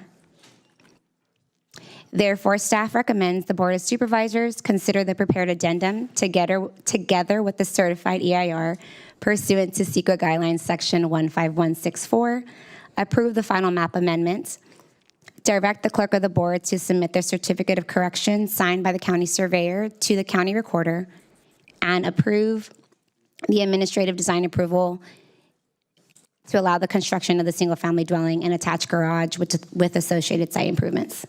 This concludes staff's presentation. Thank you, not Fiona Jensen. We'll go to Supervisor Kate Daniels and see if there's anything, since it's in your district. All right. Any others up here. I don't see Supervisor Church's hand up, so we'll go out to the public, see if there's any public input on this item. See Mr. Panzer coming forward. Joel, we'll give you the floor. Thank you, Chair Lopez, members of the board. Joel Panzer with Maureen Ruck Planning Consultants representing the property owner applicant, Rich and Nancy Griffith. I believe Mr. Griffith may still be on Zoom wanting to perhaps comment. And then we've got Feldman Architecture. Ben Welty may or may not be on the line given the passage of time. I would just add the staff report's really accurate, clearly describes what's going on with the proposed request. As a matter of background, I was on the development team, 30 plus years ago. So in the early 90s, the thinking was tuck homes into the trees, preserve the open vistas of that 20,000 acre property. And mid-2000s, climate change, really crazy fire conditions. The owners want to, in addition to what's been described in the staff report and the presentation today, would like to move the home into that open meadow as part of the fire safety. And that is reflected with respect to 2010 general plan policy consistency in finding 3 item C. And the only other thing I would add is staff has acknowledged there's no biological constraints on the property. With the passage of time, it's still pretty much, it was a heavily grazed property, so there's no issues with moving it. It does save trees. And I would note in my final comment, the property is served by sewer for the Santa Lucia Preserve. It's served by the water CSD system up there. So with that, we've read the report, we've read the finding and evidence and conditions, recommended conditions of approval. I would just ask for clarity. Staff had mentioned that the certificate of correction would be recorded. There's also the companion environmental documents, the swapping of the scenic easements. So I just want to acknowledge that. Thank you for your time. We're over time. Thank you. Any other public speakers at this point? All right, seeing no one in room, no hands up via Zoom. Close that, bring it back. Questions or motion? Got a motion from Daniels, a second from Alejo, moving staff recommendation. With that, we're going to go to the clerk for a roll call vote. Supervisor Alejo, Supervisor Church, Aye. Askew, Supervisor Daniels, Aye. and Chair Supervisor Lopez. Aye, the motion carries. Thank you very much. With that, we've concluded item 25. We're going to jump into 26. Signal Hill, it's a public hearing to consider 3 appeals, one by Samuel Reeves, one by Alliance of Monterey Area Preservationists, and one by Massey Metapore. The applicant from the April 30th, 2025 Planning Commission decision approving the construction of a 8,290 square foot 2-story single-family dwelling. So on this, I've got a presentation from Mary Israel, and then before we do that, I want to go to council and just ask process with 3 appellants. I'd like to just let them know I want to do 5 minutes apiece per appellant. That's 3 folks. Is that how that works, or am I doing one on each side? How does this work? Each appellant would get time. An allotment. Okay. An Just wanted to be clear before we start there. Correct. All right. So then with that, we'll send it over to Mary Israel to kick us off. Good afternoon, Chair Lopez, boards, supervisors, and members of the dais. So I am presenting the project before you on appeal hearing. It also includes review of a design approval for a new residence and associated tree removal.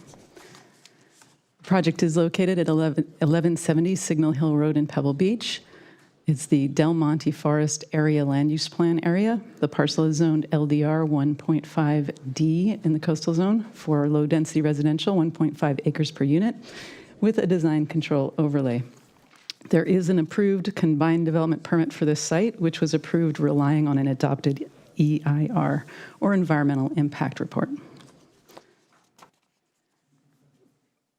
Just a quick review of process. The board approved 2 resolutions on June 27, 2023. The first certified the project EIR, which would be required for action on whatever alternative that the boards selected. The board upheld 3 appeals of the Planning Commission's decision in the second resolution. That's Resolution 23237 attached to the staff report, wherein the board approved the combined development permit of Alternative 6, called the Reduced Project Alternative. The resolution included a coastal administrative permit to demolish the existing dwelling and a coastal administrative permit to construct a new dwelling which would stay within the existing development footprint.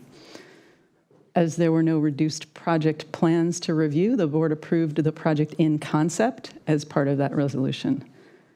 The resolution included coastal development permits for development within 100 feet of ESHA as sand dune, development on slopes, and development within 750 feet of known archaeological resources. The board made a finding for a statement of overriding considerations for the unmitigable impact to historic resources. And as will be discussed in a few slides, the board also included in the motion of approval the stipulation that the construction of Alternative 6 be in the footprint of the Connell House as it was. The Connell House has been demolished, and the permit holder has been timely and complete with the condition compliance and mitigation measures thus far. The owner has brought forward a plan for a new house, and on April 30th, 2025, requested the Planning Commission's approval that it was substantially consistent with Alternative 6 and the board's stipulation. So on that date, the Planning Commission considered the design approval for approximately 8,290 square foot, 2-story, single-family dwelling, inclusive of a 3-car garage, and 3 proposed cypress tree relocations. The Planning Commission approved the project in a unanimous vote and added a condition to the design approval that altered Board Resolution 23237's condition number 28, enlarging the conservation scenic easement area. The decision was timely appealed by 3 parties: Samuel Reeves, a neighbor, the Alliance of Monterey Area Preservationists, or AMAP, and Massey Metapor, the applicant.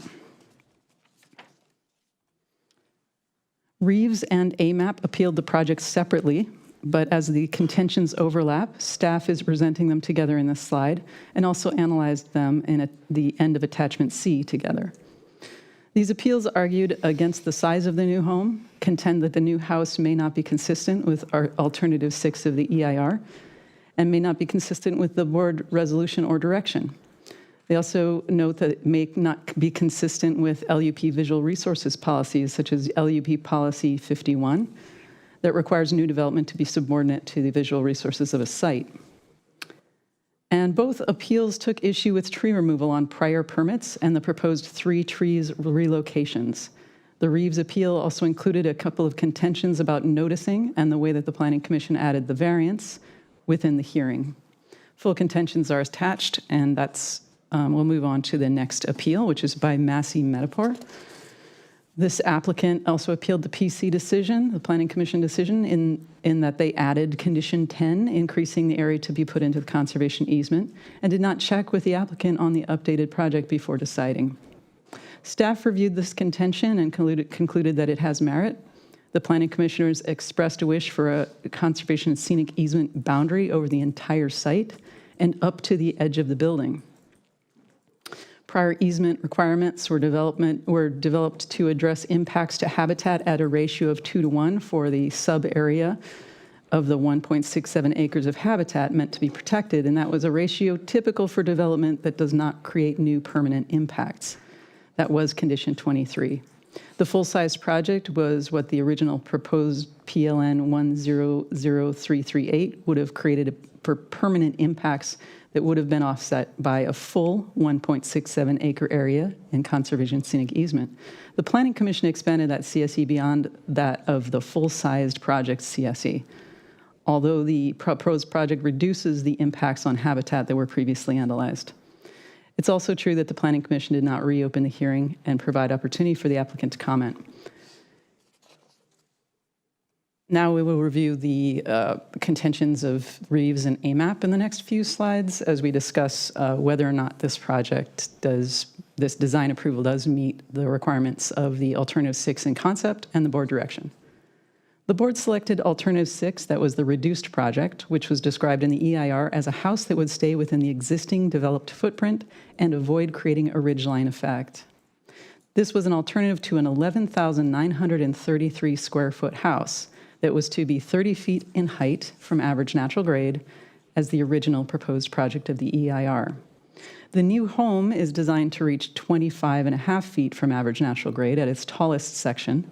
It was determined that the proposed house would not create a ridgeline effect. The floor area is anticipated to be 8,290 square feet, which is about 3/4 of the floor area of the original house. Finally, the third site development standard that deals with massing is coverage. The building site coverage of the original house was 8.5%. The building site coverage of this design is approximately 5%. The board's action reaffirmed Alternative 6, stating stay within the existing Connell House footprint. Staff finds that the stipulation to stay in footprint is met. Staff is focused on the action of the resolution, not the anticipated idea. Two of the Reeves contentions focused on estimates made without benefit of plans. One evidence stated that it was anticipated not to be taller or larger than the Connell House. Another estimate was for the height similar to the Connell House. The proposed floor area is larger than the Connell House's floor area, but it is smaller than the floor area of the original project of the EIR. The proposed design is taller than the Connell House, but it meets the requirements of the zoning district and the constraints of Alternative 6.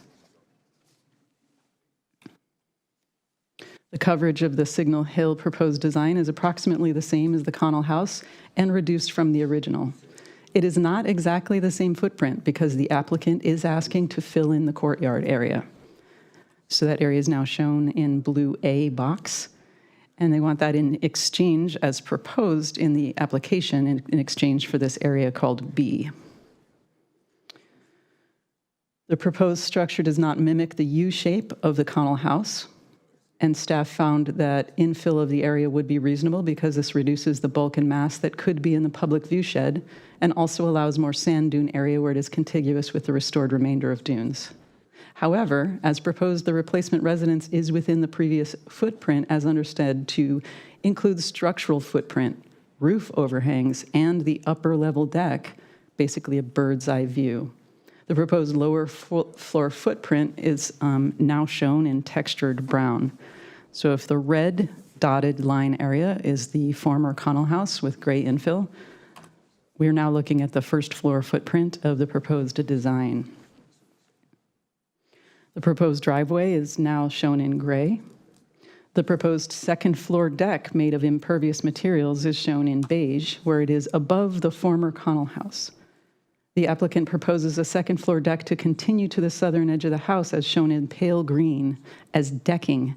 They offered to remove the outside stairwell instead.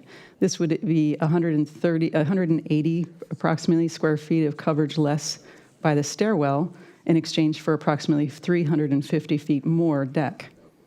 They offered to construct the part of the terrace that would be above the sand dune with pervious decking and plant shade-tolerant sand dune plants below in their landscaping. They will also have a statement in writing from a qualified biologist that states that some native sand dune species would be able to survive in the shade. So to get a sense of what a bird's eye view looks like, we're now looking at an aerial photo from Google Earth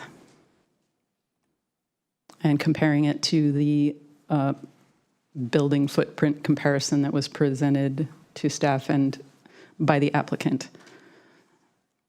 Comparing the aerial imagery of the Connell House to the plans, there were some areas that extend beyond the Connell House footprint, which the map made by Whitson Engineers includes in its measurements. So again, the red dotted outlined gray area in the map is all Connell House footprint. And from the bird's eye view, coverage includes roof areas and second level deck. Calculations for trade for area B, calculations for trade for area B and area A were made including the upper deck, the deck area that's shown in white, and also some hardscape patio that's a little yellowish in this aerial image. So the aerial and that exterior area in the mapped area is shown in crosshatch. So there's also a small corner area that staff noted was in the black line area that's in the map as the proposed design that seemed to conform with the overall design, and that is shown in this historic photo of the Connell House. It was hardscape entryway with hardscape below, so that seemed to conform to the idea of the footprint of the house. However, the applicant also asked for additional corner to be added in, and we brought this to the Planning Commission. We bring it to you. They were suggesting that they swap some area on the corner at the front, in the front setback that is not proposed to be developed for additional floor area on the side. So now staff actually made an adjusted map of the exchange area. If we don't include the hardscape for the external patio on the west side and can just consider the hardscape area that's within the footprint of the Connell House for exchange for the blue area of patio, staff would recommend that we actually include that 75 square foot area that is proposed for swap, and that is equivalent size. So if the board chooses to allow infill of the courtyard, that's not sand dune area, it's a disturbed landscaped area, in exchange for areas that are not developed that were formerly Connell House footprint, then that would be a fair exchange. And by the way, while we're looking at this, I'm now highlighting the front setback line in yellow, because that is in either way would require a variance in order to construct this house in the Connell House footprint as it was. Good enough? I hope. The project is in an area where there are several large custom-built homes visible among the sand dunes off 17 Mile Drive. Within the Signal Hill Road enclave, the size of residential structures ranges from 4,333 square feet to 8,106 square feet, with a mean floor area of 6,125. The proposed two-story, 8,290 square foot single-family dwelling is larger than any of the other residences in the Signal Hill area, approximately 2,165 square feet larger than the mean floor area in the Signal Hill area. Staff would also like to correct the discussion. There was a typo, and that stated a slightly larger number than the 4,333. So for the record, staff would like to correct that. So this slide shows the staking and flagging as is currently on the site in a photograph taken on the corner of the subject parcel along 17 Mile Drive.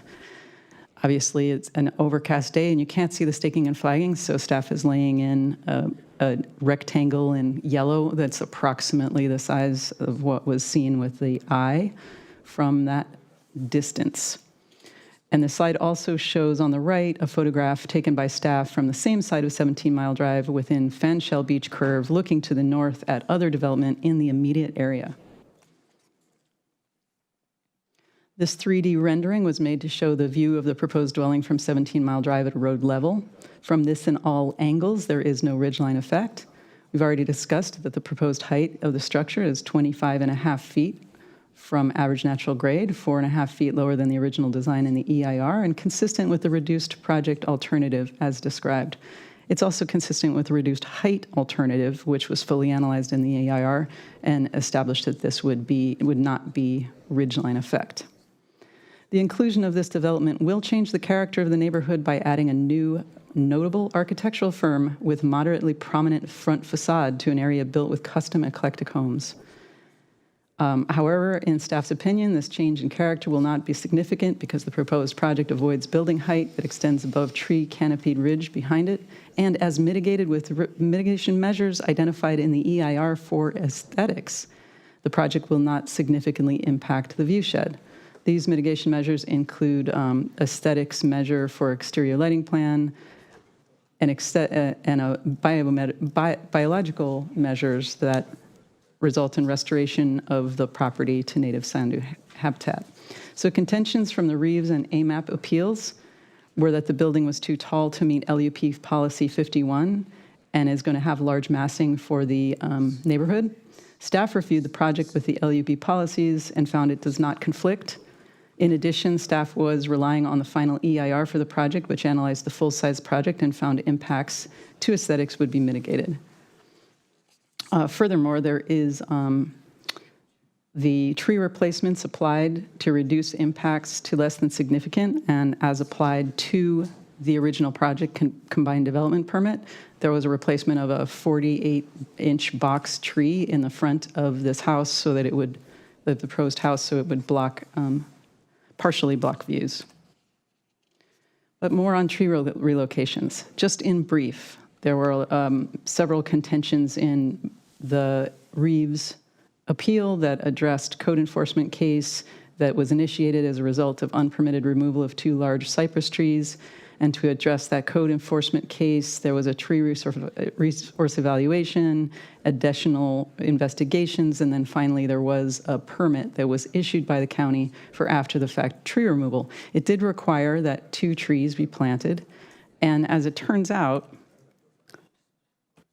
the tree that has an arrow to it right now and is that was proposed with this project to be relocated is the second of 2 trees that was planted. The first one failed, and it's required to be replanted as that 48-inch box tree as part of the combined development permit for this project that was already entitled. And the other one, when proposed for moving, staff actually now recommends that this be left in place, and the applicant has agreed to leave this one in place. So the permit that's before you now only includes relocation of 2 trees. The 2 trees are behind the house right there, and they'd be moved just 20 feet north. They would continue to have view shed protection, and they require long-term 5-year monitoring to ensure that they survive and are replaced if there's any problem. So as the 2 of the appeals pointed out, there was a need for better clarification on tree removals permitted by the board resolution number 13021, and the proposed staff found the appeals had merit on this count.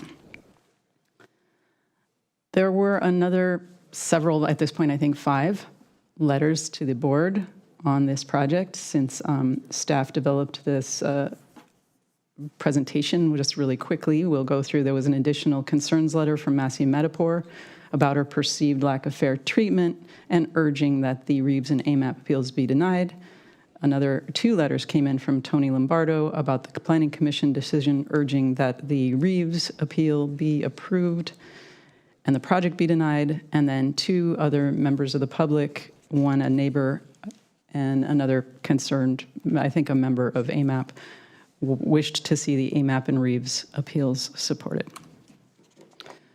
So with that, staff recommends that the board consider the previously certified final environmental impact report for the Signal Hill LLC project and find the project is consistent with alternative 6 and does not warrant an addendum pursuant to the guidelines 15162, and approve this design approval for construction of this approximately 8,290 square foot 2-story single-family dwelling inclusive of the 3-car garage, but adding a modification to the design that eliminates or reduces the size of the rear deck such that it will not extend beyond the hardscape of the formal Connell house, and that would be approximately 355 square feet of terrace instead of 650 or something. And also the variance and a coastal development permit to allow relocation of just 2 cypress trees. So this concludes staff's presentation, and staff is available for any questions. All right, thank you. So at this time, I'm gonna take the appellants in order as they appear on the agenda. So I've got the first one being Samuel Reeves. So there's a representative for Mr. Reeves. Your 5 minutes will start now. Do you have a visual or is it just? Yes, I have a PowerPoint presentation. If we could pull it up, please.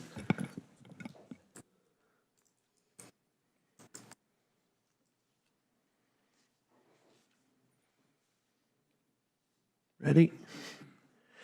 Thank you. Anthony Bardo on behalf of the Reeves. What you see up there is the applicant's proposed home, and on the lower right, the Connell home that was illegally demolished. Let's start with compliance with the LUP.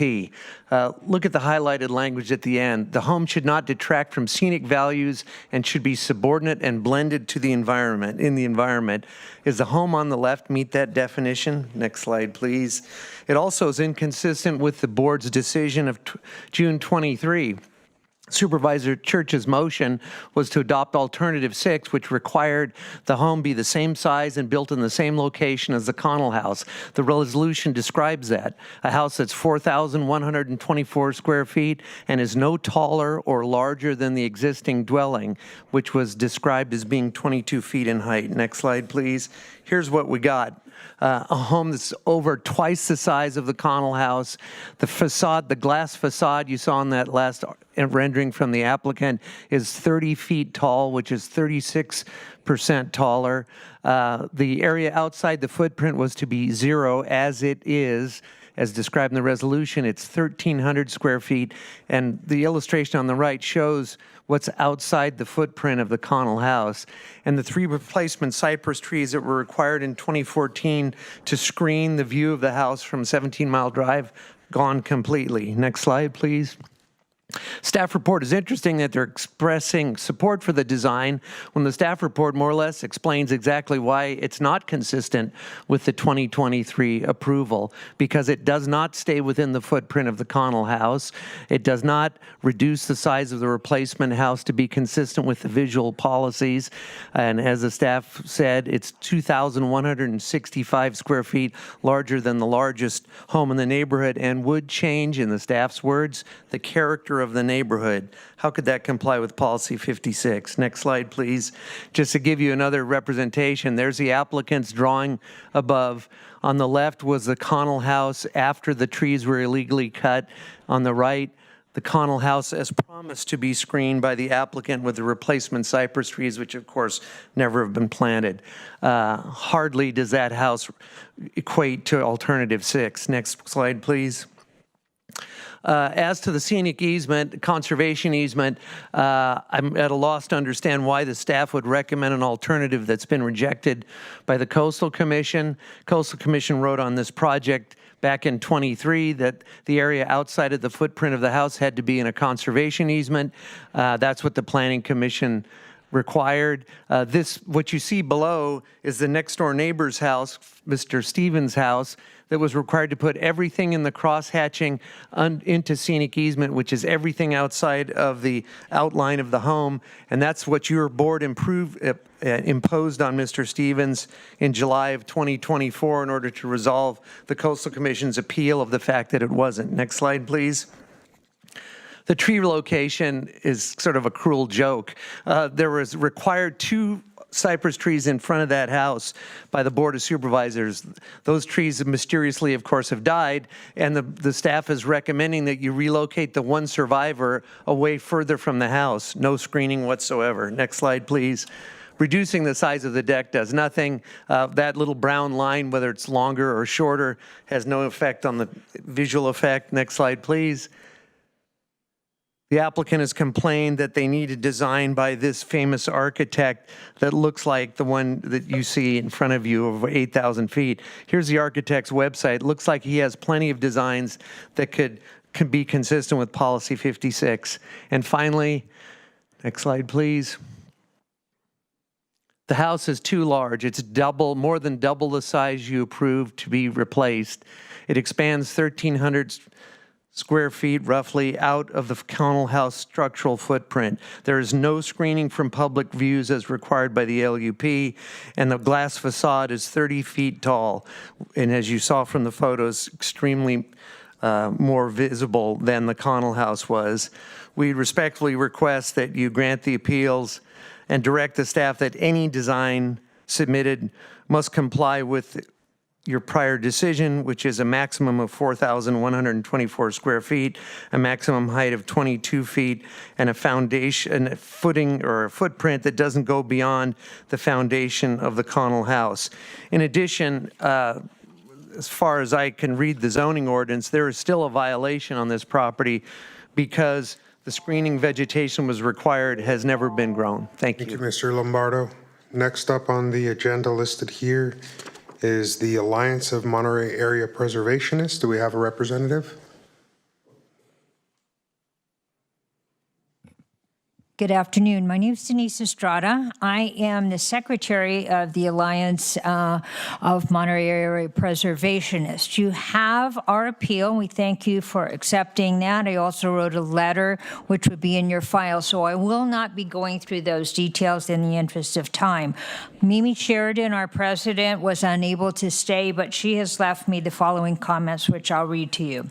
AMET has been involved in the effort to preserve the Neutra designed Connell House for many years.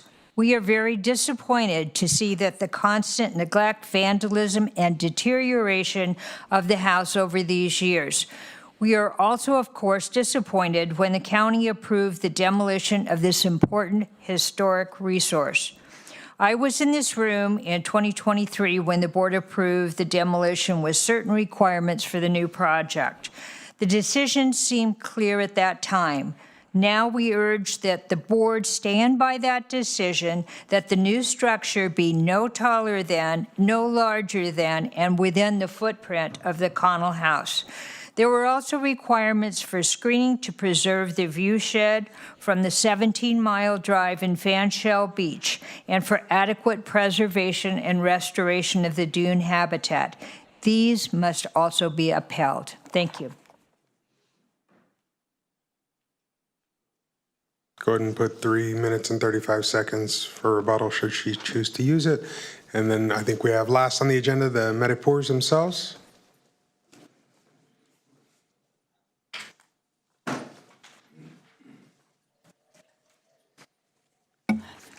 So for procedure, do I speak 5 minutes as appellant? How about as an applicant? How much time do I have? I think it's 5 total. I think everybody's an appellant, as I understood. That was the question. I'm also applicant. Yeah, it's 5 total. No, Total 5. Yeah, because you're here as an appellant. That's how I have you listed here in the agenda. Okay, I want to put some perspective to this saga. I've been through 18 hearings. 18 hearings. 8 of them has been to the Board of Supervisors. All have been through appeal of Sam Reeves. Mr. Chair, you were in this meeting in 2012 of Chief of Staff of Supervisor Salinas. That is 13 years ago. Well, congratulations, you got promotion, but I never got. So I bought the house 2004. Is about 21 years that I pay taxes, I take all the liabilities, but I have no right to use my own property. Where are we going to go with this? We go to Planning Commission, we get approval, get denied, it comes back to the Board of Supervisors. Board of Supervisors send me back to the Planning Commission. Planning Commission approves, Sam Reeves denies, we come back. I am not going back, I'm done. This has been an awful 21 years. Last time I was here in front of all of you, 2023, you made the decision to ask me to go back and redesign. The proposal in front of you was the project proposal, which was 12,000 square feet, 10,000 impervious, 8,000 building footprint. The appellant, Lombardo, proposed alternative 6. Alternative 6 was not mine, and you approved. You gave him everything he asked for. What does he do? He comes back again. And please, don't let this cycle go again, around a circle. This is 8 times I'm coming, back and forth, back and forth.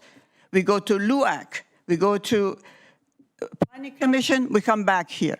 So look, put this in perspective. The project was 12,000 square feet. Alternative 6, it just says reduced project. There was no project, nothing, it was concept. I was not happy to accept that, but staff,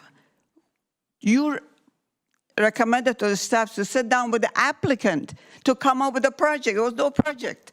So the definition of alternative 6 said footprint. Footprint is something goes to the ground, nothing goes to the up to the sky.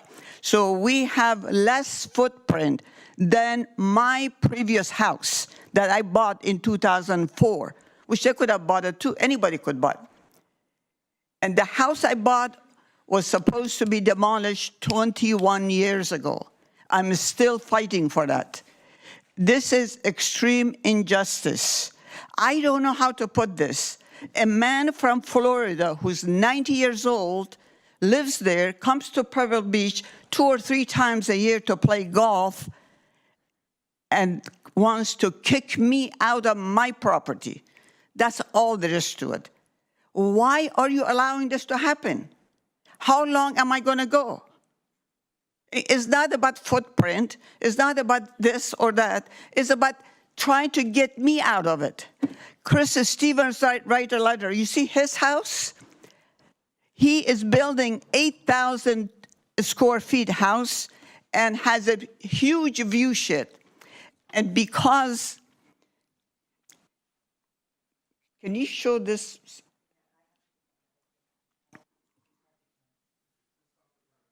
And I did get an opinion from council that we're going to add 5 minutes as on the applicant side as well. Thank you. So I'm going to reset this 50 seconds to 6 minutes total left here.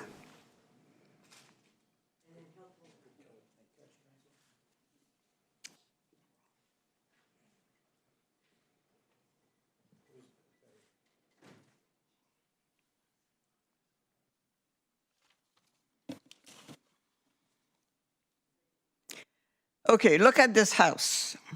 This is Chris Stevens' house. And he got 20 minutes hearing, 20 minutes, got approved. And 2 years ago, at the same time, I was at Planning Commission. This house is finished. 2 months from now, he's going to move in. And Mr. Lombardo is his attorney. He never talked about view shed. Look at the view shed over here. I mean, you are land use attorney? You're trying to tell me what the view shed is? Look at that. All there is to it is that they're trying to take my legal rights in 2 grounds. Temporary taking. You know what that means? Since 2004, I have not enjoyed my property. I pay tax. I do everything legal. They say, oh, I don't have approval. I have approval for the tree. And he appealed 3 times. It doesn't matter whether I get approval or not, whether I get to a planning commission. If I get approval today from you, he's going to appeal to the coastal commission. And that's the only place I haven't been. I mean, just look at the big picture. It has nothing to do with the square footage. It's not footprint. It's not height. The original project, like Mary said, was 30 feet above average grade. This is a standard permit process. Right now, I brought that down to 25 feet above average grade, but it's not the whole building. It's just a portion of the building. The entire building is 20 feet above average grade. So look at alternative 6, okay? You have to give us some direction. As I said, I'm not going back. This is it. Either you approve or we're done, okay? Because why? If you don't approve, we're going to back a circle again. Go back there, go to Planning Commission, cut this. This is becoming a nonsense. Oh, I mean, look at this. Mary is asking me to cut my bathroom corner, 4 feet, 2 feet. It's laughable. It's not a design. It's just like a joke. I don't know how to put it. 2 things come in mind. It feels that somebody at my position has no right. All I'm asking is equal protection. I'm not asking more. Whatever you give my neighbor is building 8,000 square feet right in front of your eyes. I mean, drive over 17-mile drive. He is a lawyer. I mean, how could you say on one mouth, you can do 8,000. Oh, on the other side, if it's Massey, you cannot do 8,000. What's going on over here? Is this justice? Is this why we elected you as supervisor to come in, provide justice to this community? I mean, it's disgrace that Monterey County allowed this happen, no matter how you do it. It's been 15 years, staff is working. You know how many planners I went through? I went through 5 planners and directors. I was looking through all of the videos to prepare my letter. I saw Kirk Spencer. I told him, this was 13 years ago. He looked so much different and young. Look at how many years. Still looks young to me, but. Sorry. The same thing for you, Chair. I looked at your picture. It was 12 years ago. I'm still here. And we're talking the same thing. Okay, tree. I planted the tree. They came back and said, okay, I won't touch the tree. I won't move the tree. You know the scenario? I get a traffic ticket, right? I go to court. I pay my duty. I pay the price. And I'm done. When I come out, I need to drive. They tell me because you'd made a mistake 15 years ago, forever and ever, they're going to talk about tree. We buried the trees. How many mornings are you going to have? I mean, this is like, it's beyond the statute of this board to have these kind of discussion over here. The discussion should be about design. And he's putting up a piece of paper to show that Ricardo Legoretta is not high-level architect. You kidding me? He was a gold medal architect. It's no different than any other architect you praise. There are 2 things. You need to really pay attention. Temporary taking, meaning that you took my property for 20 years. I did not use it. Why? Why you allow everybody use their property except me, okay? Equal protection. All I'm asking, whatever you allow my neighbor, give me the same. I don't want more, I don't want less. Let me summarize for you where we are. We only got a few minutes. I went from 12,000 square feet FAR to 8,000, rounding the numbers. I went from 10,000 impervious to impervious total to less than 6,000 today. Footprint of the old house, my old house, that legally demolished, not illegally, okay? I never did anything illegal. There have been so many permits, I paid for it, and now I am into 4,600 footprint. 4,600, know what my land is? 95,000. The slide that he put it up for easement is 12,000 square feet over 44,000 lot size. My lot size, 95,000. Sorry. Thank you. Thank you very much. All right, so resetting here, going to bring it down to 2 minutes. I want to see what the will of the board is. Do you want to go to public comment first or jump in? Hearing public comment, good with that? All right, we're going to go to public comment. I did see, first I'll see if anybody in the room wants to give public comment on this item. All right, I see CBDIO keeping their seats. I'm assuming not them. We'll go here in room, 2 minutes.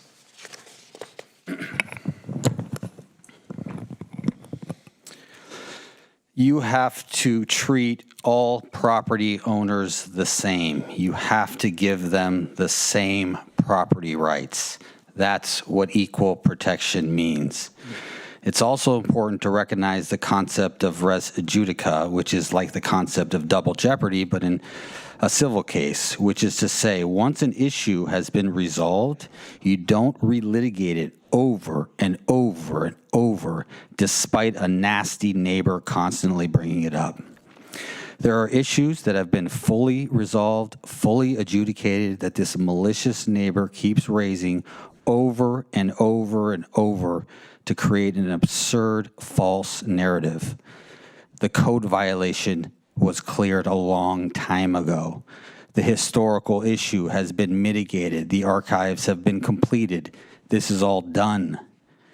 So it is not legally permissible for you to make decisions today based upon the remedied code violation or mitigated historical topic. That is not legally permissible. Now, regarding the term within footprint and how that also relates to equal protection, The term was defined by a neighbor's project a couple of parcels away 2 months before the hearing where you directed Alternative 6. The precedent was set. It was defined for that neighbor as the previous building pad. You have to use the same definition of footprint between neighbors. You have to treat neighbors the same. That's equal protection.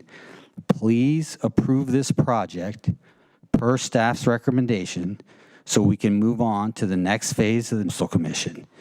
In Lombardo, that was slander by saying the house was illegally demolished. That's actual slander. Right. Anyone else in the room? Seeing none, we'll go to Zoom. I do see a hand up. It looks like CRS iPad 97. We'll start with you. Again, CRS iPad 97. You have the ability to unmute yourself. Now would be the time. Can you hear me? Can you hear me? Can you hear me? Can. Hi, this is Chris Stevens.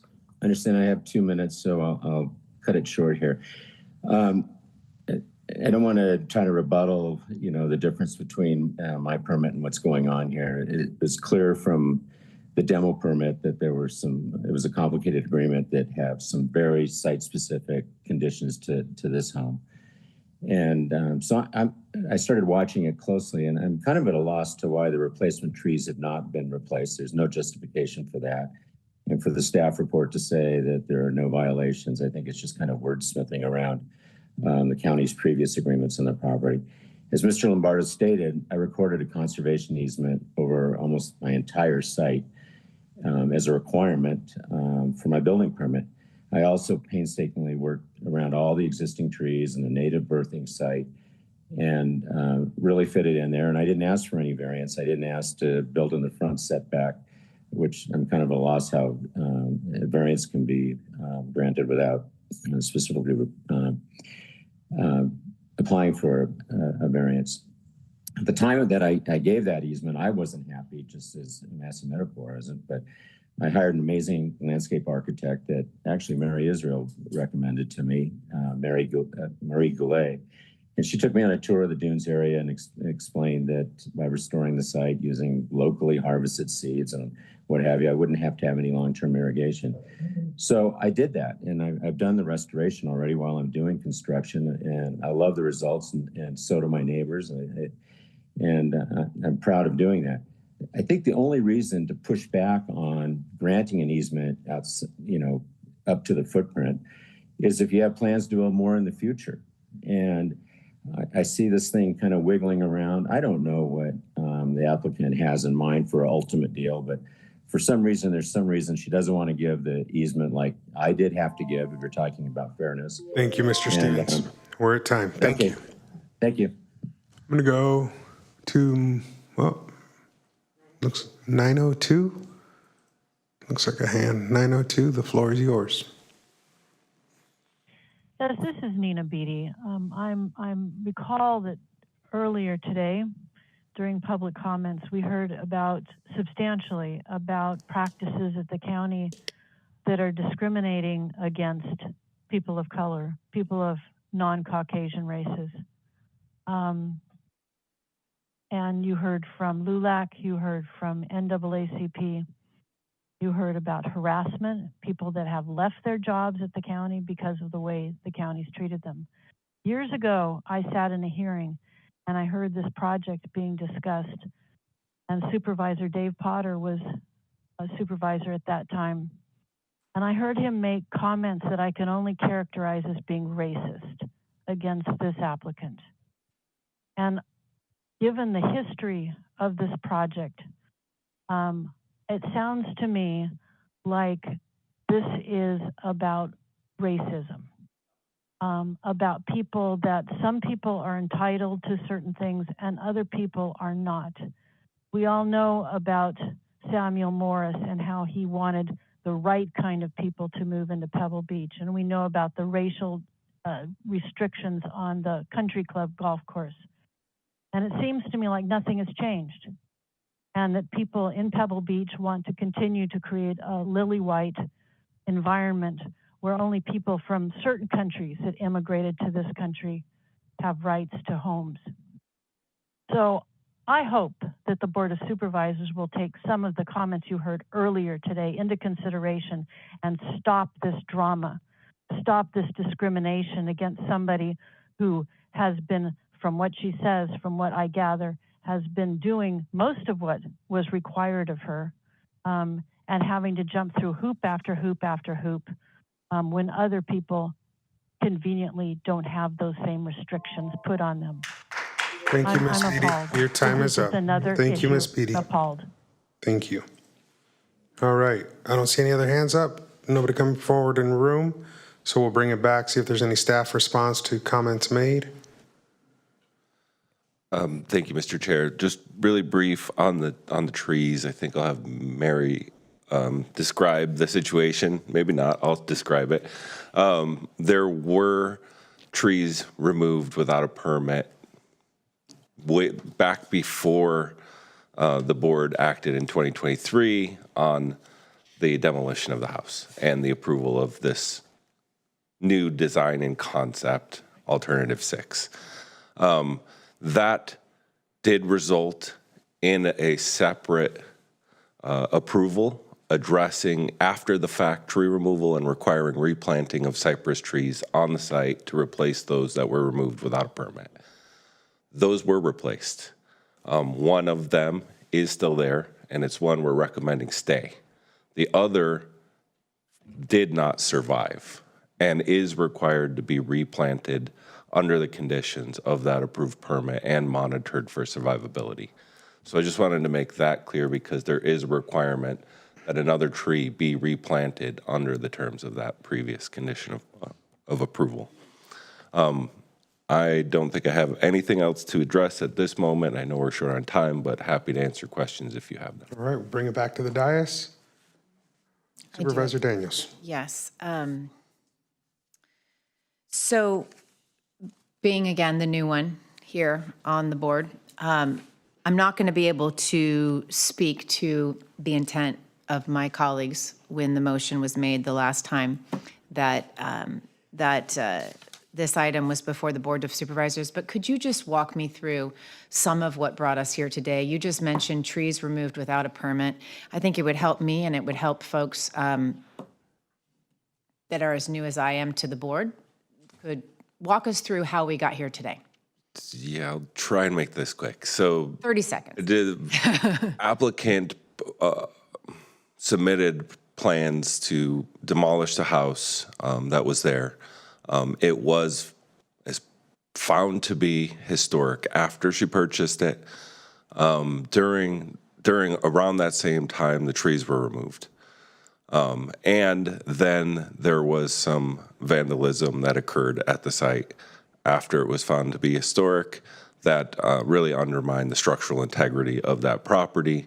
It was required to be boarded up and stabilized while we went through an EIR process to continue to the path of getting the permission to demolish the house.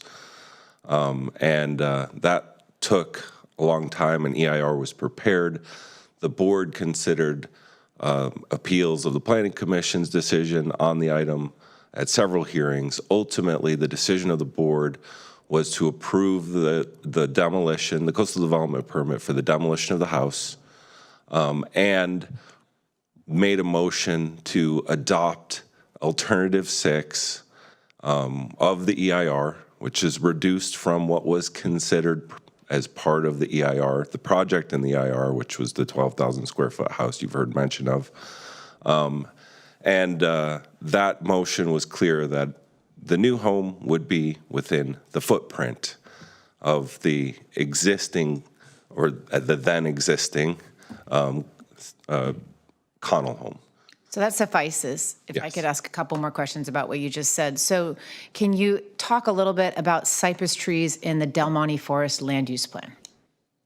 Yeah, so there are sections of the Del Monte Forest land use plan where there's native cypress habitat, which is environmentally sensitive and subject to very stringent and unique policies. that protect that habitat and the individual trees within them, the soils and the conditions that result in natural growth of the types of cypress that you would see, like the lone cypress along 17 Mile Drive. Is this location where there are native strands? This is not within the native cypress habitat. It is within a sand dune habitat, which is also considered an environmentally sensitive. So can they reproduce in this area or not? Well, cypress trees grow in a lot of locations, but this isn't part of the native cypress habitat as it's mapped in the Del Monte Forest Land Use Plan. So at what level were they protected, these cypress trees? Can you cut them down? There was no evidence that they were planted. So if they had been able to show they were planted, possibly they wouldn't be naturally growing cypress trees. And so the removal of trees that grow naturally in the Del Monte Forest area, including pines and cypress, are protected, and oak trees as well. So you need a permit to remove them. Would it have been easy or difficult to get a permit to remove the trees that were removed? It would have been difficult, I think, because it requires a coastal development permit, and findings that it's the minimum required under the circumstances would need to be made, and I'm not clear on what the circumstances would have been. And then with the home, that was, I mean, perhaps unfortunate to the person who purchased it, but when it was determined to be historic, easy or difficult to remove it and replace it with another home? Difficult. Difficult. And then in that case, there was the unfortunate incident where that home was damaged and vandalized to the point beyond repair. There was no way to keep that home, essentially, because it was vandalized to the extent that it was vandalized. So that's the context for where we are today, that, you know, if someone was new like me, I think it's important that you understand. Again, I have to defer to my colleagues in terms of what their intent was regarding remaining within the footprint, but I do have a question about neighborhood character. And I know from my time on the Planning Commission, I think you know that neighborhood character is very important to me. A little bit different in a neighborhood like this where the homes are very exclusive and expensive, but remaining in the character of the neighborhood is important so that neighborhoods generally don't transform to the point where they become unaffordable in other areas to folks that currently live there, and they get priced out. But in this case, can you walk me through the decisions that were made to determine that this is consistent with neighborhood character or remains within that policy in the plan? Yeah, that question is a discretionary decision.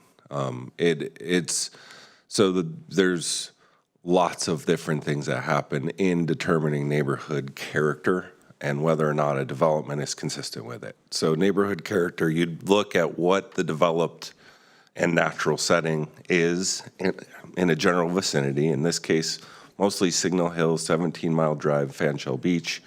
Along 17 Mile Drive, you do have very large single-family homes surrounded by landscape and native vegetation and the coastline.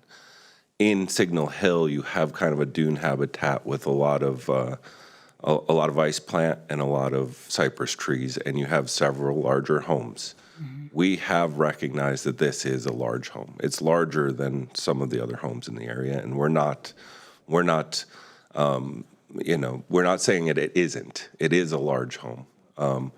The question then is, will this large home comply with our site development standards? Is it designed in a way that sort of softens the massing as it appears from public viewing areas? And will it stick out like a sore thumb from the other development in the area? I think that in our analysis, we said it's not going to be a substantial adverse impact, meaning that it won't entirely change your experience driving along 17 Mile Drive. It will be another large home in that area. So it is an impact in some ways. It's a large home. on a site. It's bigger than what was there, the Connell House, and it's bigger than some of the other homes in the on Signal Hill Drive, but it's a large home on 17 Mile Drive in Pebble Beach that is not, it's within the footprint of what was previously there. Trees are behind it. It's not above the ridge line. A tree will be required to be planted in front of it according to the conditions from the restoration of the tree removal permit. Thank you. That's all I have. All right, I'm going to go to Supervisor Church, who has his hand up via Zoom. Right. A question here, and I wonder if Mr. Spencer and Ms. Israel could answer that. Mr. Lombardo said that there's 1,300 square feet of this building outside the original footprint of the Connell House. Is that correct? So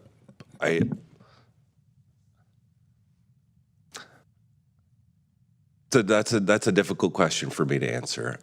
When I saw the image put up on the screen by Mr. Lombardo, it included the entire area within the front patio or the front courtyard area.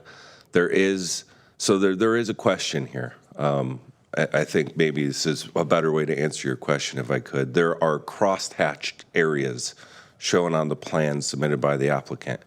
So there's a red dotted outline filled in by gray, which is the bird's eye view of the roof line and some decks that extend under the roof line. And then there's a cross-hatched areas. Those are hardscapes, patios, walkways, and things of that sort. So do you include the patios and walkways, or do you not in the footprint? Is it the building and the exterior walls? Is it the roof and its overhangs and the decks? That is one of the questions. Mr. Lombardo may be calculating it slightly different, and I don't know how he came up with the exact numbers he came up with. Okay. All right. Thank you for answering as best as you could. I just wanted to try to get what I could on clarification. You know, and this is one of those issues that, you know, I pretty much clearly remember from a couple of years ago, the hearing that we had here, because it became real clear that this was an unusual situation. And a lot of it had to do here with how the Connell House had deteriorated and the lack of safeguards for a historical building of that nature. I know this board, when this was presented to us 2 years ago, really was reluctant to allow the demolition of the Connell House. And it actually was a 4-1 vote on regard that. Supervisor Adams that time voted against it. The rest of us were pretty hesitant. And I think the only reason, well, I know the only reason that we voted to allow the demolition was because it had been vandalized to the point that its structure was unsound and it could not be put back to the original condition it had. So this makes this whole case here a unusual and exceptional situation. I made the motion back then to go with option 6. Actually, an initial part of it was to give option 1 or 6. 1 was to keep the Connell House. And even though we knew that it was in poor condition, we wanted to try to maintain that. At that point, it was very clear from what had been presented is that the applicant, Ms. Manafort, was not interested in doing that. So that really left us and with option 6. And at that point, I made the motion that it be within the same, I believe, the same footprint, the same existing footprint. Any new dwelling be within that permit, within that space, that footprint.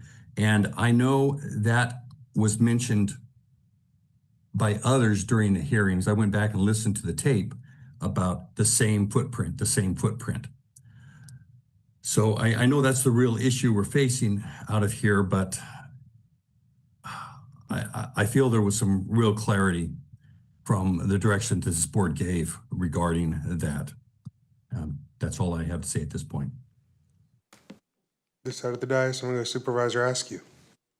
Yeah, thank you. So I guess to that point, I think that's one of a list of questions.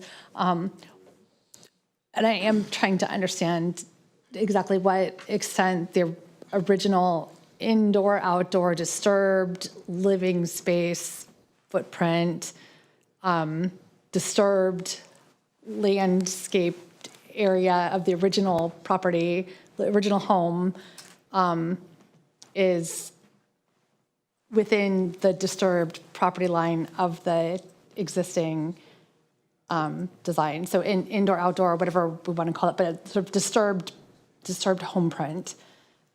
Can we get more clarity on that? Yeah, so actually the term disturbed has been a little bit debated over the We're still course debating that of point this. too, okay. Yeah, so disturbed is actually potentially different than footprint. And so you know, you've got landscaped areas around a hardscaped or structural footprint.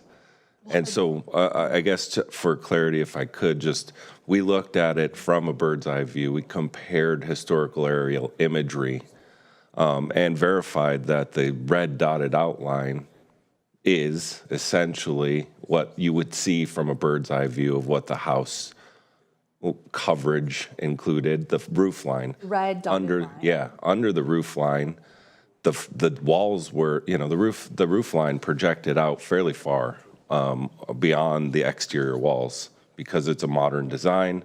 There were they're called indoor-outdoor spaces, basically decks and other things that were under the roof that, you know, are counted in different ways depending on who you hear from today. But we looked at it from the bird's eye view. We looked at the red dotted outline being the footprint as you see it from the bird's eye view looking down on the roof. And then you have some cross-hatched areas which are hardscapes. They're basically patios or walkways that extend a little bit beyond the footprint. We have it up on the screen if you want to see it, but with a comparison. So, And then the blue area. yeah, maybe we could get the screen up if we could. Would you please share screen? Thanks. There we go. Yeah, so this shows. So on the left, you have the Google Earth aerial imagery of the Connell house. You can see it's sort of U-shaped design. You can see on the top left corner, that's a deck that extends out from under the roof overhang. But as you go into the center of the house along that deck, you are still outside, but under the roof. And so it matches with the red dotted outline, that shape, that area, that size. But then you can see a strip in the front courtyard that actually has had some sand and vegetation grow into it. You know, where that line is of what the concrete is under that strip is a little hard to tell in this aerial imagery, but that's a patio. I mean, that's not footprint, that's not indoor living space, and it's not exterior building wall, although the applicant has said that underneath it, there was another floor and an actual wall under that patio. I can't confirm that. But you see on the right-hand side, the cross-hatched area showing patio. That's beyond the red dotted outline. So now we're talking about, you know, building roof footprint, hardscape footprint. What we're saying is that green L shape on the bottom left on the right image, we're not recommending be approved. That is beyond both the hardscape and the building footprint. Okay. So what they're asking is to fill in that courtyard, which you can see fairly clear on the image on the left and on the right, as part of the new footprint. That is, that area in front of the patio in the courtyard would be new footprint.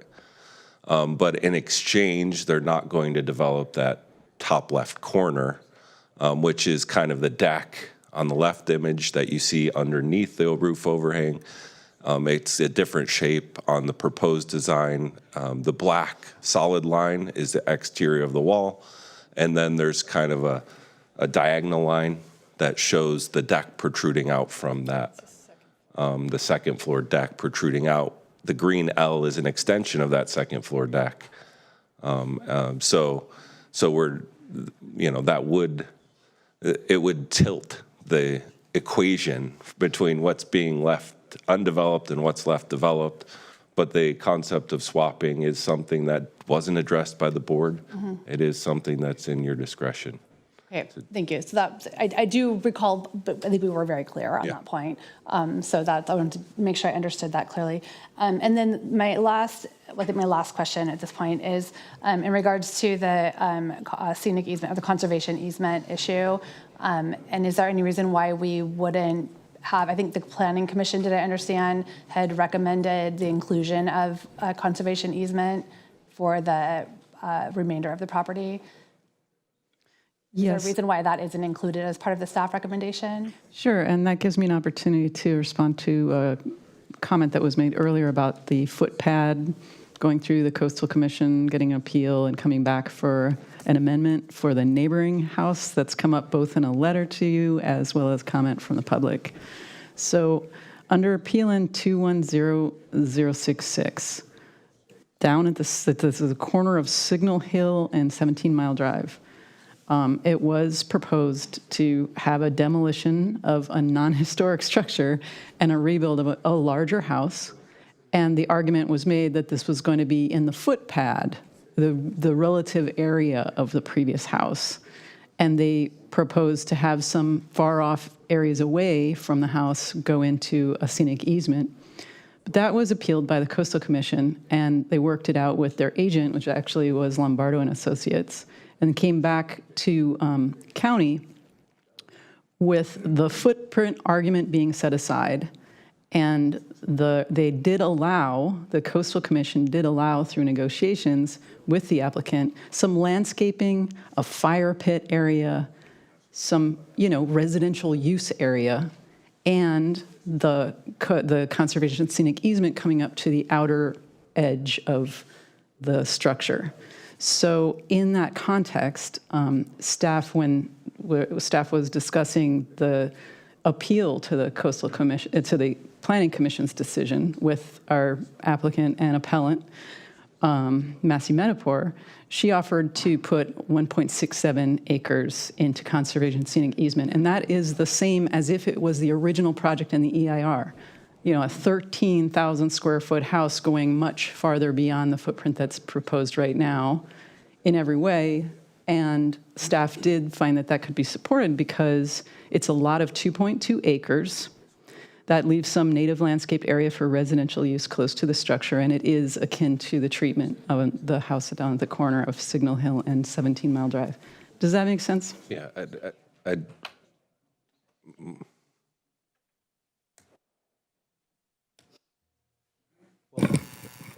I'm not going to repeat everything that we said at the last hearing. Obviously, this is a modified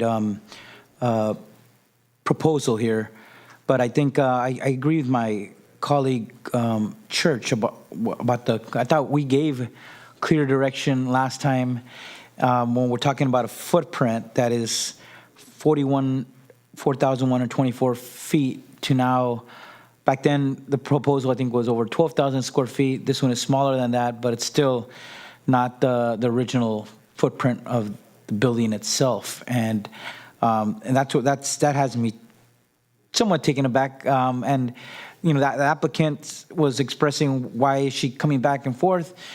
But if you had followed what we said, that if it was much closer to the 4,124 feet, maybe we'd be talking about something different today instead of something that's double the size still, and not meeting what the direction that we gave at the 2023 hearing. Also, obviously, like ongoing concerns with the trees and that not being followed, and to the question of what has occurred in other houses, I think we have to look at every application is very fact specific, right? In this case, it was a historic house, and in this case, however it got done, it was allowed for damage to be done to the house, whether by neglect or whether it was illegally done or whether it was somebody came in when the owners were not gone away. But there's a responsibility, I think every homeowner, to not protect your home, protect the historic home, keep it maintained. This is a valuable asset to allow not have security measures and proper steps to ensure the protection of a home. That's a responsibility for, I think, any owner to take reasonable steps. What a reasonable person would do to protect a historic home. I think we just can't ignore that. And if we let anybody neglect and allow damage to be done to a home, and then they could just go and demolish it and build a home that's 2-3 times bigger, then we're undermining what historic preservation rules are intended to do. If these homes have historic value and protection, that should mean something under our current state laws. And I think our colleague Supervisor Church last time even suggested how might we improve it locally, our ordinance locally, to prevent something like this from occurring at another home somewhere else in Monterey County. The height is different still, height from the original footprint of the home, so that doesn't comply as well. And you know, the word disgrace came up earlier, but I think it's a disgrace when a beautiful historic home is not properly maintained. That also gets factored in, and we're concerned about that. Our members of our public are concerned about that as well. So we take multiple factors into account, and you can't say with what happened and what are facts that are different at another home perhaps don't apply here. And so there's a different analysis that we make in making these decisions. And we also take into account the direction we gave last time. And here we are. It seems like we're going back to what we were debating back then, but I think we were pretty clear. In fact, Supervisor Adams was even more, I think, took a stronger position that she thought the house should be rebuilt as it was, if I remember her words correctly. Some words around that, but that was her intent.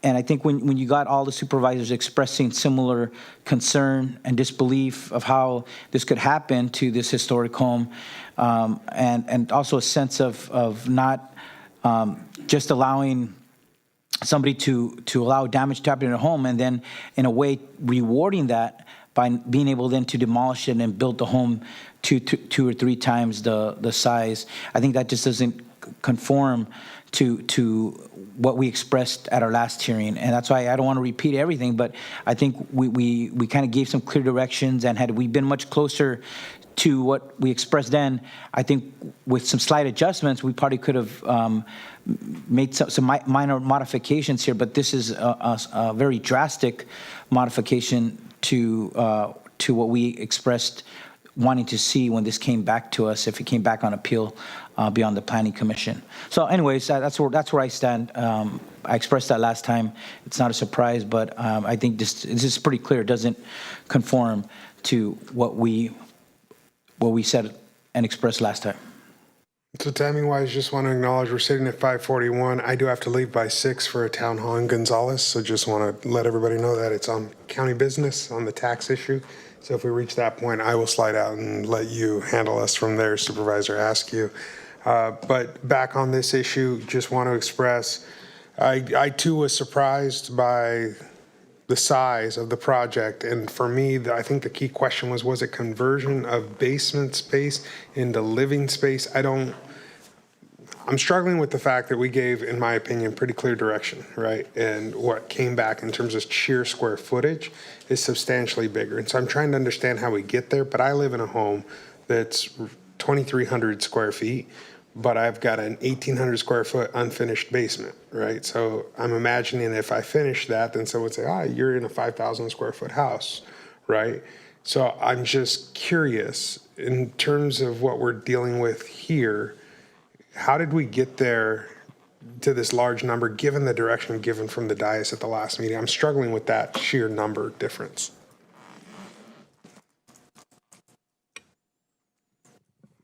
Yeah, it is bigger than the Connell house. There's 2 stories, I think, 2 stories under the roof.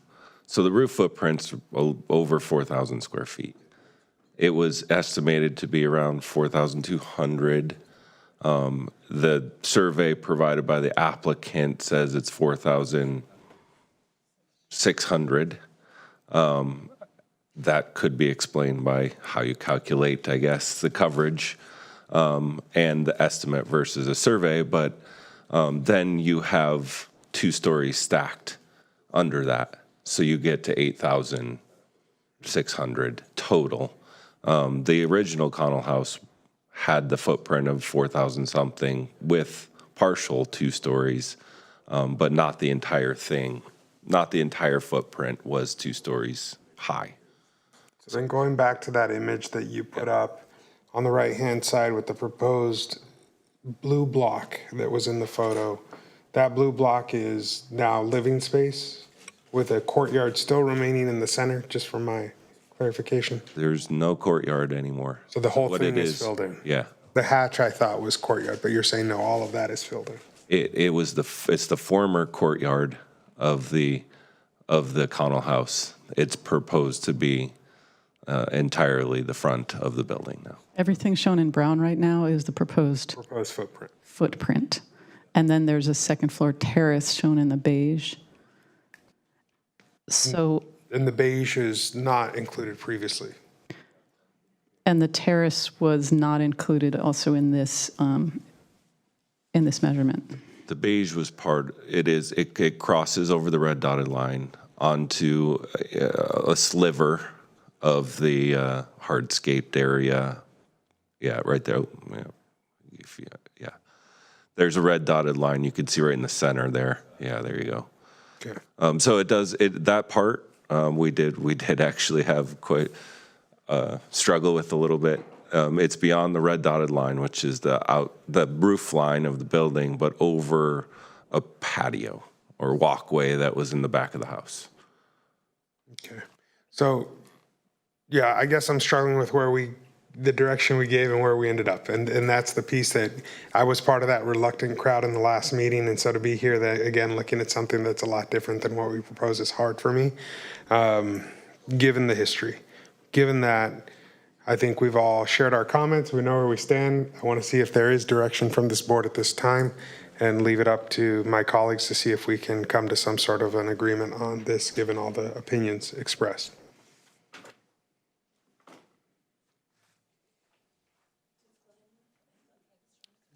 Glenn, I'm hearing without the microphones on that maybe you're the one that wants to go first on this one.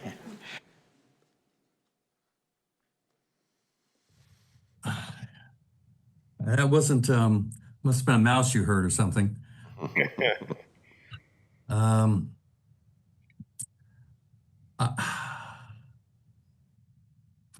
basically not, I'm not comfortable with the footprint issue here.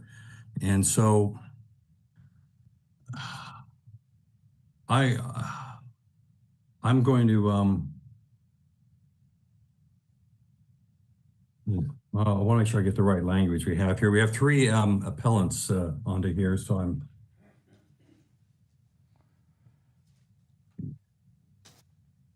get back here to the actual language we have here on recommendations.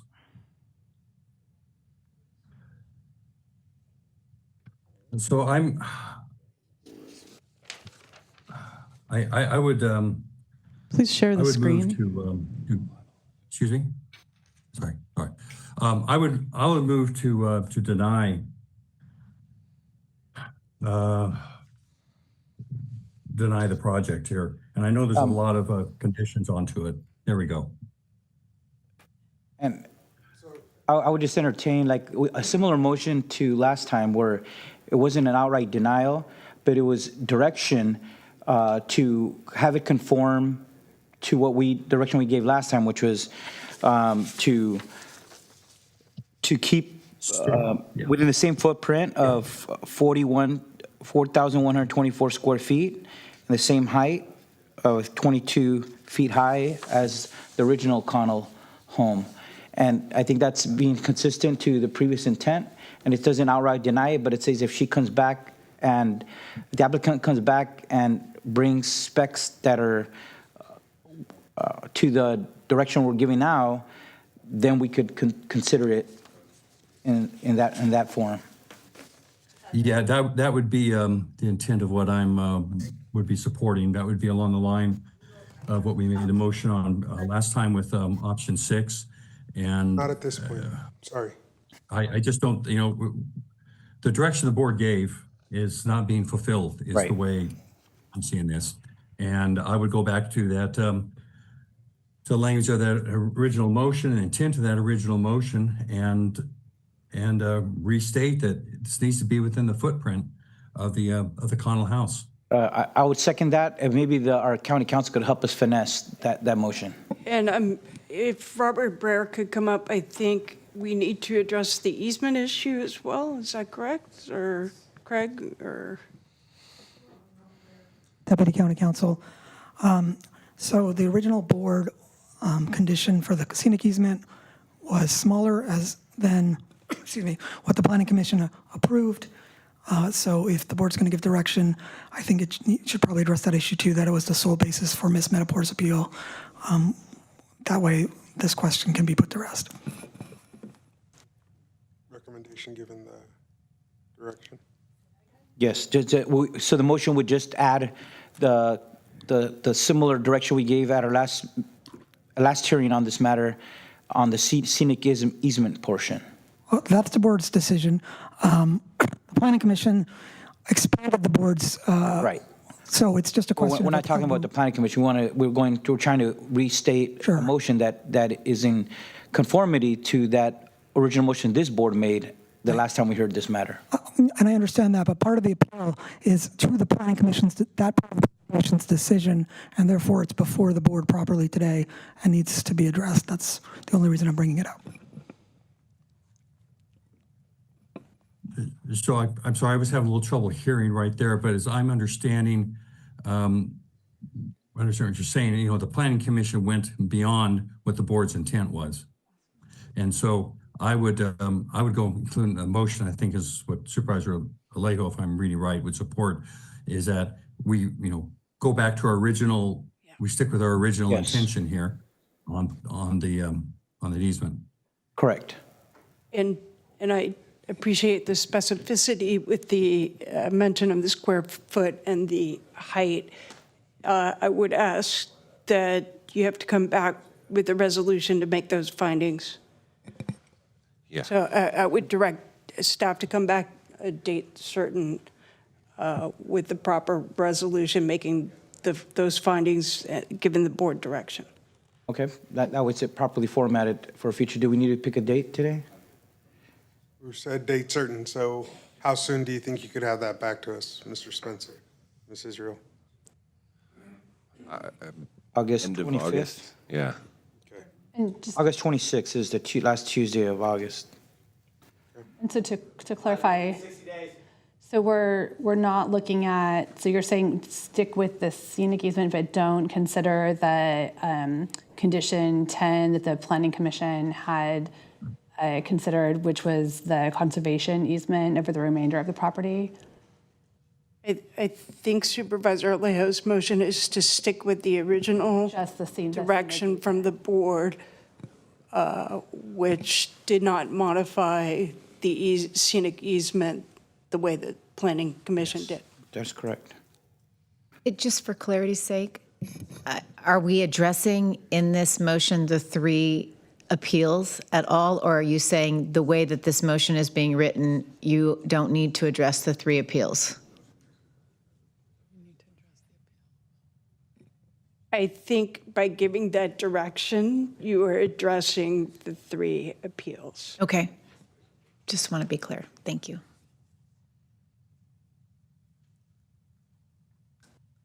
All right, so that's the motion and a second with clarity. Anything additional in terms of direction council feels is necessary at this point? I don't believe so. I'm going to just gaze. Okay? I don't think so. All right, then with that, we'll go to the clerk for a roll call vote. Supervisor Alejo. Supervisor Church. Aye. Supervisor Ruescu. Supervisor Daniels. Aye. And Chair Supervisor Lopez. Aye, the motion is unanimous. With that, we've concluded our normal calendar for the day. We're going to jump into other board matters. Looking at the referral matrix, we have no new referrals, but we will go to a referral response under item 28 today, which is a presentation from Elsa Jimenez of the Health Department. Ms. Jimenez, we'll give you the floor. All right, let's get up and stretch.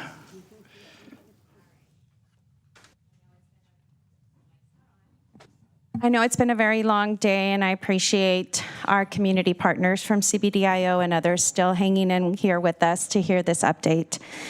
So I'm Elsa Jimenez with the Monterey County Health Department, and your board assigned referral number 2025.6 to the Health Department on June 10th. And really this referral aims to fulfill 6 different areas.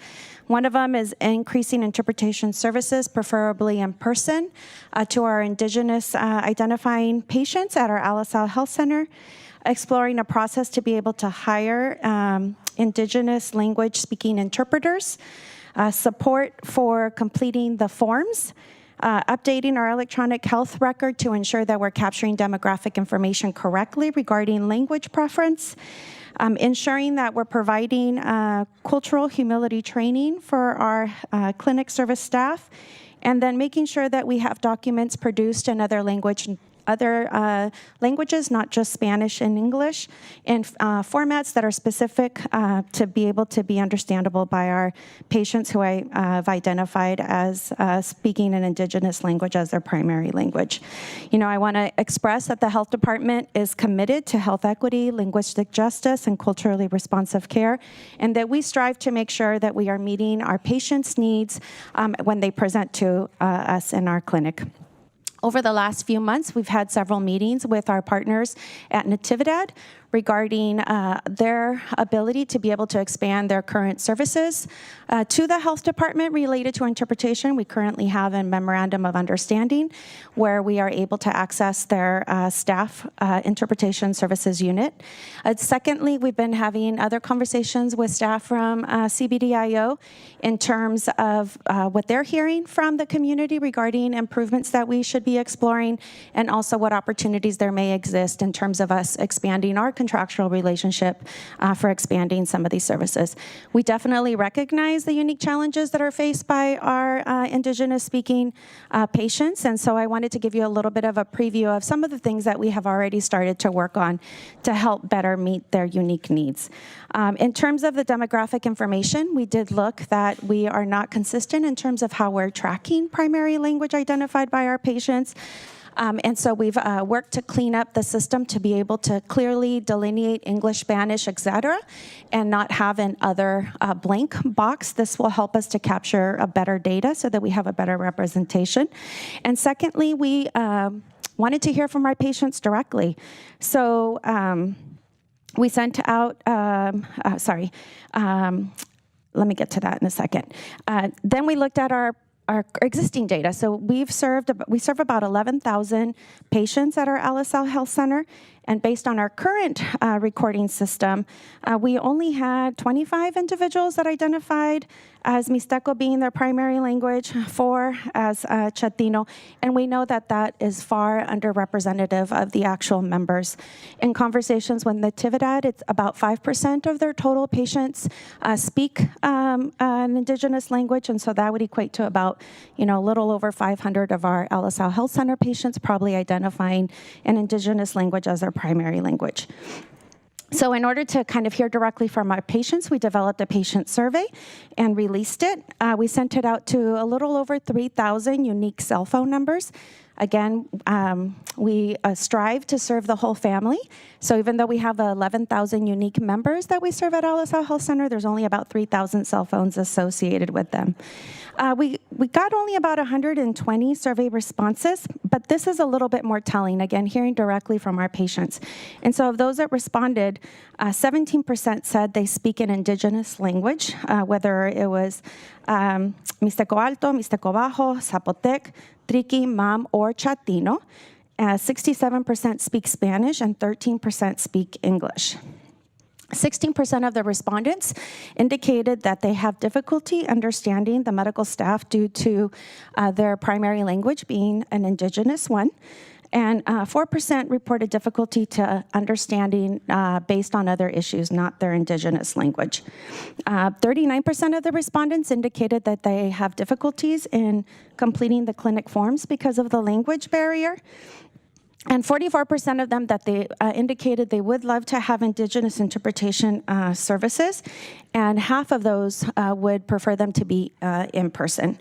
So Can I do a Kanye on you and say I'm going to let you finish, but I want to say that this referral was important to me. I want to thank Supervisor Alejo for partnering with me and taking the lead on authoring it, but I'm supportive of expanding any efforts that we can. I know I'm not here at the very end of the presentation. I've got to take off, but want to be clear to my colleagues, major impact to our shared residents. So thank you. Sorry, Elsa, for Kanyeing you right there. No worries. You have a crowd of Gonzales residents that are eager to bend your ear. So what we've done since then is we've looked at we worked with our health department IT staff and our electronic health record staff, and we've modified the drop-down menu for the language preference, and so that now we're able to track that information more closely. In terms of staff training, we're in conversations with Natividad to see their ability to be able to provide qualified interpreter training, a 40-hour course to our medical service, to our medical assistants, who are our predominant interpreters in Spanish. And secondly, we're looking at opportunities, whether with Natividad or CBDIO or others, to enhance our existing staff training curriculum to ensure that we're including cultural humility and indigenous-focused modules as part of that annual training. With respect to hiring and training qualified interpreters, as I mentioned, we're exploring avenues with Natividad or other community-based organizations to see if we can contract with individuals to be able to come and serve as Indigenous interpreters through their organization. And secondly, we're looking at the feasibility of our own county recruiting and hiring process in terms of being able to recruit individuals.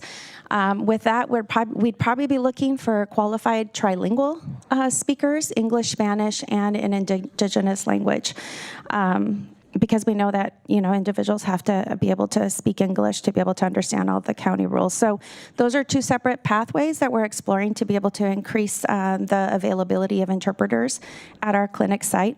And then lastly, with respect to the multilingual patient education, we already not only are asking at the front end what the patient's preferred primary language is, but we're also including it in our after visit summary in case we missed it at the front end. And we're looking at other community-based organizations that have developed some materials and some of our existing partners to see if we can work on developing some infographics, maybe recording some videos that we can display in our lobby that are in the primary Indigenous languages that our patients speak. So we don't have anything firmly developed other than asking at the front end and the back end of the visit to making sure we're recording the language preference correctly. We don't know what this is going to cost yet. We still need to do a little bit of more homework in terms of what some of those contractual relationships will end up costing to be able to help us provide some of these additional services. And although interpretation services is not a direct billable service, we definitely recognize that in order for us to be successful in helping our patients meet their health goals, that we need to make sure that they understand what is being told to them in the visit, the forms that they are signing, and more importantly, what they need to be doing at home based on medical providers. And so this is a priority for us to make sure that we're able to provide that service. I will say that on a positive, LSL Health Center continues to exceed our expectations with respect to meeting the care-based incentives. This would be for through the Central California Alliance for Health. Just to give you an idea, so in this last quarter of fiscal year 24, Alisal Health Center achieved 96 points out of 100 compared to our peer average of 66 points.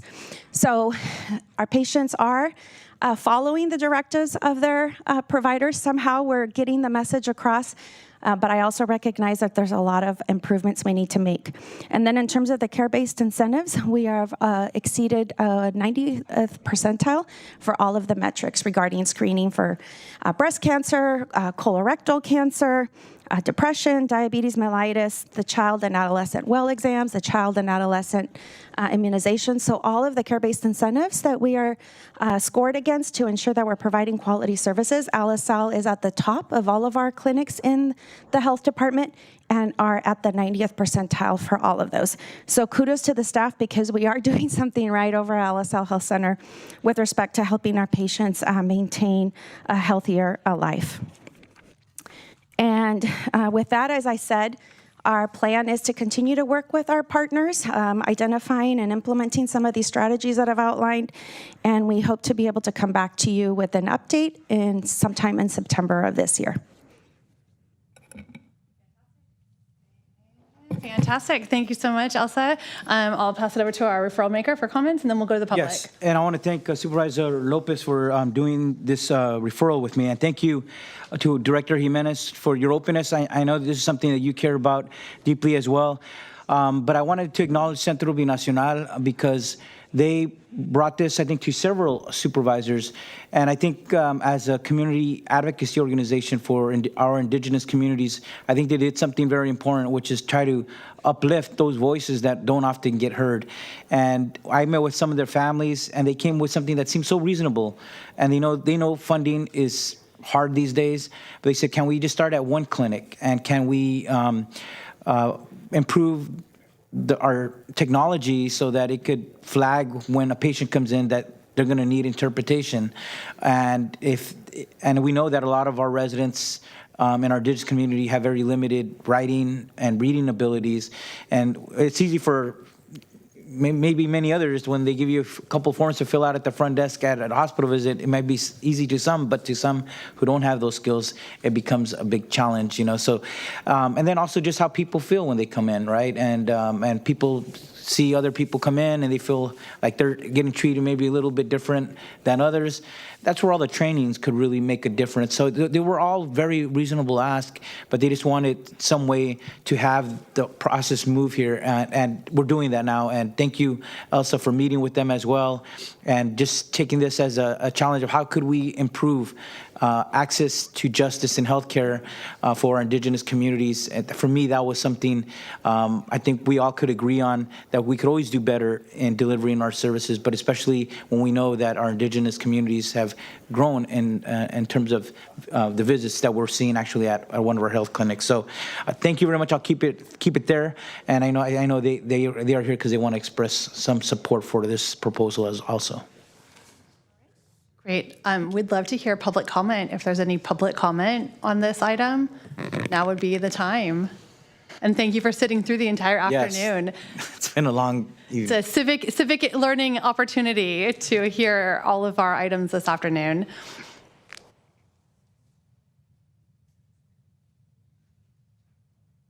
Pueden pasar aquí enfrente.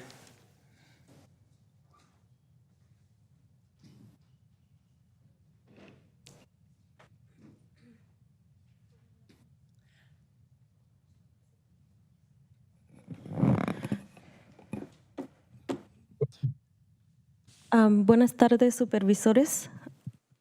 Good afternoon, supervisors. Mi nombre es Marisela Ramírez My name is Marisela Ramirez, y trabajo con la organización Centro Binacional para el Desarrollo Indígena Oaxaqueño aquí en Salinas. and I work for the organization Centro Indígena aquí en Salinas, here in Salinas.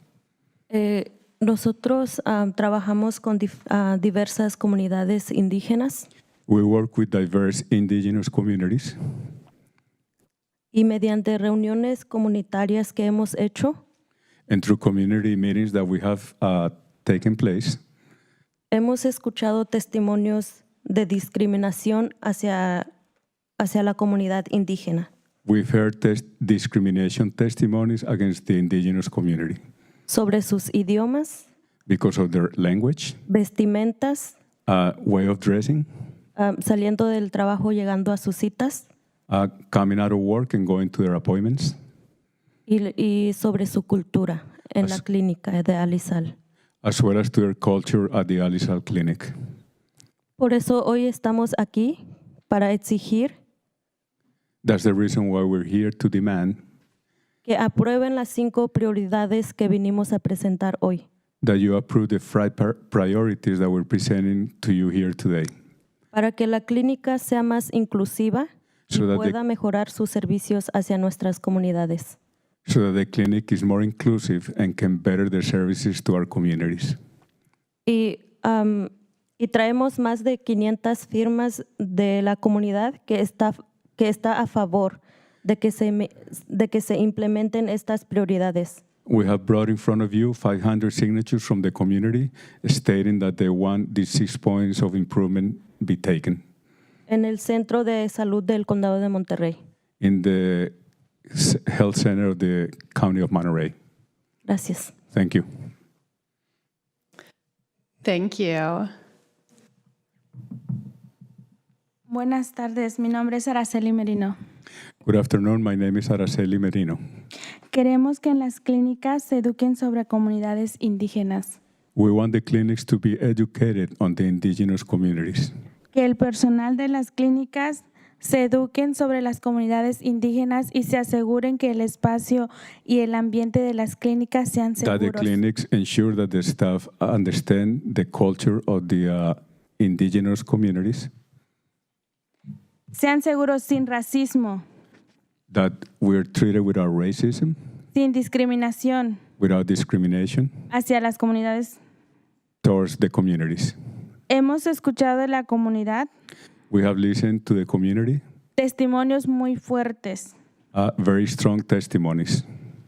Hoy no pudieron estar presentes, They couldn't be present here today ya que como día a día están trabajando en los campos, since day to day they're working out in the fields, cosechando frutas y verduras. harvesting fruit and vegetables. En esta tarde pedimos que hagan el cambio. This afternoon, we're asking that the change be made. Inviertan y tomen acción Invest and take action para implementar estos cambios en la clínica de Alisal. to implement these changes at the Alisal Clinic. Gracias. Thank you. Thank you very much. Buenas tardes, supervisores. Mi nombre es Adrián Reyes. Yo soy de la comunidad mixteca de San Martín Peras. Good afternoon, supervisors. My name is Adan Reyes. I'm from the community of Perez. Es un placer estar aquí y de antemano se les agradece por recibirnos y considerar nuestras demandas. It's a pleasure to be here, and beforehand, I want to thank you for considering our themes. Una de las prioridades es que documenten nuestros idiomas indígenas de la comunidad. One of our priorities is that the needs of the indigenous community, Por ejemplo, idiomas como el mixteco, triqui, chatino, zapoteco y otros. to be included in the languages of Triqui, Chiqui, and Zapoteco be included, Para que cuando vayan a sus citas tengan un intérprete en su respectivo variante. so that when they go to their appointments, they have interpretation in their respective language, Y tengan un servicio cómodo y placento. and to have a comfortable service. I can say this in English. In my personal experience, many times I have gone to appointments with my mom. From those multiple times, it was only one time that we received an interpreter. It wasn't a Mixteco interpreter neither. It was a Spanish interpreter. My mom is lucky. She has 2 sons that speak 3 languages, and all the times that she has appointment, I have to go with her because she doesn't understand Spanish as much as other people. But now I work and I go to school, and sometimes I don't have time to go with her. And then my brother also works, and we don't really have the time to go with her neither. So I think you guys should take action because it's really needed in our community. Thank you so much. Thank you for your comments today.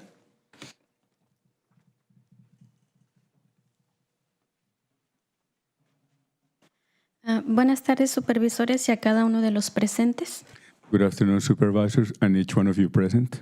Mi nombre es Graciela González, también soy de la comunidad mixteca y estoy con Centro Binacional. My name is Iracela Gonzalez. I'm with the community Mixteca and Centro Nacional. Estamos pidiendo los cambios para que se aprueben las prioridades que la comunidad ya expresó. We're asking for the changes that the community has already expressed.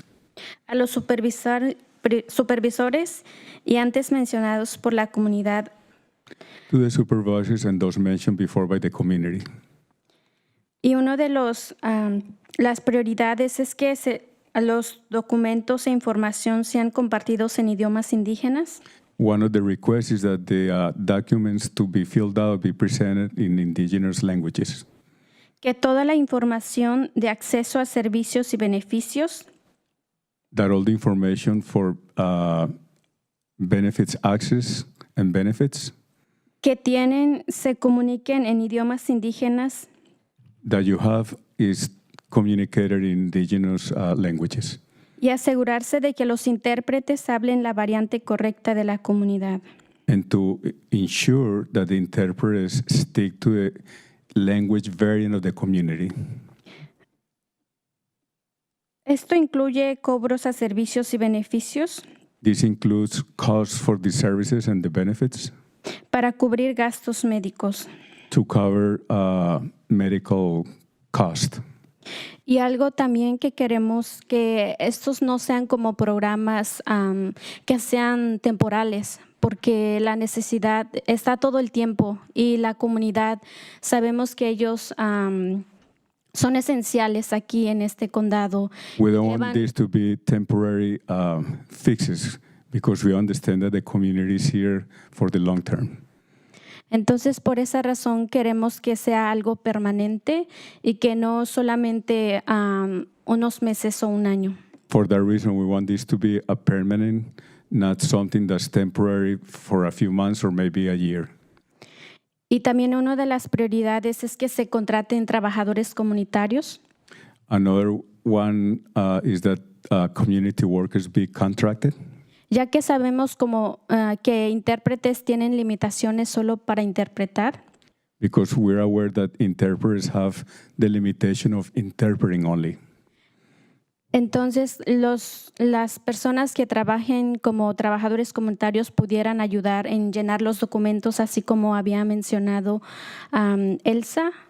So that those community workers can help out with filling out the forms, as was mentioned by Elsa.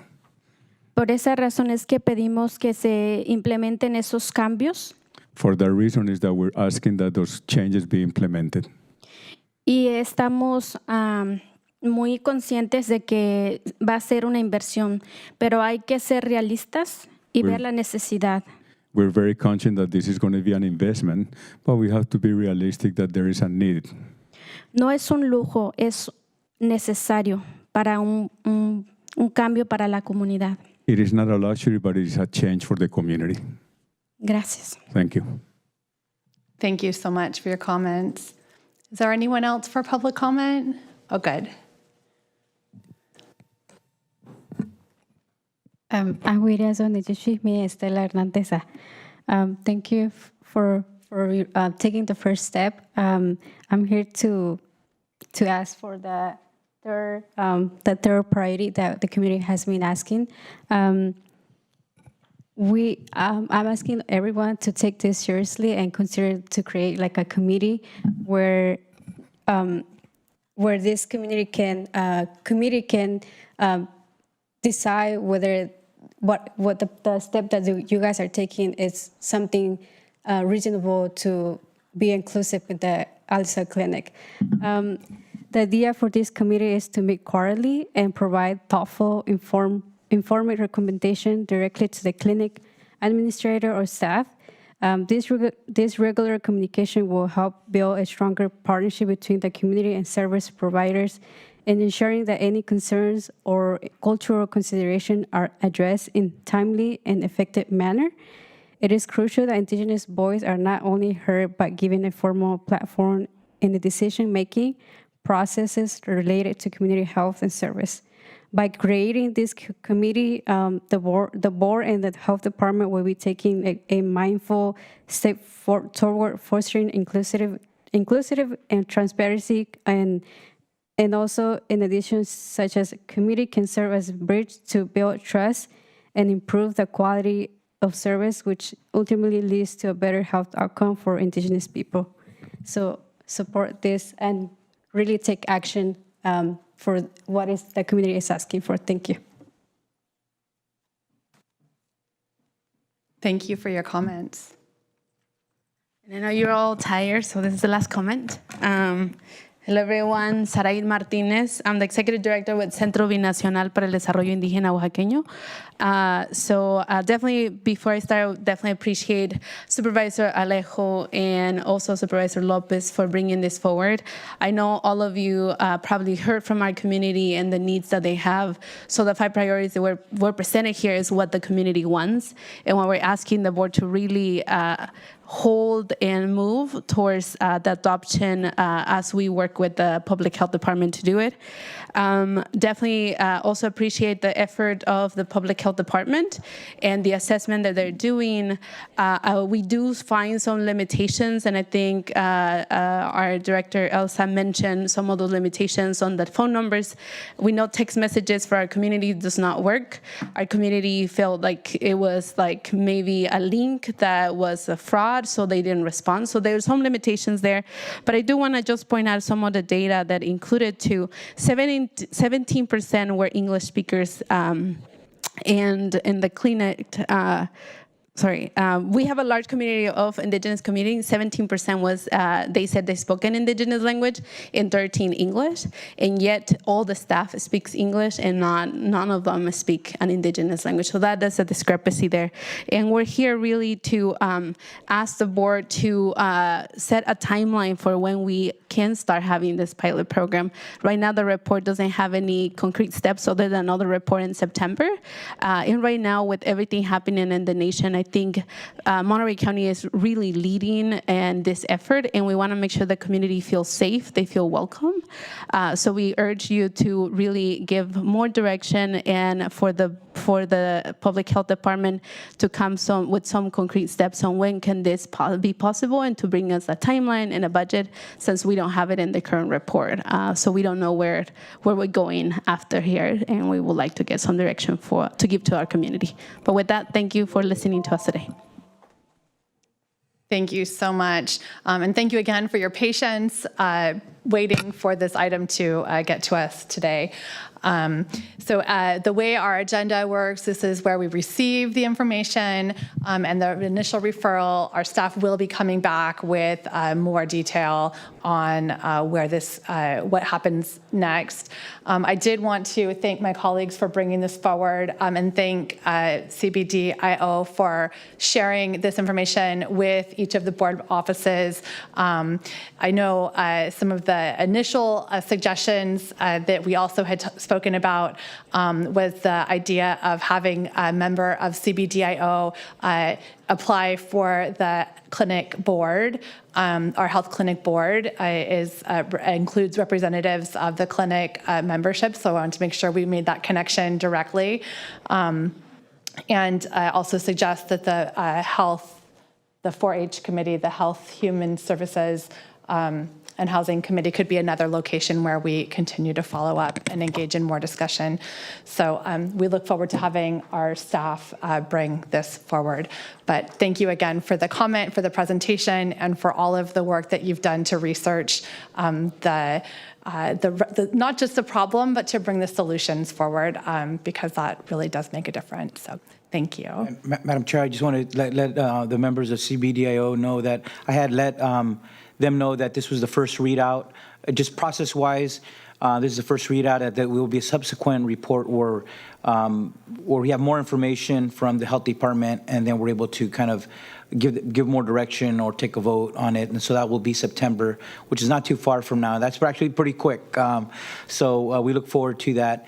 And then I would leave it to our health department.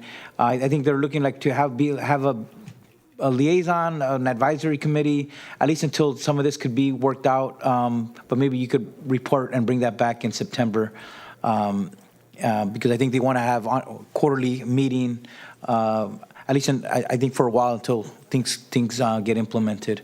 So September will be our next action, and we will get more details, but that's typical from any referrals that we do.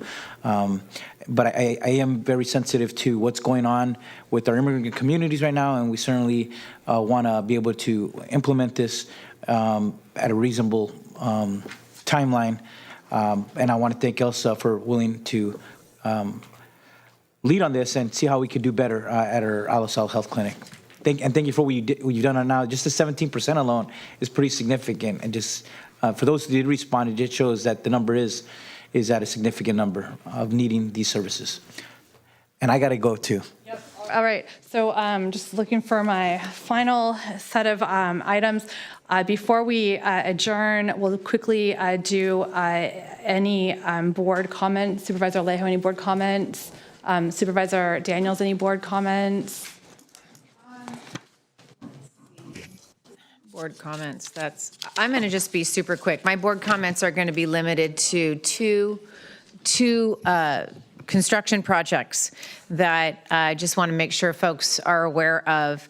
I'm getting a lot of calls regarding the changes to the pilot program in Toro Park, and we are going to be putting a community meeting together to be able to address some of the concerns, but the temporary closure pilot program will be removed by TAMC, or maybe it's Monterey County Public Works who's actually doing the removal, and it could be as soon as this week, and we are working with all the stakeholders on redefining where that location is going to be and moving the closure to closer to the school in order to address some of the feedback that we've gotten from the community. And the new closure will be in place by the time school starts up again.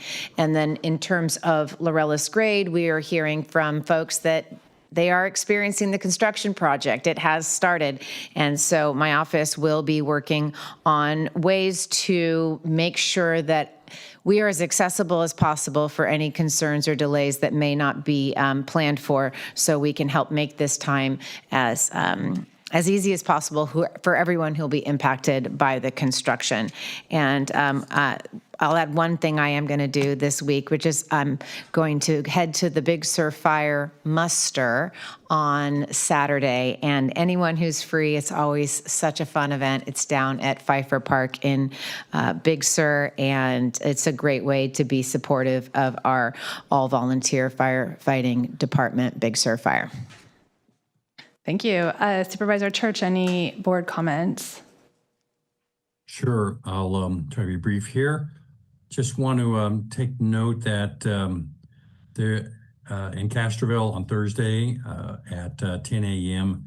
there's a ribbon cutting celebration of the new Castroville sign up there, and as well as the work that Caltrans is going to be doing as over the next couple of years to improvements in the community, which I should note is the second oldest settlement town in Monterey County, second to Monterey. And I also want to mention that next Wednesday, July 16th, 5:30 to 7 is at Pajaro Middle School. We're holding our town hall. And also finally, in terms of just construction, I'm very pleased to see the 8-mile project road work on Elkhorn Road is going to be done. That includes a couple miles of the road that were originally scheduled to be worked on in 1977, but have not been. And now we are taking care of that after almost 50 years. Thank you. Wow, lots to celebrate in North County. I'm going to pass on comments tonight. I skipped over CAO comments. There are no CAO comments tonight. All right. And we No will. reportable action from closed session. All right, thank you. It looks like we will then adjourn Board of Supervisors and Board of Supervisors of the Monterey County Water Resource Agency.